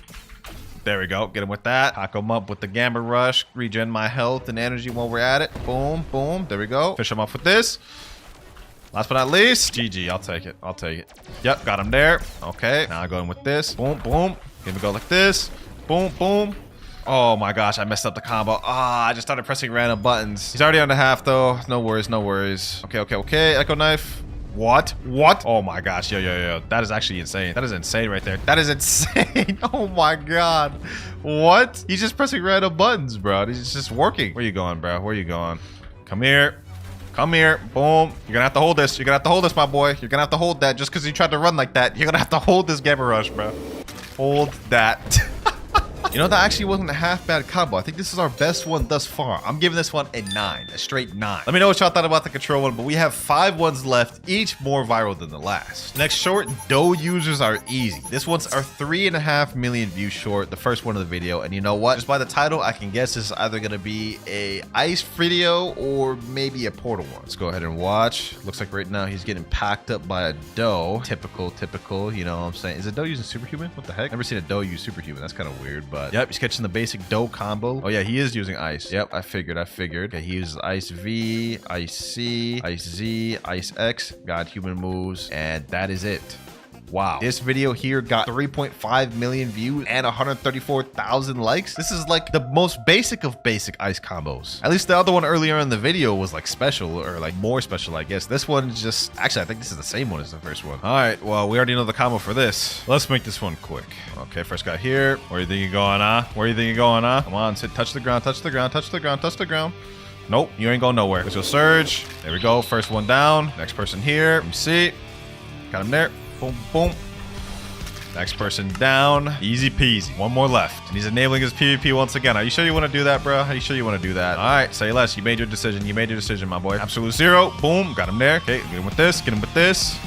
Got him there. Easy kill. I gave the first ice combo an 8 out of 10, but considering we already had one of them in the video, I'm gonna give that one a 7. 4 million views. The next one is titled Best Spider Combo. It's by Lalueo. I'm pretty sure this is like one of the most popular combo video guys that does shorts. All right, so he's eating the spider fruit right now. I think that's the older model. Hopefully the combo is still valid though. Should be. He's using Spiky Trident. All right, a lot of these fruits use Spiky Trident. I'm assuming he's getting God Human right now, which is good because we just switched back to God Human. All right, let's see what you cooked up. Melee defense blocks fruit. Typical. All right. X uses Spiky Trident pull. Uses Z. Got human moves. Oh, okay. That's an interesting spider combo right there. Looks like it's a one-shot 2 completely. And you can extend it with the C if they survive. Me personally, that's not how I do my spider combos whenever I'm using that fruit. But it's time to test out and see if this is a valid combo. And actually, you know what? We got a brand new person here named Myth. Yo, Myth 1v1. He said, really? Yeah, bro. I'm asking you 1v1, man. He's using Kitsune right now. Even if he isn't good at PvP, the fact that he's using Kitsune, if I could beat him while he's using Kitsune, I would say this is a good combo. All right, let's run the friendly 1v1. 3, 2, 1, and go. Let's see how this runs, boys. Let's see how this flies. All right, let me do it like this. Okay, never mind. I didn't hit that. Okay, I didn't hit that either. All right, let me just see if I can just land something. Oh my God, we're getting cooked. We're getting cooked. All right, realistically, there's plenty of different ways I can start the combo. Kind of just need to do something. Oh my God, he interrupted me with that. The damn Foxfire Disruption, bro. That move's so easy. Oh my God, I'm actually getting cooked. I'm literally just getting cooked just by him spamming. Oh my, yo. Okay, this needs to stop now. This needs to stop now. Okay, hold on. Let me do this. Just gonna have to improvise a little bit. Boom, boom, boom. You know what I'm saying? You know what I'm saying? We still pulled it together. Bro. I thought of like an improvisation combo just on the spot right there. That's crazy. All right. So far, this combo looks pretty good. He's asking, can I do it again? Say less. It's perfect. That's one more. If we can do it 2 more times, then we can hop off this fruit. And Kaido in chat's asking, can I get a rematch? I'll say less. We already got all 3 matches here. If I can get 3 W's here, we're good. First match was very sloppy. Let's see if I do any better this time. All right. Let's see. All right. Boom. Let's get him with this. Boom. Oh my, what? I don't even know what just happened there. What did I just get flung by? Okay, got him there. Oh, okay. We're good with the improvisions. We can improvise combos on the spot. What I want to try to do is I want to try to land the combo. Snipe him here. Yep, get him there. Boom. Hit him with this. Last but not least, thermal laceration. Okay, never mind. I gotta stop playing games. Let me just finish him. So prison.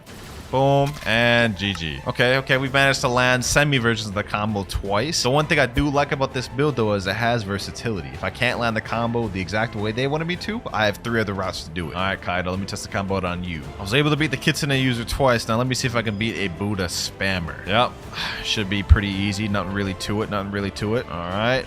Hit him here. Yep, pretty simple stuff. And this off with the overheated sniper. That actually does really good damage on a Buddha. That's actually surprising. Hold on, boys. Hold on. This is insane. The amount of damage I'm doing to this Buddha right now is crazy. That damage reduction ain't doing nothing to this. All right, so prison. Boom. Last kill here. You're done, bucko. You're done. Pack them up. It's not surprising how this is the 4 million view combo, and spiders are more underrated fruit as it is. So you know what? I'm giving this a 9 out of 10. This is one of my favorite ones of the video. Next up, we have a 5 million view short by Variety J. The best dough only combo in Blox fruits. All right, let's see what he's got to say. Okay, piercing clothesline. Okay, dough fish fruits are laid.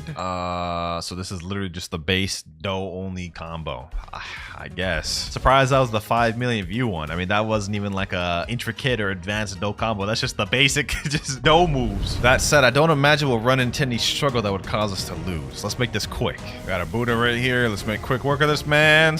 Piercing clothesline. Boom. All right. Okay, missile jab. Get both of these mans. Here we go. Boom. 2 for the price of 1. One down. Next one here. One more to go. Here we go. Here we go. Last person here. Alrighty. Let's see. Okay.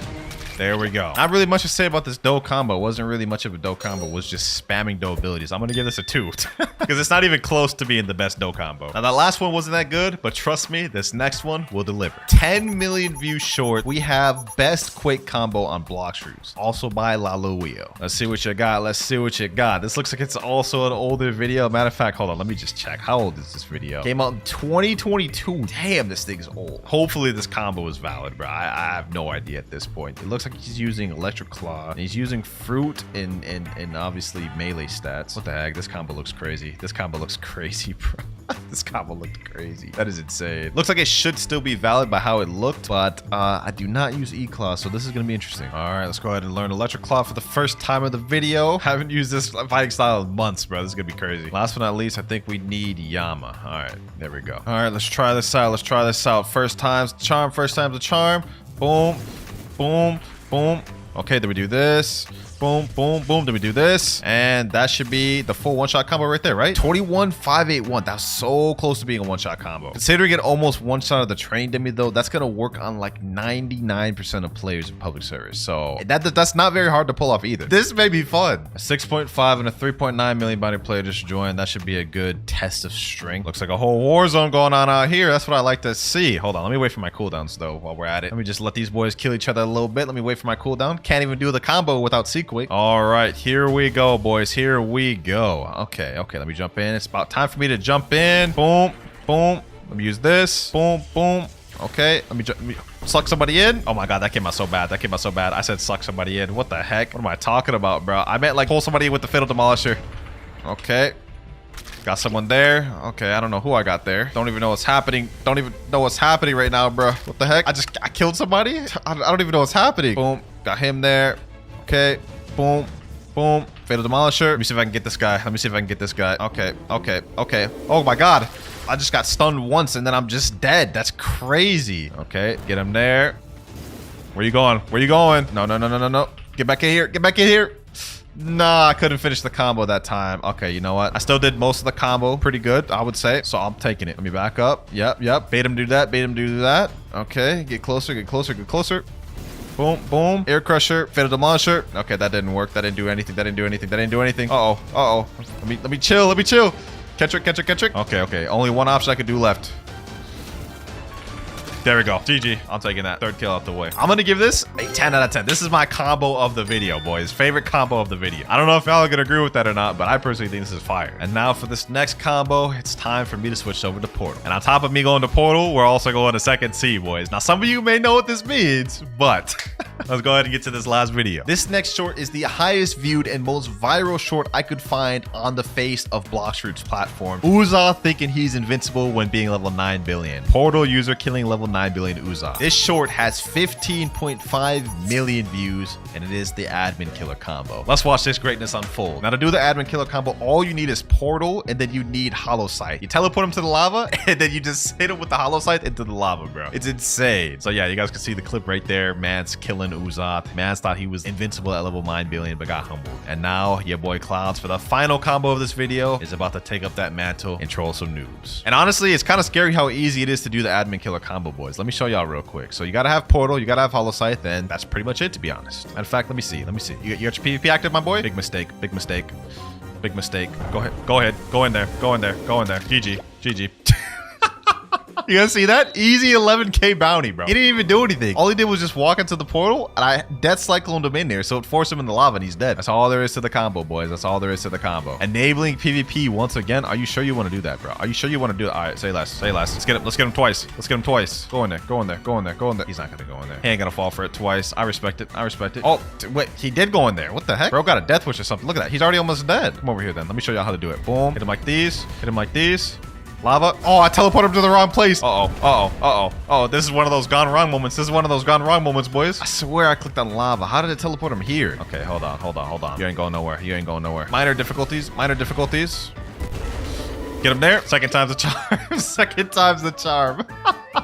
Oh, that never gets old, bro. That never gets old using the admin killer combo. All right, let's find one more person to do this on. All right, brand new server. Anyone here down to 1v1? Anyone, bro. Anyone. It really doesn't matter who. You could be 30 million or not. I'm about to back you up. Ooh, wait. Is this a chop user? No, that's not good. That's not good. We can't face chop users. We can't face chop users. Uh-oh. Okay, hold on. Maybe this could still work. Maybe this could still work.